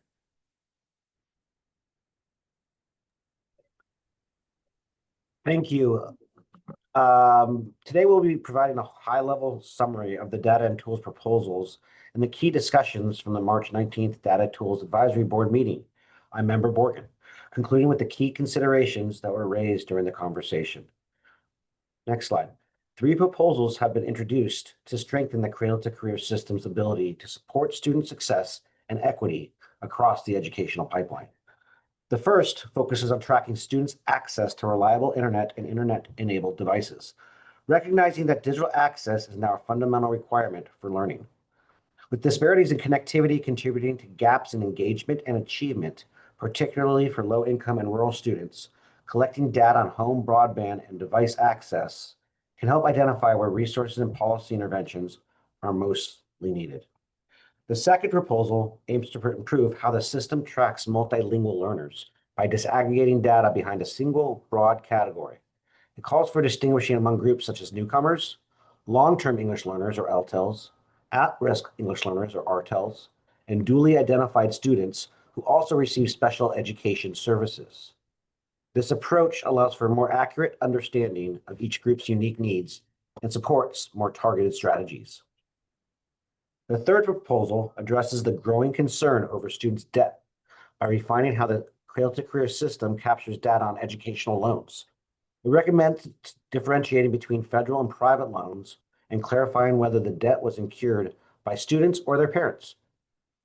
This would provide a clearer picture of the financial burden associated with post-secondary education and support more informed decision-making around affordability and access. During the discussion of digital access to learning, members of the Data Tools Advisory Board expressed a shared understanding of the importance of ensuring equitable access to technology, but also surfaced a range of considerations regarding how best to gather and use data on this type of issue. Several members raised concerns about the quality and reliability of current data sources. They noted that K-12 students' addresses often change, making it difficult to track home broadband access or device access over time. Others pointed out that students' local surveys on digital connectivity may be incomplete or underrepresented, leading to gaps in understanding the full scope of the digital divide. At the same time, there was broad agreement about the strategic importance of addressing digital inequities tied to the state digital equity plan. Members emphasized that the Cradle-to-Career system is well positioned to elevate these disparities and support data-driven efforts to close that digital divide.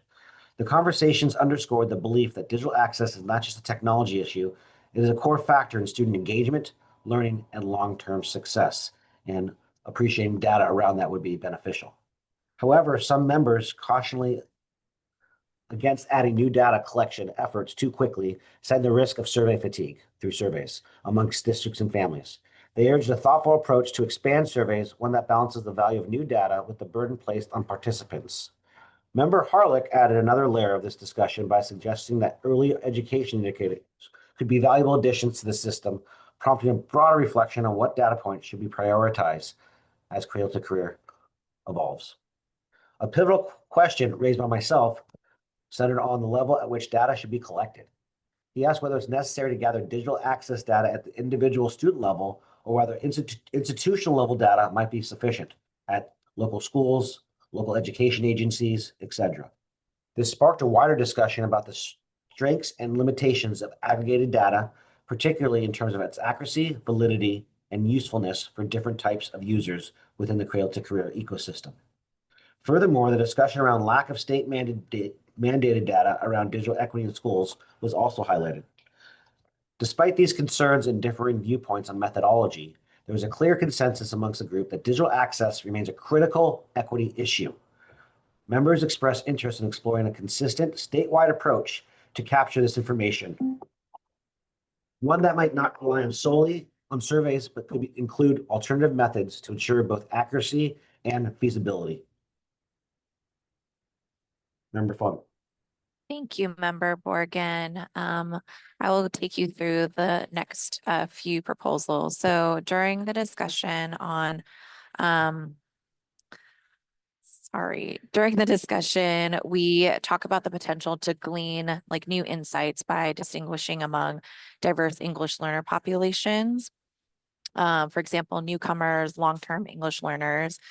We emphasize linking the language status with educational outcomes and could support more targeted and equitable resource allocation. However, there was discussion about whether the necessary flags such as at risk or duly identified students are routinely tracked and how feasible it would be for school systems to submit them. And the board discussed that we would use the terms that already exist and are used by the California Department of Education and California Schools Dashboard, and that these terms are terms that families are already familiar with. That was the extent to the discussion for that piece. And then for the next slide, thank you, for student debt tracking. The Data and Tools Advisory Board recognize that student debt data is a valuable lens on college affordability and student success.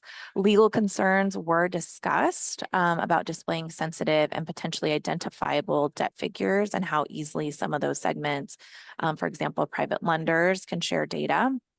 There are also strict regulations about how the data can be used according to the ISIR, which is the Institutional Student Information Record Guide.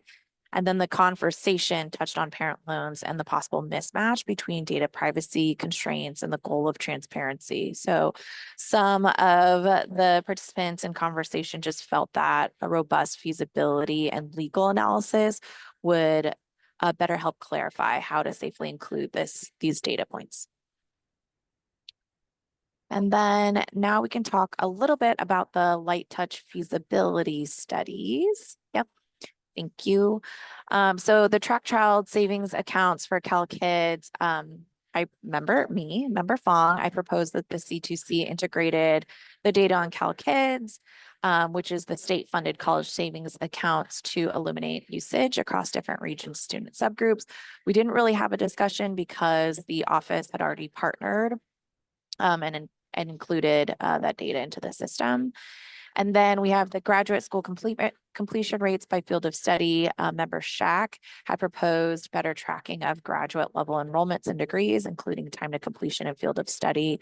The advisory board discussed that including this data may not accurately reflect the determinants that impact student success in post-bac education.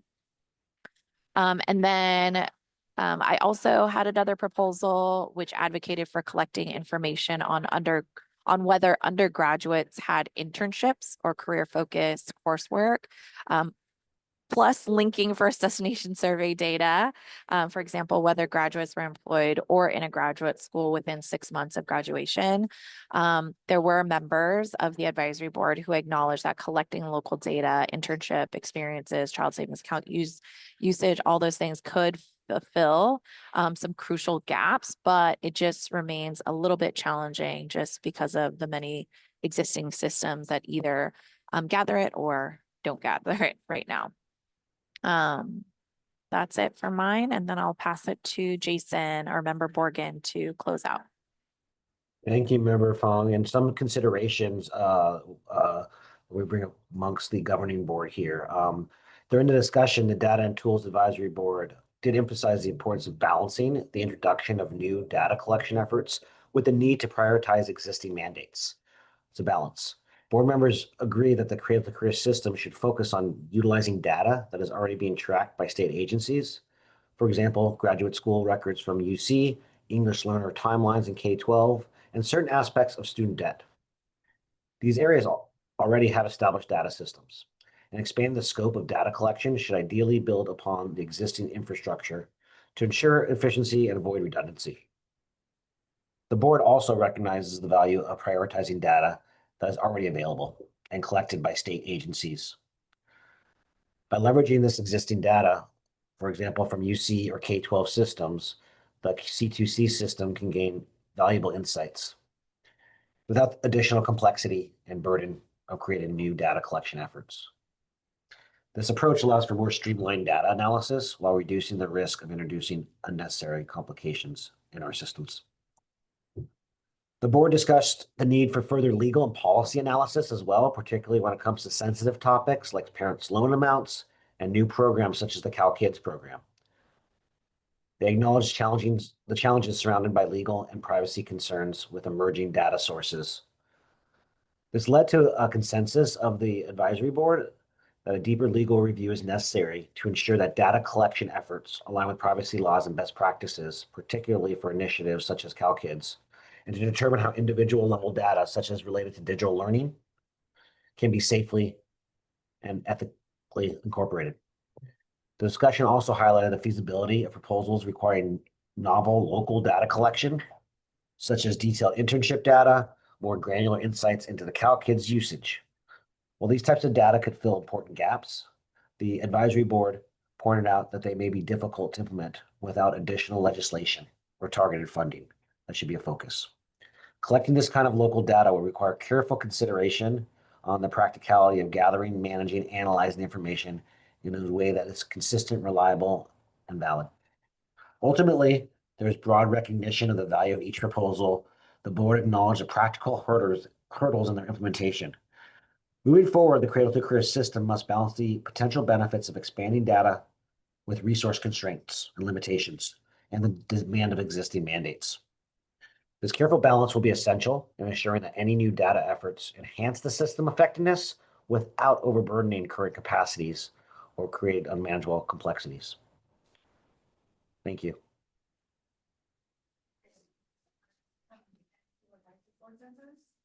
Jason Borgen and Diana Fong for your informative and detailed presentation. I know we shared a lot, and if you can bring up the questions, great. Thank you so much. I would like to ask governing board members to remember the questions I shared earlier and ask that members consider these questions during today's member deliberation. So we can go ahead and start the discussion. Thank you very much. And so as the board deliberates as well, just a reminder, there's no vote, but we are going to pause for public comment on this since there is a great deal of public comment that is coming in from this. Let's stop and have board deliberation first, and then we will ask for public comment. Comments or questions from any board members? Member Sullivan. Thank you. I really want to thank the committee for taking up the issue of broadband access. As somebody who lives in a rural county, this is a real problem, and it was certainly highlighted during COVID when we had to open our fairgrounds in Nevada County so that some of the students in the most remote parts of our county were able to actually access education.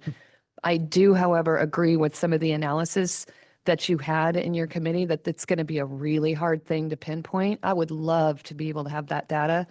And I would love to continue to talk about how we might get that in the future and where it might come from. But I think the analysis of your committee was spot on. It's just, there's no easy way to find that. Thank you. Other member comment? Member Cochran. This might be more of just a procedural question, but I take the point of the folks who gave the readout that more legal analysis is needed, and clearly we need to do that and understand that before we as a board would make any sort of decisions, or certainly I almost feel like before we can really even engage on what are the merits or demerits, if it's something is legally prohibited or unwise, that sort of should cut us off at the pass. When or where does that level of analysis happen, I guess, in our process? So in our new process, as you remember, that we voted on, we traded deep analysis for broad analysis over every proposal, so that we could have more information that comes to the board. This first year of it, we're sort of combining the two into the new process. What happens from here is that the team takes this information back, takes our input and the public comment back, and then does its own analysis about sort of feasibility and the prioritization componentry that some of the board members, advisory members were talking about too. And then if it's appropriate, then it comes back to us for action at a subsequent meeting. Yes. Member Hetz. Member Hetz, California Community Colleges. All of these proposals are addressing like really pivotal and important areas. But I want to set that aside for a minute to talk a little bit about how we structure the proposal type in the future, because I think maybe there's some lack of clarity when we're asking about adding data points not available through the P20W data set.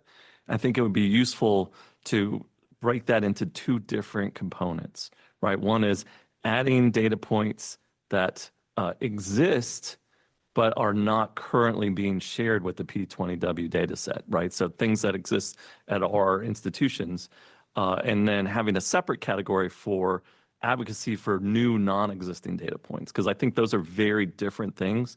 And I think this framework doesn't encourage the separation of those two and the relative feasibility. Because I can tell you from our perspective, if we got proposals that said, add these things from your data set, we'd be like, okay, we will have that in the next one, right?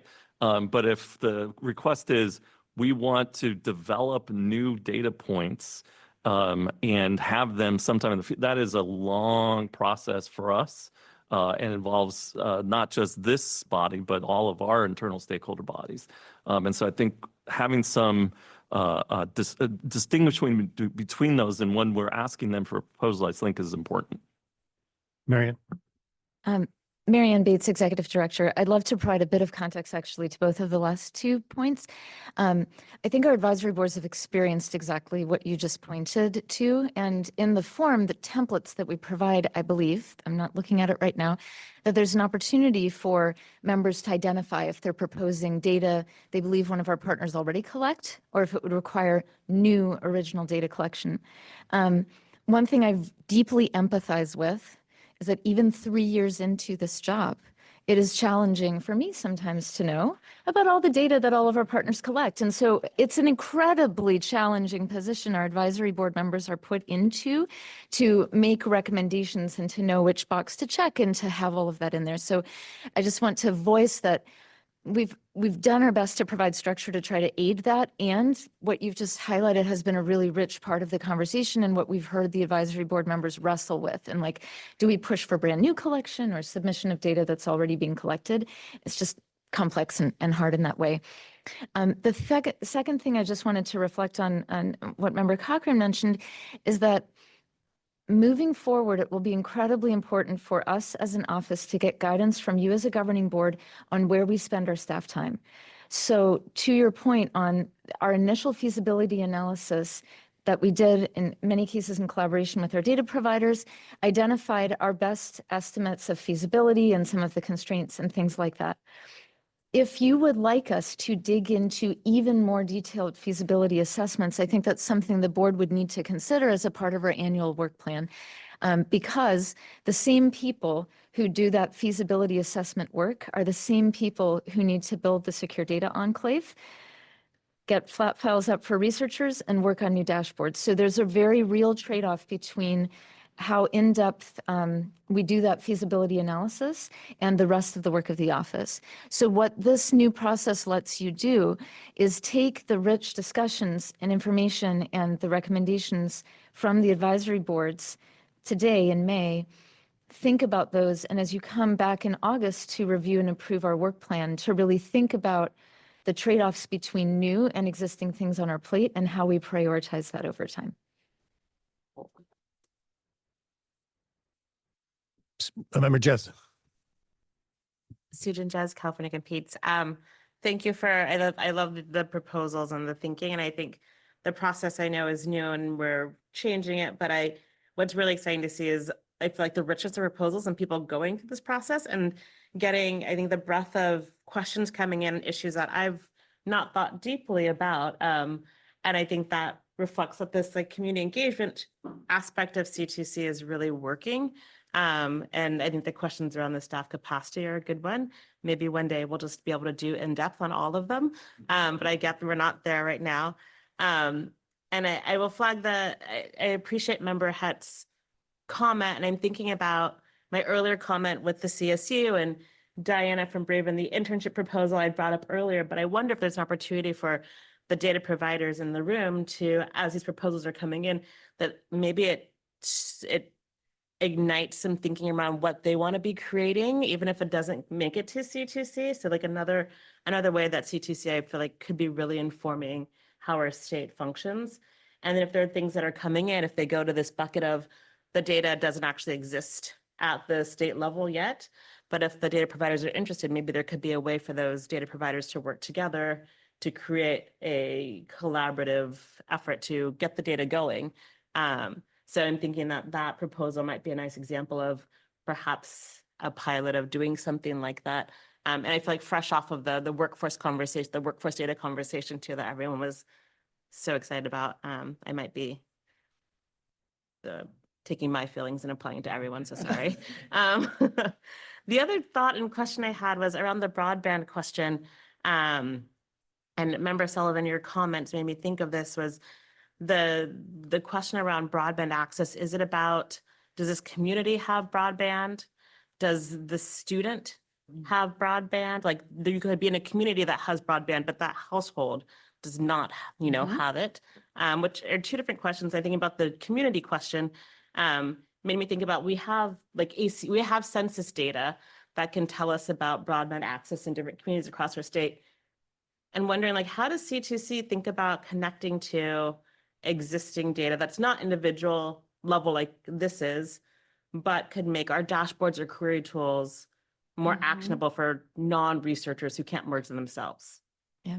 Which I know is an aside from this, but I thought it really felt important with your Yeah, in many ways, I think Ryan's team, has been thinking about this and will continue to over time. But I think what I'm hearing you say is you can't, link at the individual level data that's not collected at the individual level. However, there may be possibilities for us to use pictures, maps, things like that in conjunction with visualizations that are based on individual level data that let people contextualize that, right? So if it's like incredibly costly and challenging to collect individual level data on broadband access, but you have a map that already exists that has it at the community level, how could that be put on the same page, if you will, so people can look at one picture and then look at the other and learn something from it, even if it's not based on underlying individual level data. So again, I feel like we're not sitting on a wealth of data and have 1,000 things we could do, but among the 1,000 things, thinking about how broad data like that can complement our understanding of the individual linked data is something that we heard the advisory boards actually wrestle with. And what I love is seeing the connection points with their discussions and your discussions here, and having our members who are part of the conversation is really great for that. Yes, Member Hetz. Member Hetz, California Community Colleges. Just a follow up on our side of things. For the Data and Tools Advisory Board, we do have a process for adding data elements that is publicly available. We advertise it not super broadly, but it is open to people if they want us to collect additional data. So folks on that board, feel free to reach out to me. What I was going to suggest is that probably all of our agencies may have something like that, maybe not all of them, and maybe we could make that collectively available so that folks can both have access, like I can also make all of our data element dictionaries, that'll be fun, available for folks. But making those available as a resource. This is what we have. Here's the process. Even if this, like, I have some concern about us as a board being able to say, we're going to collect this as a state and come to that conclusion.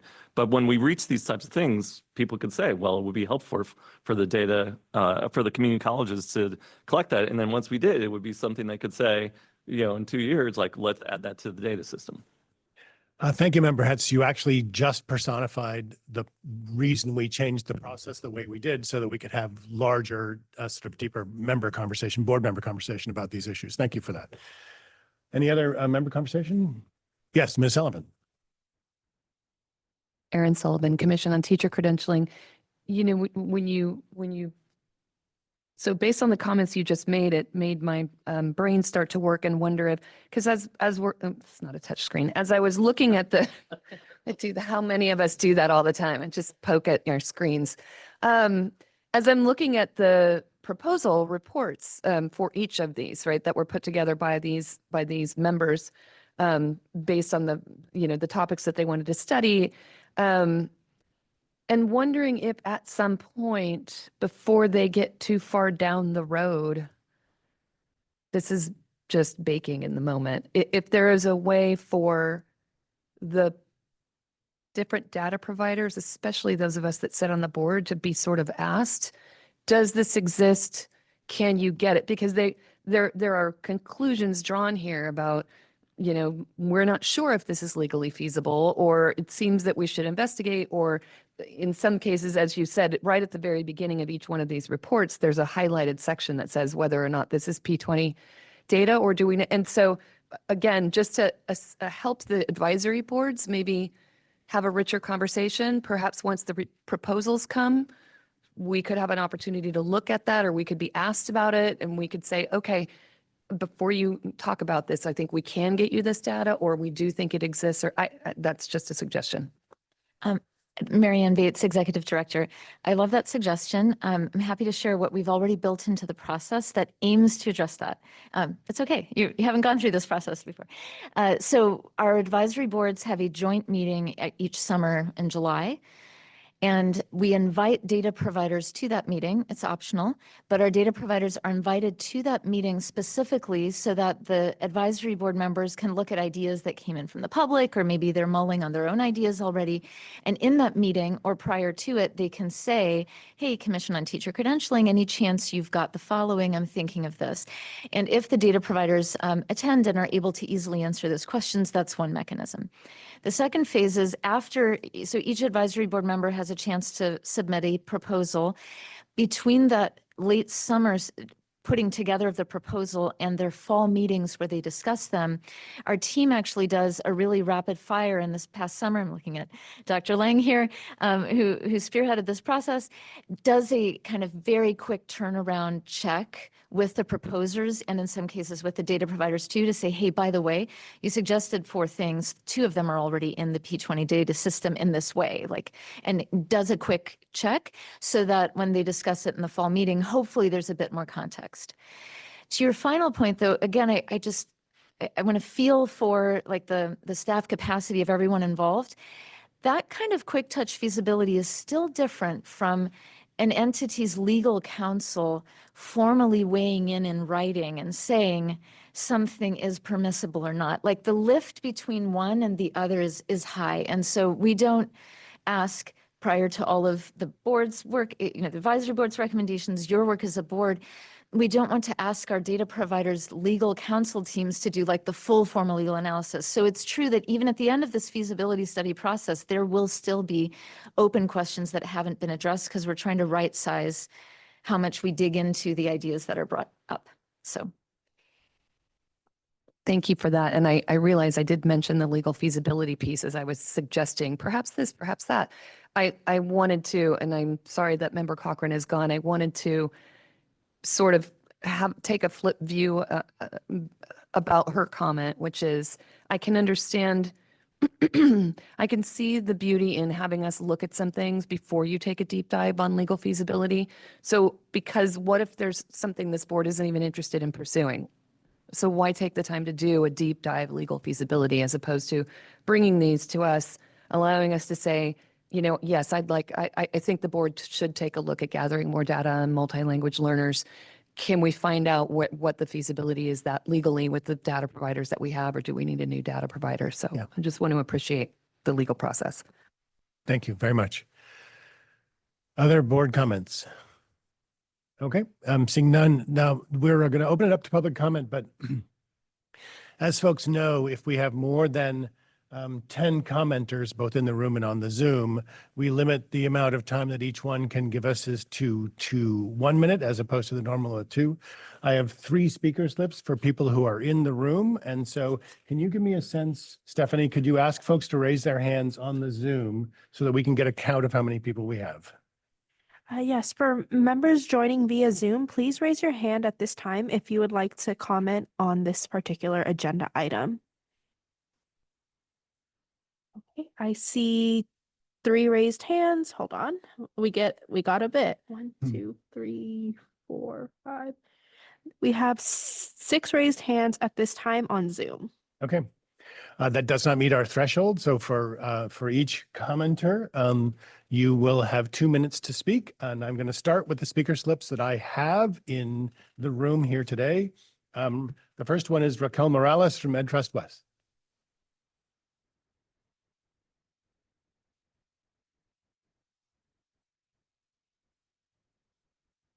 Good afternoon, board and members. We would like to express our support for the Weaving Disaggregated Multilingual Learner Data proposal. In 2024, 34% of students enrolled in California TK-12 public schools are currently or have previously been English learners. Despite being a significant percentage, the student group continues to face some of the most blatant opportunity gaps in education. Unfortunately, our multilingual learners and teachers are fighting an uphill battle to close achievement gaps created and widened by Proposition 227, a racist proposition that mandated English-only instruction in our classrooms. And they will continue to face similar harsh, mine is like also a screen touch. Harsh immigration and discriminatory education policies under the current federal administration. The fear and severe stress this creates for students cause significant academic and mental health challenges, leading to decreased academic achievement, attendance, and perceptions of school climate safety.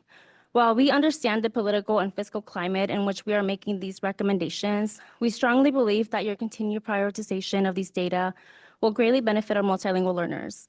This proposal is the first step to provide the field with the information necessary to clearly see multilingual learner students' educational trajectory and to help us better understand how to address some of the persistent barriers our systems are currently forcing them to navigate.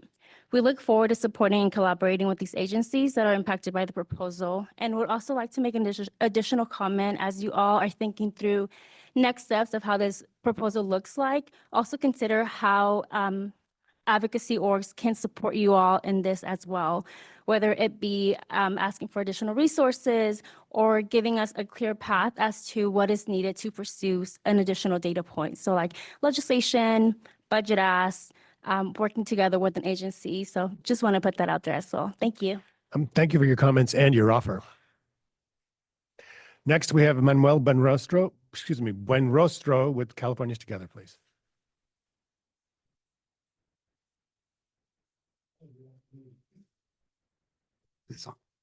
Yeah. Can you press the button? There you go. Great. Manuel Buenrostro with Californians Together. And I'm here today to show strong support for this proposal for the multilingual learner data set for the Cradle-to-Career data system.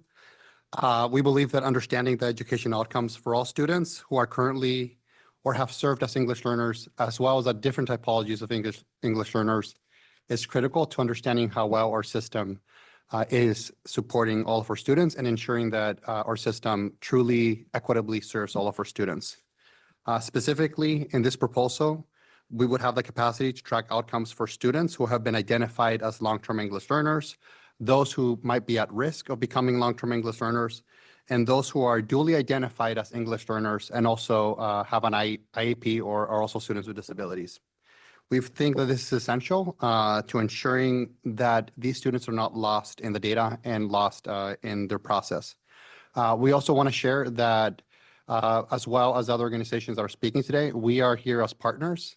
We are here to talk about how the data might be incorporated, provide guidance. So we're here to be able to support this process and keep cheerleading this process on. Lastly, I'm excited to be talking to this board because this board focuses on the Cradle-to-Career data system. So I feel like this is one of the coolest boards in California. Thank you. Thank you for that. Yes, we are cool. Next, Dr. Edgar Lemkin, please, if you could come forward. Thank you.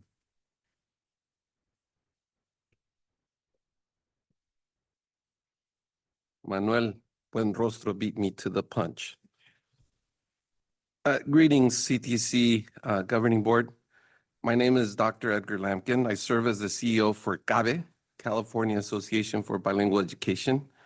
Our organization is committed to advancing bilingual, multilingual education, and I'm here to express our strong support for the multilingual learner dashboard proposal. We believe that this dashboard is a vital step towards making our education system more equitable and transparent for multilingual learners. I'd like to raise two specific considerations for the board's continued attention. First, we urge the board and the Cradle-to-Career office to commit to ongoing conversations around how data on newcomer students can be incorporated. These students are among our most vulnerable, and it's essential that we approach their inclusion with great care and strong privacy protections. We suggest revisiting this discussion later this year or early into next year once the CD has collected its relevant data. By the way, all the data points are available in the CDE data. I know there was discussion about data already being there versus creating new data.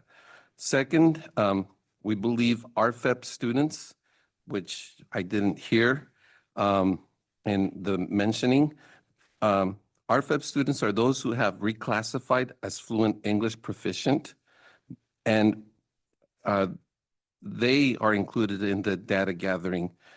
These students represent the success story of English language development and academic support that can result in grade level proficiency. When you look at this data, these students are not only at, but exceeding all other student subgroups. While districts are required by law to monitor RFEP students for 2 years, the data remains largely untapped in terms of highlighting long-term outcomes, including RFEP data would provide critical insight into program effectiveness and student progress. Thank you for your consideration and continue to do the great work you guys are doing. Thank you so much. Anybody else in the room that did not submit a speaker slip? Scanning. Okay, let's go now to Zoom, please. Yes. Turning it over to Zoom, Sally Fox, I see your hand was up first. Okay, I have allowed you to talk and your 2 minutes may begin. Thank you. Hello, my name is Sally Rice Fox, and I'm calling from San Diego, also on behalf of CABE, the California Association for Bilingual Education, and as part of the Data for the People Coalition. Just a little bit about me. My bachelor's degree is in French literature and linguistics at San Diego State. And after 15 years in the private sector in human resources and general business administration, I had the great good fortune of becoming a bilingual third grade teacher in Imperial Beach, leading to a very fulfilling career in education. I retired from the San Diego County Office of Education as an administrator in dual language, world languages, and English language development. Now, as a policy analyst for CABE and a fifth-generation Californian, I'm thrilled to work toward the vision of multilingualism for all Californians. I share this background to highlight how multilingualism has such a powerful, positive impact on people's lives, like mine. CABE is absolutely in support of the multilingual learner proposal. English learners are not a monolithic group. We need disaggregated data to better meet their needs. In fact, if it's not specified, we would be wise to follow the trajectory of students who are reclassified from English learner status to RFEP, as Dr. Lampkin mentioned. Their success and tendency to outperform native speakers in standardized achievement tests, especially when they're in two-way dual language immersion programs, is one of the reasons these programs show so much promise as world-class educational opportunities for all our students. Thank you for your time. We urge a yes or I or C vote. Thank you.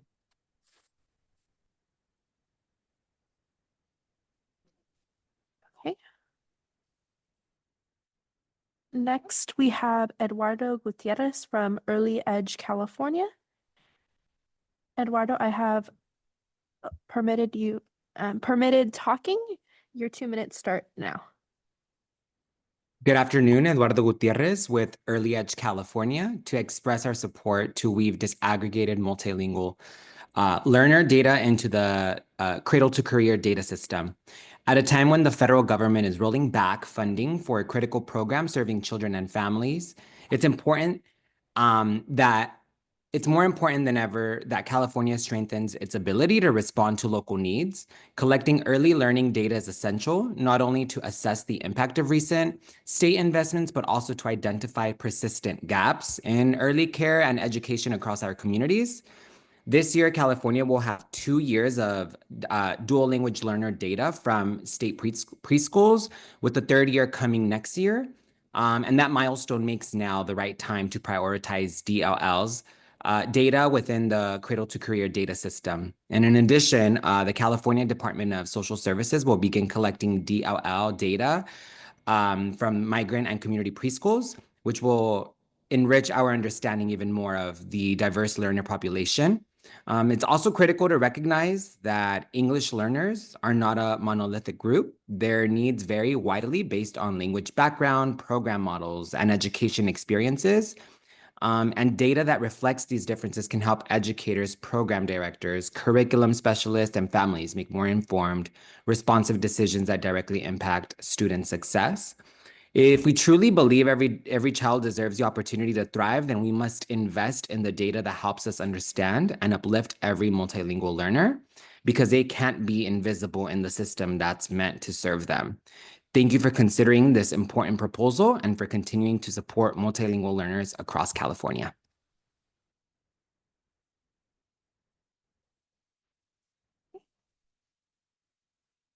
Next, we have Carolina Rodriguez. Carolina, I have permitted you to speak. Your 2 minutes start now. Thank you. Good afternoon. I'm Carolina Rodriguez, a teacher and instructional coach in San Jose with 11 years of experience working with multilingual learners. I'm here to express my strong support for the multilingual learner proposal. The feasibility study confirms that the California Department of Ed currently collects essential information, making it available for inclusion in the C2C data system. Access to data on long-term English learners and at-risk LTELs is vital. In 2024, we observed that only 5% of LTELs met or exceeded grade standards in English language arts, and just 2% did so in math. These troubling statistics underscore the urgent need for disaggregated data to understand the specific needs of these students and to implement effective interventions. When the California EL roadmap is implemented effectively in schools, it has led to positive growth outcomes for LTEL students. With access to disaggregated data, we can track the effectiveness of different strategies over time, empowering educators and leaders to identify best practices and provide the necessary support for struggling students. I urge the board to vote in favor of including this important data in the system and request that the CDE share LTEL and at risk of becoming LTEL data with the C2C. Specifically, we recommend that the Office of C2C default its definitions of LTEL and RTELs to CDE's current definitions in the California School Dashboard. By doing so, we will enable communities, advocates, and program leaders to gain a deeper understanding of the educational trajectories of multilingual learners, ultimately enhancing their success in the classroom. Thank you for your consideration.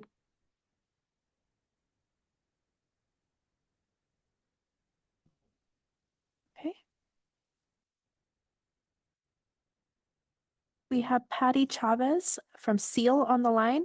Patty, I have permitted you to speak. Your 2 minutes start now. Hello, thank you all. It's been a long day on a Friday, and we thank you so much for listening to our testimony. I'm Patty Chavez, and I'm with SEAL, Sobrato Early Academic Language. We're a statewide organization providing professional development for hundreds of teachers serving multilingual learners, preschool through 6th grade. And we're here today to express our support for the multilingual learner proposal. At SEAL, we ground everything we do in research and evidence. And like you, we believe that data matters. And one thing the data makes clear is investing early in our children sets them on a path for a long-term academic success. California recognizes it, and we've been a leader. And now we need to continue assessing the impact of our investments and identify ongoing barriers that could prevent the state from achieving the goals outlined in the Master Plan for Early Learning and Care. That's why we ask you humbly to vote in favor of the multilingual proposal. Our littles, they all come to us learning language, whether it's one or many. What a superpower when they're starting their schooling already developing 2 or more languages.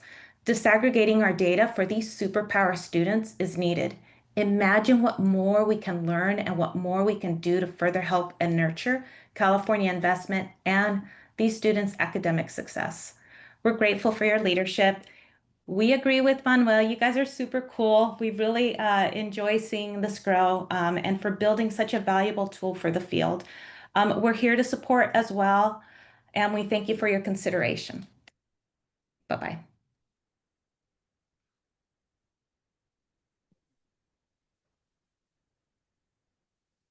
Next on the line, we have Mary Curry Nunez.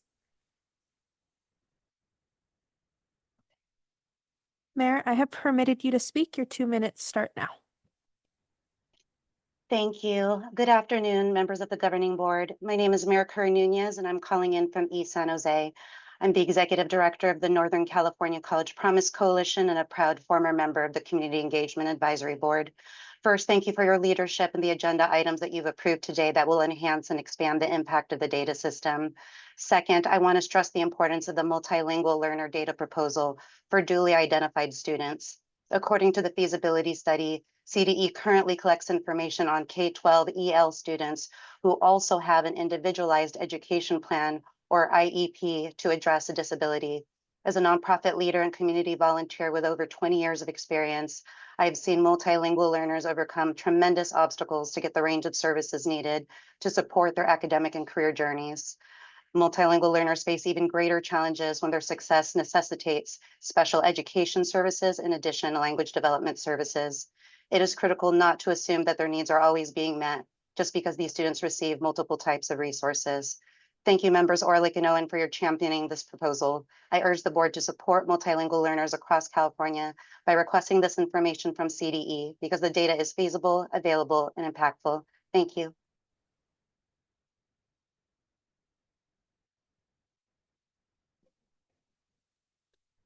Okay.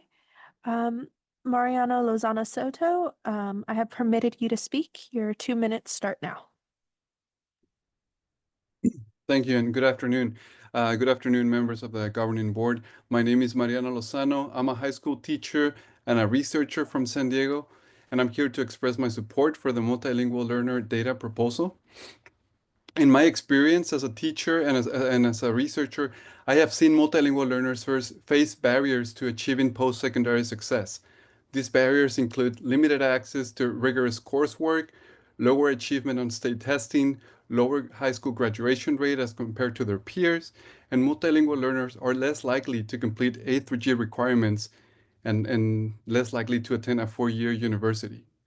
These metrics are used to measure college and career readiness and success, but as of now, there is limited data that really tracks multilingual learners' educational trajectories from high school into college and beyond. The C2C improved college pathways tracking, but does not currently disaggregate data to show multilingual learners' students' post-secondary outcomes. Disaggregated data is essential for understanding their journeys and the unique needs and challenges that they encounter in their post-secondary education. And it will help us move forward in enhancing support services for this underrepresented group. Thank you so much for your time, and I respectfully urge you to vote in alignment with the recommendations of this proposal.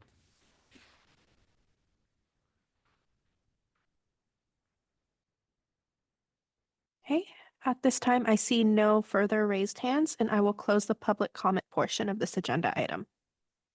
Marvelous, thank you. Member Gonzalez Vasquez, advisory board members Fong and Morgan, thank you for your participation today. It was a wonderful and fulsome conversation, just as we had intended. And so obviously lots to do in terms of the team going back and trying to figure out how this all works into the work plan going forward. But thank you very much for that. We'll now turn to the agenda item 12, which is a presentation on and discussion around the Community Engagement Advisory Board report and feasibility.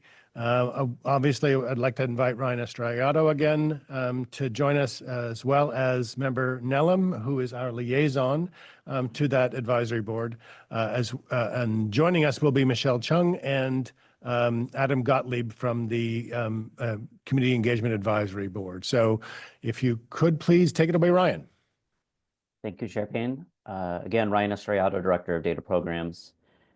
And on the next slide, we'll see that just as in the proposal agenda item for the Data and Tools Advisory Board, here again, we are in a unusual place because we started with the previous process and are finishing with the newly approved process. When the Community Engagement Advisory Board met in October of 2024, they voted for 2 proposals to receive in-depth feasibility studies.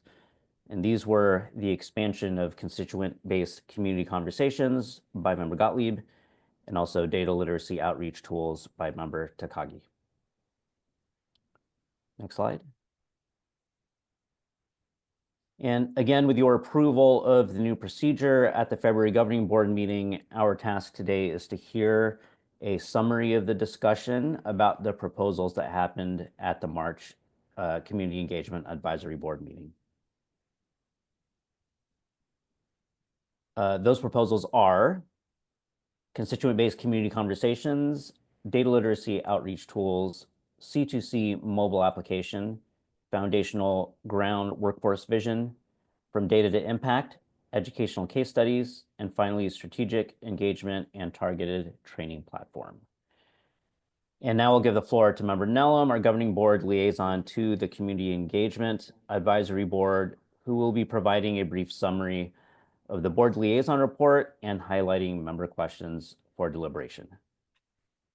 Thank you, Ryan, for that overview of the process. I'd like to thank, of course, the Community Engagement Advisory Board members, Michelle and Adam, for working on the report today. I just want to remind all of us that the Community Engagement Advisory Board is working to help us all understand whether or not and how C2C is working to create strong feedback loops and ensuring that there is equitable access to actionable information. So that is the spirit with which the advisory board worked on the report. As you know, the report is included in attachment A of the staff report. It includes a summary of the 6 proposals that you saw, including both the long form and shorter form feasibility studies. And it includes some of the discussion from the March 26th advisory board meeting. I think today, as you know, our goal as governing board members is to hear the ideas to keep them in mind as we consider the work plan for C2C in the next year.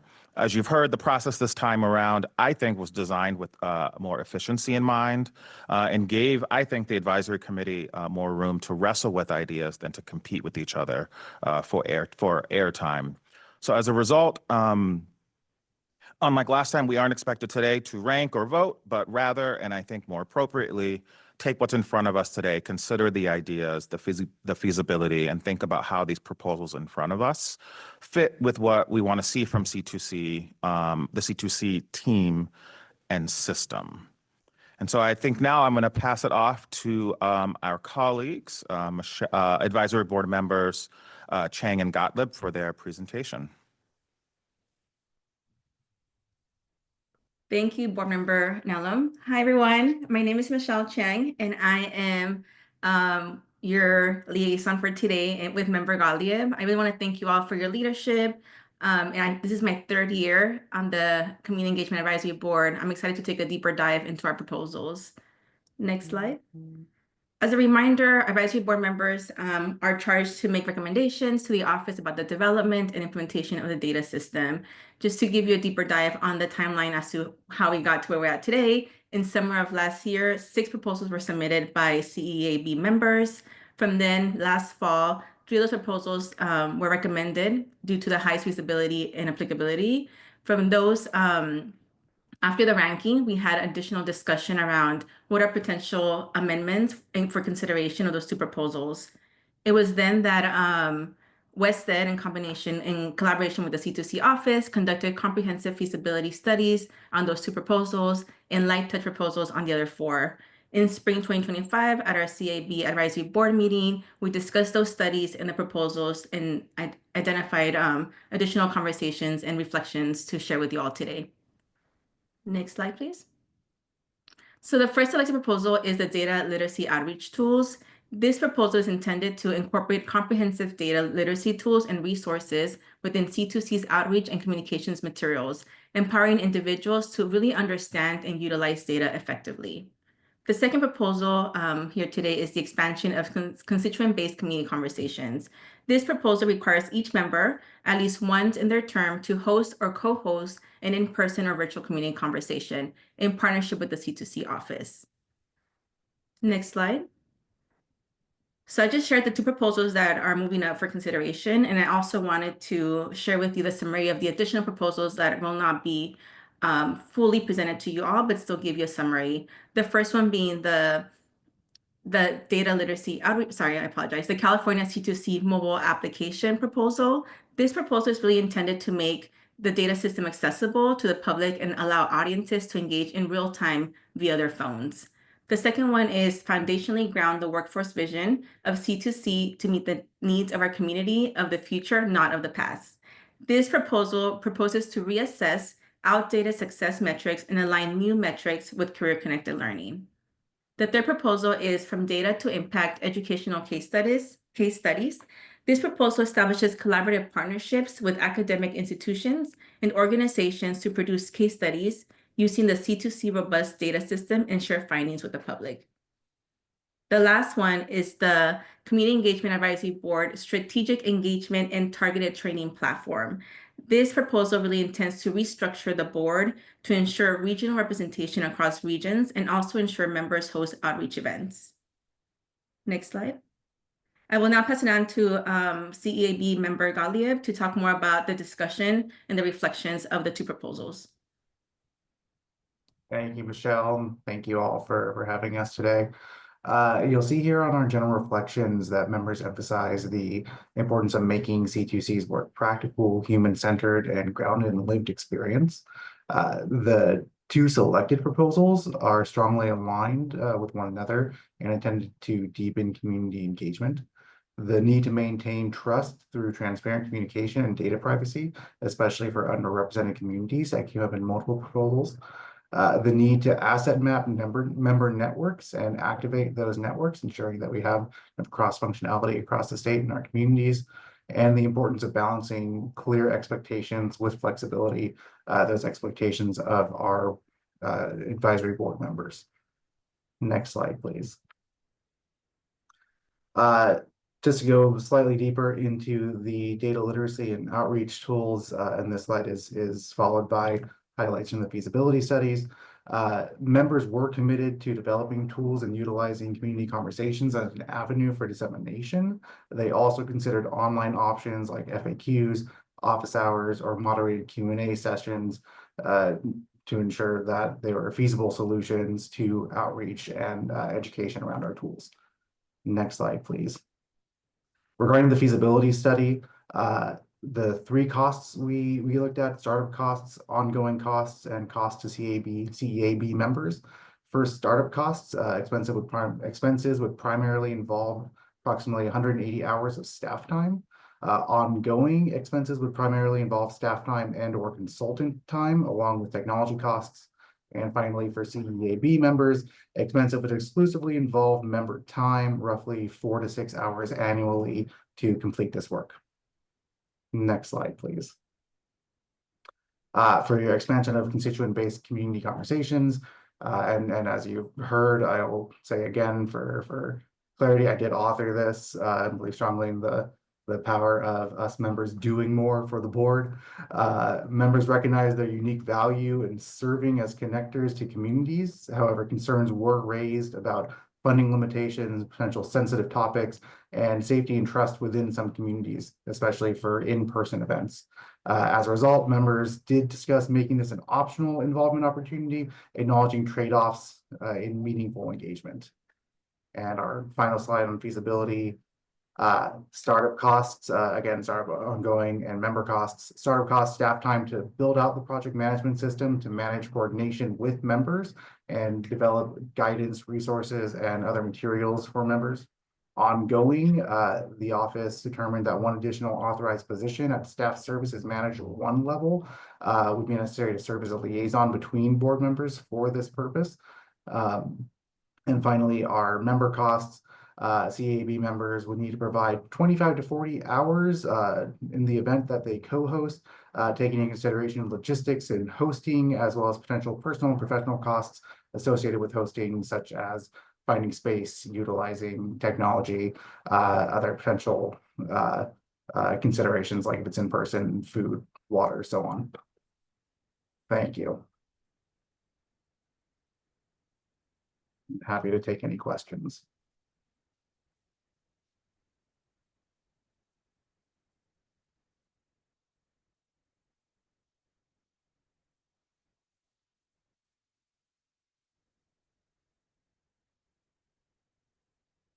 Yes, member Evans, thank you. Yes, Nathan Evans, California State University. Appreciate the underlying interest in engagement and that both the proposals represent. I was curious on the community conversation. I'm mindful of the volunteer roles that members of this committee serve in. And perhaps I wonder if there was discussion, instead of framing it as hosting, using this the community engagement group as sort of an extension to take the sort of voice of C2C into existing spaces. So not only to host, but to really bring that to community conversations that are already in existence as a mechanism to engage, in lieu of the concerns or the items that were expressed, or what the limitations of quote unquote hosting those types of conversations might be. I actually think that's a marvelous idea, and we should discuss that. We'll discuss that with the liaisons and with the advisory boards themselves. Thank you. Other member comments, questions? Marvelous. I want to thank you, Ryan, Member Nellam, and Community Engagement Board members Chang and Gottlieb for your informative presentation. We've exhausted member comments as well. So now let's go. Even though there's no vote on the question, let us go to public comment and pause for that right now. I do not have the speaker slips myself for this one. Is there anybody in the room who did not submit a speaker slip for this item? Seeing none, is there any interest on the Zoom? For members of the public attending via Zoom, please raise your hand at this time if you wish to comment on this agenda item.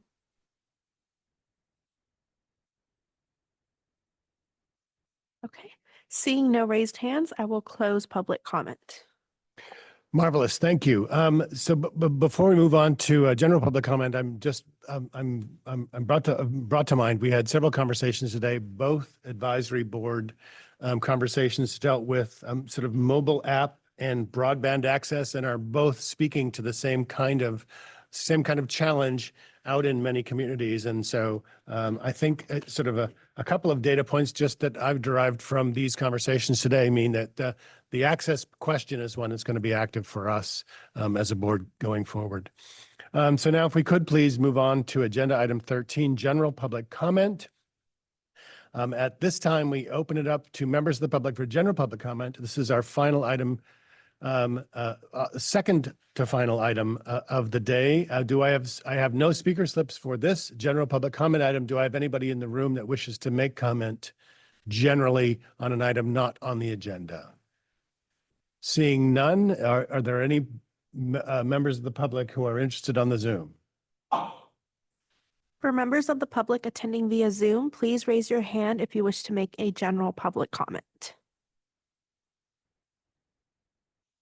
Okay, seeing no raised hands, I will close general public comment. Perfect. Now, last item before adjournment, future agenda items. So this is a standing item, open for members first, and then the members of the public second to suggest future agenda items before this board.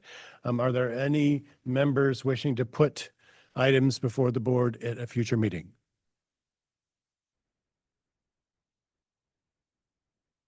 Seeing none, let's open it to the public. I have no speaker slips on this button. Is there anybody in the public wanting to ask us for a future agenda item? Seeing none, let's turn to the Zoom. For members of the public attending via Zoom, please raise your hand at this time if you wish to comment. Okay, pausing momentarily. Okay, seeing no public comment, seeing no raised hands, I will close public comment. Thank you. Perfect. That brings us to the final item of the day. I just want to say from a personal standpoint, what a robust and wonderful conversation we had today on many fronts on many issues as well. I'm looking forward to our deliberations at the next meeting as well. And with that, I will adjourn this meeting at 4:11. Thank you all.